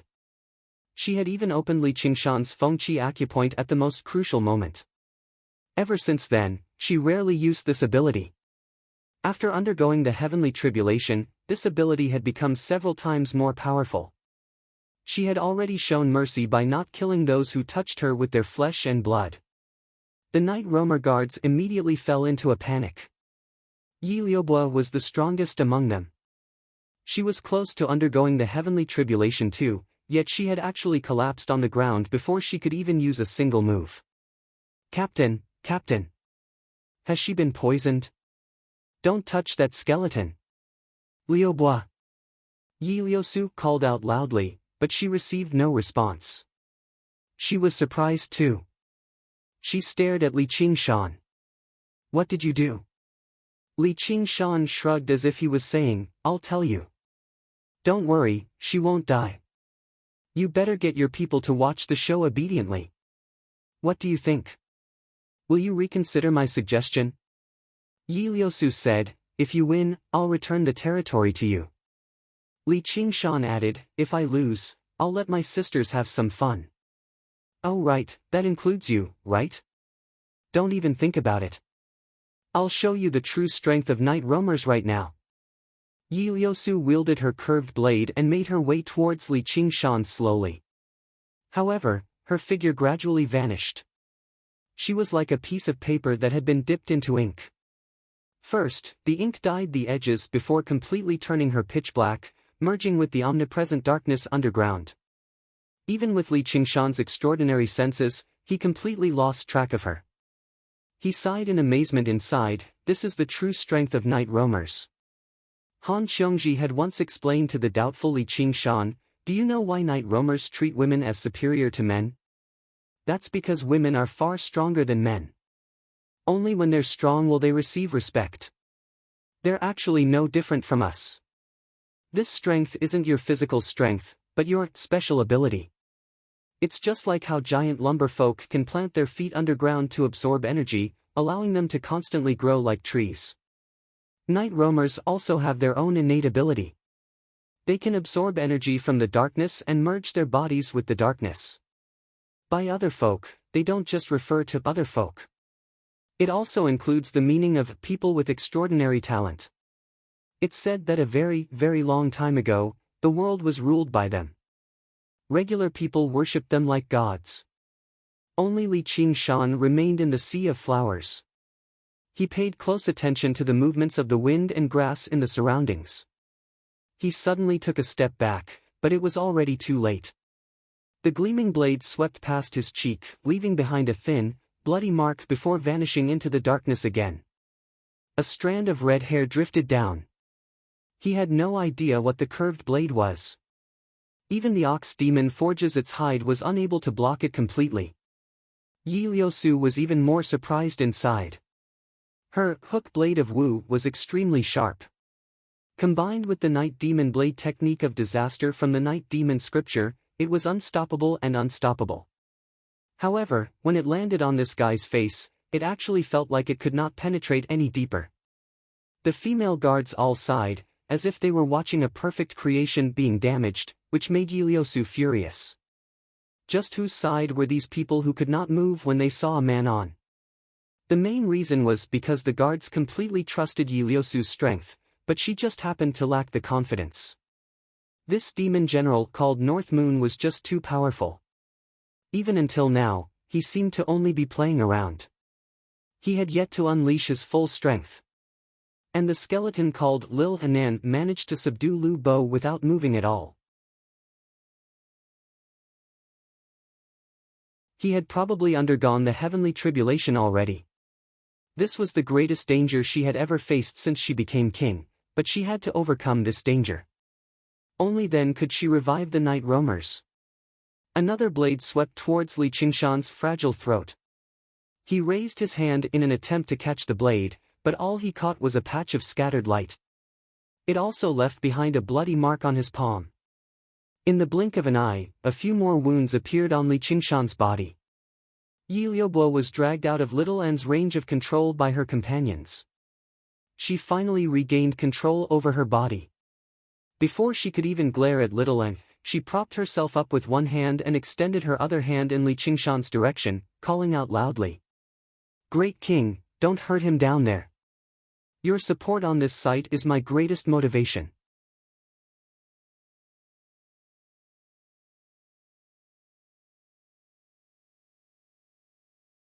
Chapter 372. It's fine, Captain. Demons can grow back. What do you know? If it's traumatized and can't harden up, it won't be beautiful anymore. Yi Liusu felt disgusted. She could not be bothered with them. She swam through the darkness like a fish. The world became completely different in her eyes. Li Qingshan's existence was as bright as a white speck in the darkness. She approached him silently and swung her blade. Little An became nervous. She had her own perspective, which allowed her to see the living. Yi Liusu's dense aura of life was difficult to hide even in the darkness. She could see every change in position. The sharp blade of light rapidly swung towards the back of Li Qingshan's neck.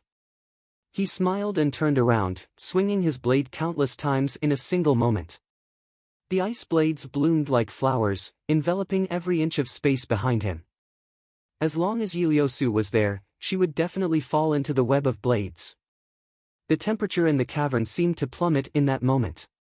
The cold wind that swept over forced the night roamer guards to retreat step by step. Yi Liubu shivered. The arrogance on her face vanished, replaced by solemnity. She grabbed her bow again. Only then could she feel a sliver of safety. She could not even block a single blade. What a terrifying blade technique. He's definitely not a regular demon general. However, the Great King won't lose. It's impossible to defeat the Great King with this method. The curved blade vanished with a flash, like a comet. It was impossible to grasp.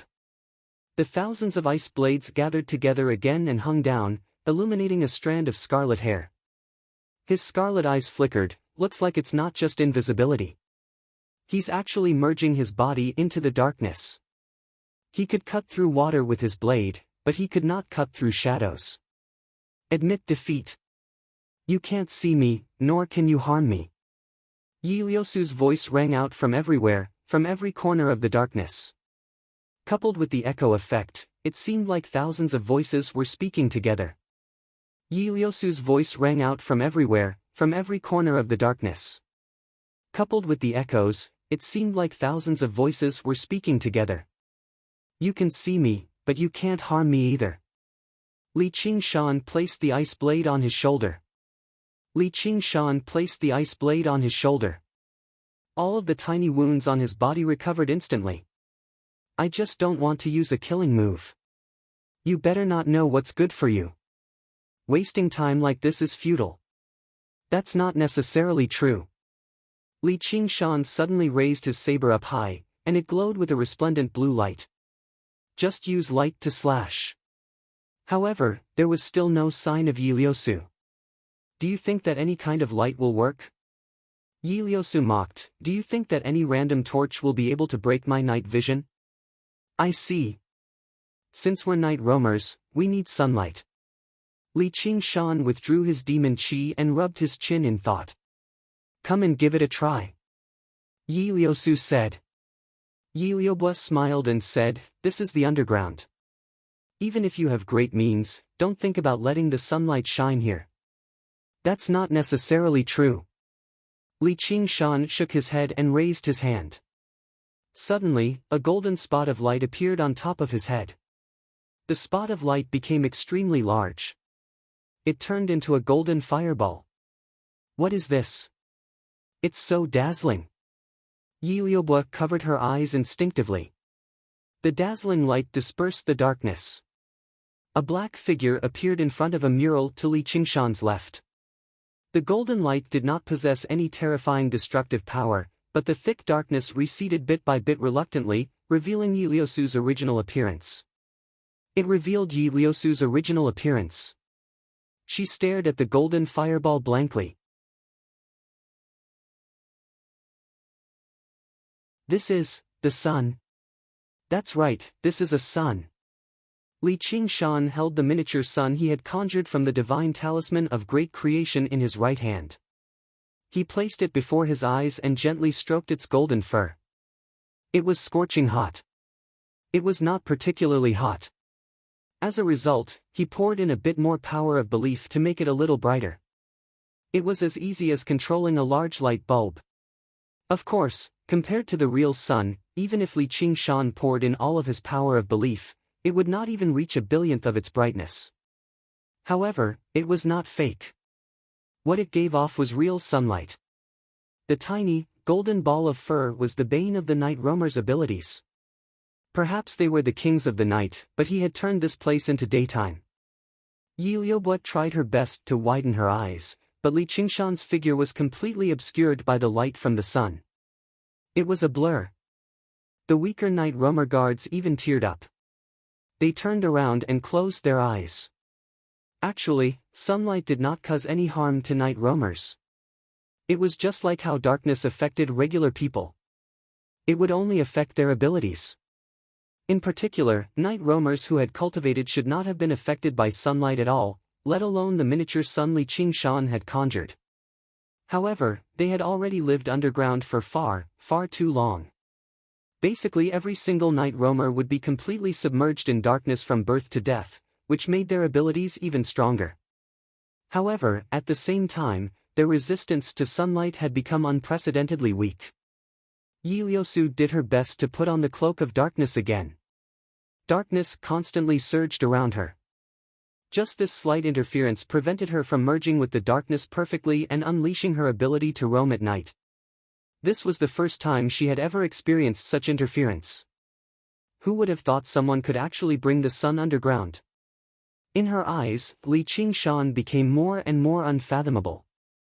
If this was a part of his ability, then he was basically the bane of night roamers. I just thought of a pretty good move. Give it a try. Li Qingshan tossed aside his ice blade and arrived before Yi Liusu in a flash, hurling a punch through the air. Although sunlight has affected my ability to roam at night, you're dreaming if you think you can hit me with a direct attack like that. The punch was like a fierce gust of wind, producing a series of explosions in the air. Yi Liusu's figure drifted about like a shadow, completely unaffected. She was nowhere near as strong as him, but she was no slower in terms of speed. She gave up on attacking and dodged with all her might, like a dark elf dancing in the wind. At this moment, Li Qingshan suddenly opened his fist and struck out with his palm. However, it was only an inch away from Yi Liusu. Yi Liusu did not take it seriously at all, mocking Li Qingshan for his futility. In that moment, an invisible, terrifying force slammed into her abdomen viciously, spreading through her entire body. All Yi Liubo saw was Li Qingshan strike out with his palm, and Yi Liusu was sent flying. She shot through the sea of flowers and slammed into the wall heavily. The residual force was unleashed through Yi Liusu's body. The wall immediately became riddled with web-like cracks, shattering into pieces. The sound of the collision was completely drowned out by a thunderous sound, shaking up the night roamer guards to the point of dizziness. The sound came from Li Qingshan's palm strike. Waves of air surged out in all directions, lifting the curtains high into the air and pushing down the sea of flowers.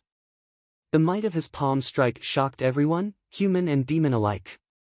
Only after being taken aback did they cry out, "Great King!" Yi Liubo rubbed her eyes. Just what was he doing? Li Qingshan looked at his palm in surprise and joy. The effects were even better than he had imagined. That's right, this was still his innate ability, the Ox Demon Tramples.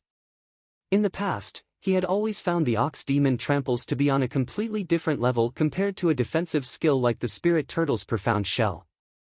It was basically useless. In particular, how many cultivators would still stand on the ground and fight with him obediently after reaching Demon General? Only after becoming a Demon General did he barely manage to use it to open up an underground tunnel. It was basically recycling trash. Only now did he realize that the so-called Ox Demon Tramples was just a misunderstanding of the innate ability. Its true ability was vibrations. In the past, Because his demon chi was too weak and his cultivation was too low, he could only use a method like stomping on the ground to strengthen the power of the shockwaves. Otherwise, the tiny vibrations would not be enough to cause enough damage, which was why it was a false impression. In the battles that followed, he never thought about using the shockwaves anywhere else either, as there was no need for him to do so. As long as he managed to break through the protective true chi of the enemies he encountered, they would basically be dead. There was no need for him to use the shockwaves at all. Otherwise, it would be useless even if he used it against opponents he could not defeat like the three elders. After becoming a demon general, the power of his innate ability increased drastically, finally demonstrating the power it was supposed to possess. Just now, Li Qingshan used the air to transmit the shockwaves. Although the effects were nowhere close to the ground, it still demonstrated startling power. Yi Liusu was both surprised and furious, as well as a sliver of fear. Her opponent was unimaginably terrifying, and the power he used was powerful and mysterious. Her armor was basically unable to provide much protection before this power. Just how many trump cards did he still have up his sleeves? However, she could not give up. She had obtained this territory from the Spider Queen after much difficulty. It was the only path for the night roamers to return to the surface. She could not give it to someone else. Returning to her senses, she discovered she had just let out a hysterical roar. The curved blade glowed with light, turning into a huge crescent moon that illuminated the cavern. She changed her nimble tactics, becoming one with the blade and stabbing over with an aura that could cut through all obstructions. Li Qingshan was slightly taken aback too. He was surprised that this beautiful woman who seemed more like an assassin could actually unleash such an aura. His blood surged for the first time. "Come at me." Li Qingshan threw a punch, and cracks spread through the air. Yi Liusu shivered inside, but she did not hesitate at all. Her dark blue eyes shone like stars as she stabbed out with the blade, forgetting about life and death. She was like a joyful comet or a hawk striking the palace. Yi Liuba basically forgot to breathe. She gazed at Yi Liusu in reverence. This was the king they trusted.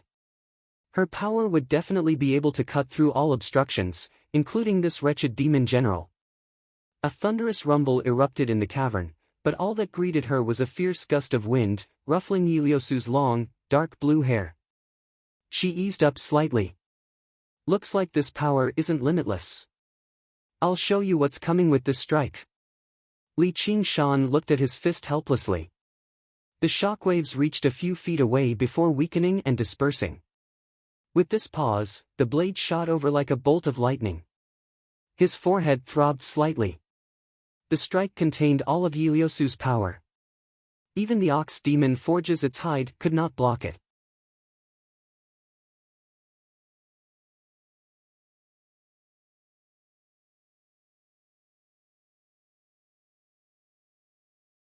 There was no ambiguity at all, as if she was in the mouth of a monster that could fly into a rage at any time. She gritted her teeth and said with great difficulty, "Yes." Li Qingshan laughed aloud. "Then what are we waiting for? Let's set off immediately." Yi Liusu was surprised. She found this handsome and powerful demon general to be even more unfathomable. Was he so confident in his own strength? That was why he was bold enough to set off for that dangerous place under the lead of an enemy. He was rash and arrogant, yet filled with unbridled charm. Compared to the gloomy male night roamers who seemed constantly uneasy, he was basically the other extreme. But before that, I need to find a suitable place to settle my friends down. I think this is a good place. Li Qingshan looked around the cavern. He found the murals to be rather beautiful. They were very suitable as decorations for his home. Yi Liusu agreed through gritted teeth. Li Qingshan stood on the stone platform and gave a speech to the demons, receiving their absolute obedience. Millipede wriggled out too, returning to the bed he was familiar with and curling up comfortably. Little and sat on his back. After going through numerous trials, they had finally returned to square one once more, taking back what belonged to them. This was because Li Qingshan said to Yi Liusu, "You go ahead first. I'll catch up later. All Ieyasu could do was lead the night roamer guards and set off first. No one spoke along the way. The atmosphere was very oppressive. They gradually left the cavern and arrived at the edge of Milliped's territory, but they still did not see Li Qingshan.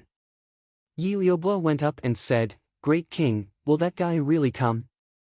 Don't tell me he's lying to us." Yi Liusu fell silent. Then all she could do was return to the clan and ask for reinforcements, but would that be enough to deal with him? Perhaps it would only be possible if Lolth and the others beside her took action.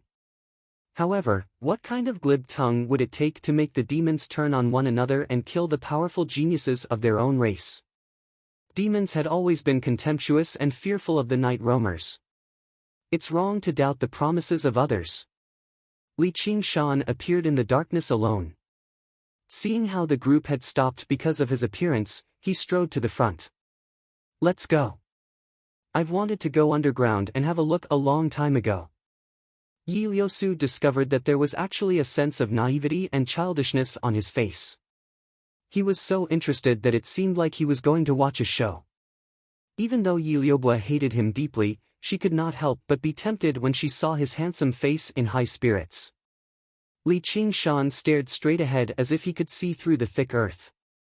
His dream of traveling across the 9 provinces was gradually becoming a reality. He wondered what a city of night roamers would be like. And what would the Empress Helicoverpa Rosa think? Speaking of which, this was no different from the human world. If he wanted a place in the world of demons, he had to pay a visit to the Empress first. However, according to what Millipede had said, that person would not be too easy to get along with. But that was fine. The worst outcome would just be falling out and attacking him, only to be killed. At this moment, on the bed of spiritual stone in the center of the sea of blue butterfly flowers, Li Qingshan and Little and took out the 100 treasures pouches of the golden pheasant elder and the lone grave elder. They checked through the spoils of battle this time in peace. Taking risks was obviously extremely interesting. If they could sit at home and take risks safely, it would be even more interesting, and it would not affect their cultivation either. Although they channeled their true chi into the golden pheasant elder's 100 treasures pouch, a vast space opened up loudly.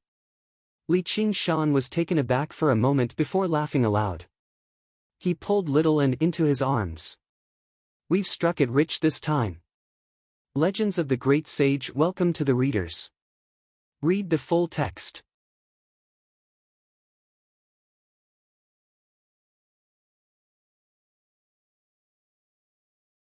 Chapter 374. Yi Liusu also discovered that a mysterious smile had suddenly appeared on Li Qingshan's face as she hurried along silently.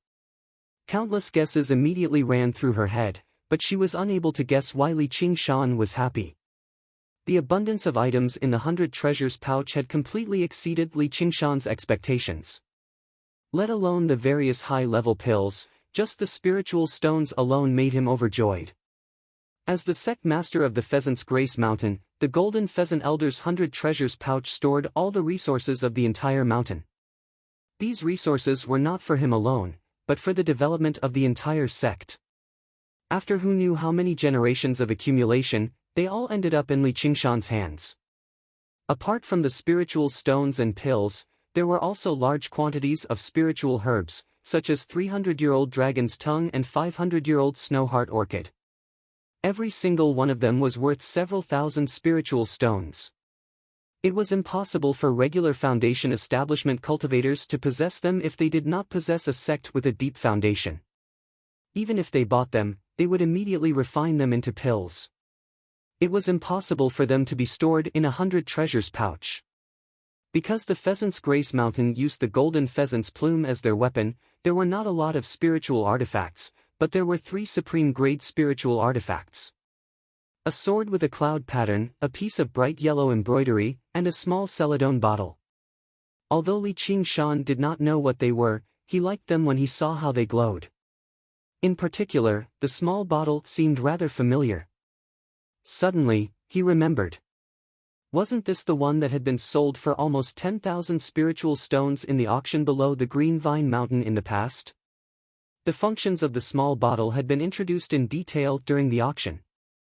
Regular water could be converted into spiritual water. Whether it was used for refining pills, forging artifacts, or watering spiritual herbs, it was extremely beneficial. Out of the 3 spiritual artifacts, only this item showed signs of being refined. The sword with the cloud pattern and the piece of bright yellow embroidery remained untouched. When the golden pheasant elder fought as a golden pheasant, he could not split his attention to control the spiritual artifacts, so he did not refine the 2 spiritual artifacts. His golden pheasant's plume was the most powerful spiritual artifact. However, before Li Qingshan's overwhelming power, even if he had another supreme-grade spiritual artifact, it would not be enough. However, aside from that, he did not find any legendary arcane artifacts. Apart from that, he did not find any legendary arcane artifacts. This was not strange. The number of arcane artifacts in the world was not as plentiful as spiritual artifacts. Every magic artifact possessed astonishing power. This also meant that it was extremely difficult to refine. Usually, only large clans and sects would have them, and they were rarely circulated in the market. Foundation establishment cultivators usually used supreme-grade spiritual tools. And even if there was a sale, the golden pheasant elder would not spend an astronomical price to buy an arcane artifact. The world was at peace, so there was very little fighting. In particular, cultivators above foundation establishment would not necessarily have the opportunity to fight someone even once in a decade. What's the point of buying it? If the vial was not a spiritual artifact that assisted cultivation, the 3 elders would not have fought over it. Li Qingshan was already satisfied with these 3 supreme-grade spiritual weapons. Especially that celadone bottle. It was good to store some spiritual water for bathing. There were also some shiny metal ores. Li Qingshan guessed they were materials for forging artifacts. He had never learned how to forge artifacts, so he did not know what they were called. However, just from the glow they gave off, he could tell they were valuable. They must have been used to forge golden pheasant's plume. Speaking of which, he had obtained a large handful of golden pheasant's plume as well. They should also be supreme-grade spiritual artifacts, and they came in a set. They were supreme-grade among supreme-grade spiritual artifacts. Unfortunately, he needed to practice the cultivation method of the Pheasant's Grace Mountain to use them. There was a complete set of the Golden Pheasant's method of the dawn in his 100 treasures pouch, but it was impossible for Li Qingshan to practice it. Afterwards, he opened up the Lone Grave Elder's coffin. The items inside still left Li Qingshan surprised. What greeted his eyes was a tremendous number of corpses. There were corpses of all kinds, male, female, old, and young. Some had been refined, while others were in their original state. They were hideous and terrifying like a living hell. The burial mound mountain used the art of refining corpses as its foundation. Corpses were their most important resource. They were both consumables and necessities. In order to obtain these corpses, who knew how many graves the disciples of the burial mound mountain had dug up? Li Qingshan took out the spiritual stones and pills and placed them into the Golden Pheasant Elder's 100 treasures pouch. Afterwards, he passed the Lone Grave Elder's 100 treasures pouch to Little and "This is for you." There were also the Lone Grave Elder's bone staff and bronze band, 2 supreme-grade spiritual artifacts. Both of them gave off a sinister aura and were related to refining corpses. He had no use for them either. After splitting the spoils, Li Qingshan stood up and stretched. He laughed aloud. Let's go into secluded cultivation again. This time, his target was the 3rd layer of the Spirit Turtle's method of sea suppression. That way, he could perfectly suppress the demon chi of the Ox Demon and Tiger Demon, just in case he gave himself away when he reached the 3rd layer of the Tiger Demon. Little N's eyes shone brightly. She had another plan in mind. After undergoing the heavenly tribulation, her cultivation had increased drastically, but she had also reached a new bottleneck. Without sufficient comprehension, she could not increase her cultivation of the path of white bone and great beauty through the essence of her flesh and blood alone. However, she just happened to be able to continue refining skull prayer beads. If nothing went wrong, she would be able to gather 12 beads into a string and forge her first white bone spiritual artifact, no, arcane artifact. When the two of them were filled with ambition, they looked at Millipede again. He had already fallen asleep, coiled up on the stone platform and stretching out bit by bit. He seemed very comfortable.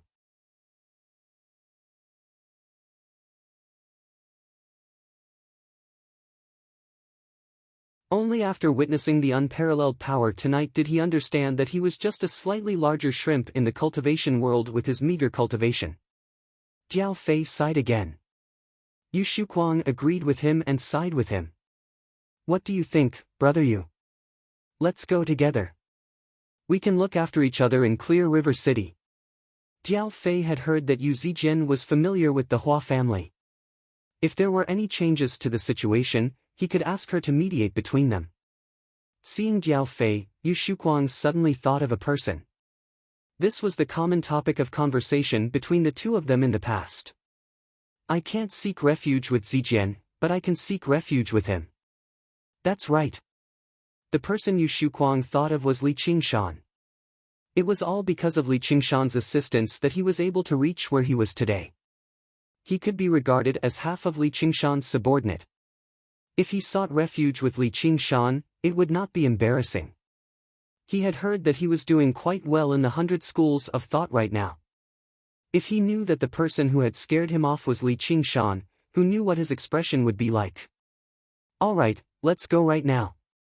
Are you telling the truth? After listening to Jiao Fei's story, Wang Puxi's eyebrows furrowed into a knot. A demon general had actually killed the 3 elders. It was unbelievable no matter how he thought about it.